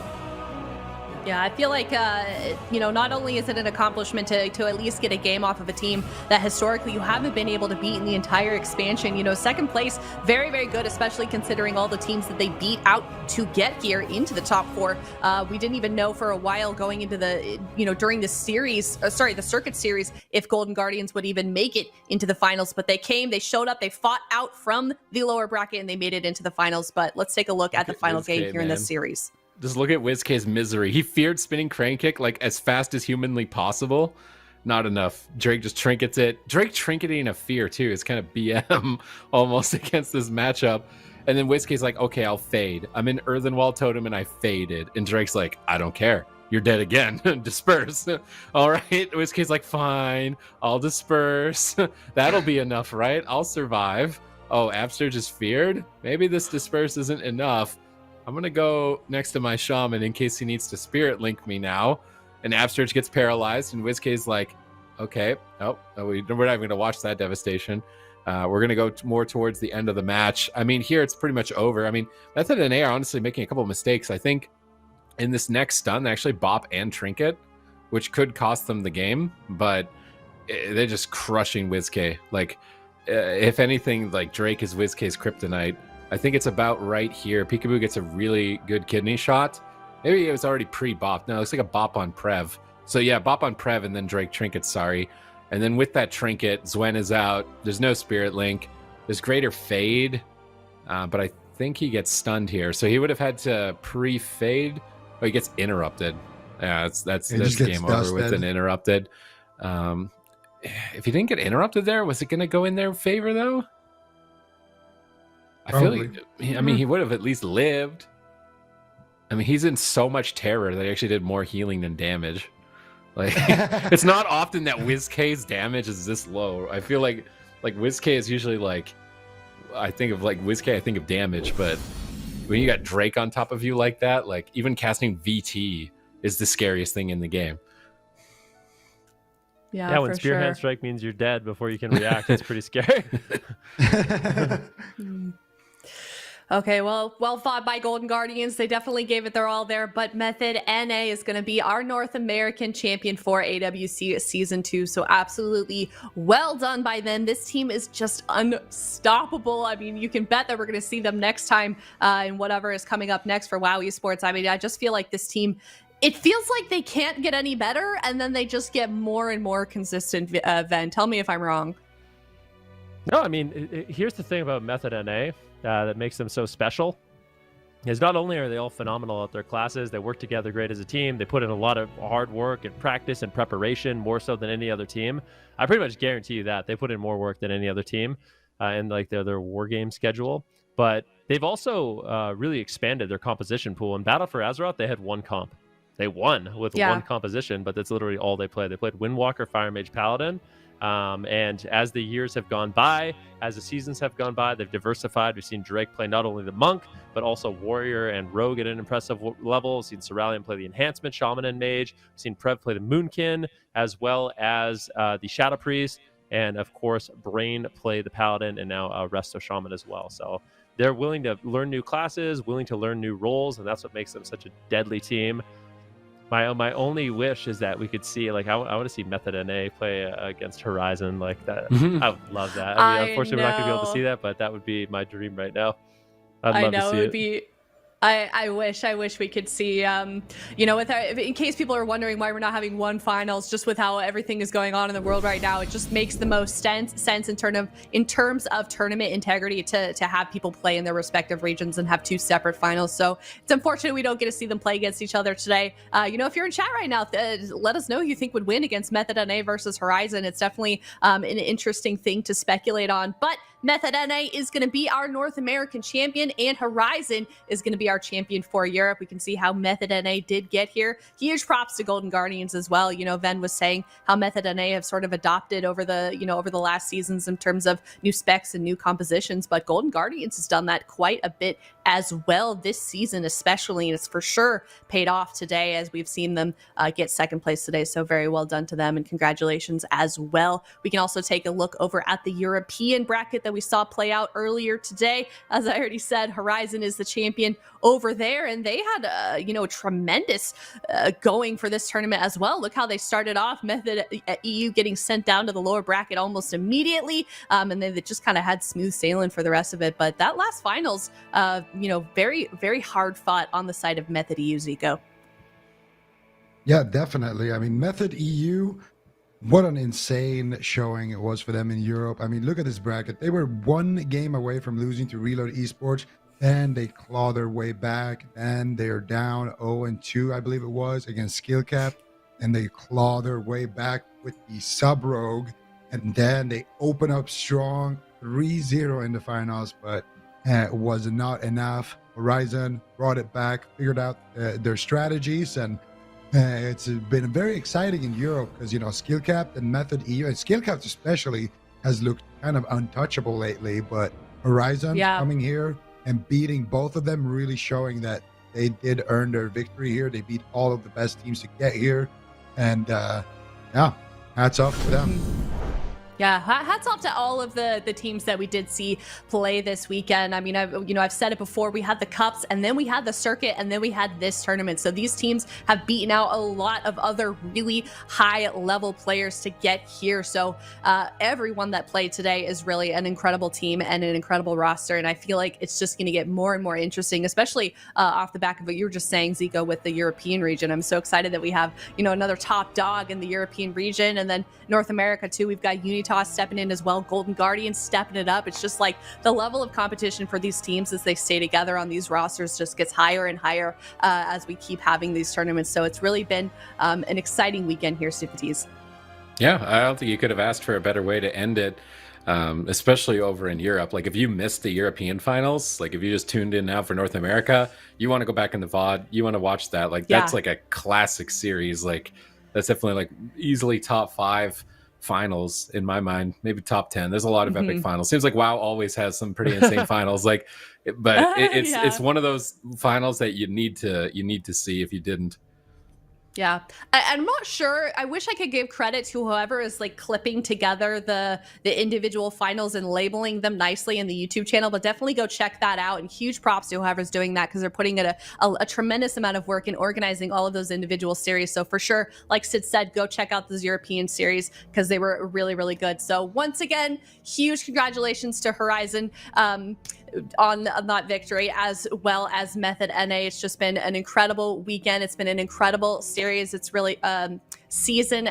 It's been such a pleasure really hosting alongside you guys as well. I had such a good time hosting and filling out this role just a little bit more as I get more comfortable with you guys. So it's been a huge honor. And also I want to give a shout out to everyone working behind the scenes. They've worked night and day so hard. There's so many people working behind the scenes to make this possible. Production, admins, observers, the moderators. There's so many people that you don't see that aren't on camera that are making this production possible for you guys. So tune in next weekend. MDI Last Stand is going to be starting. It's at 10 a.m. Pacific and 7 p.m. CEST. Follow us on Twitter, WoW Esports. Subscribe here. Hit that notification bell so you don't miss any of the action.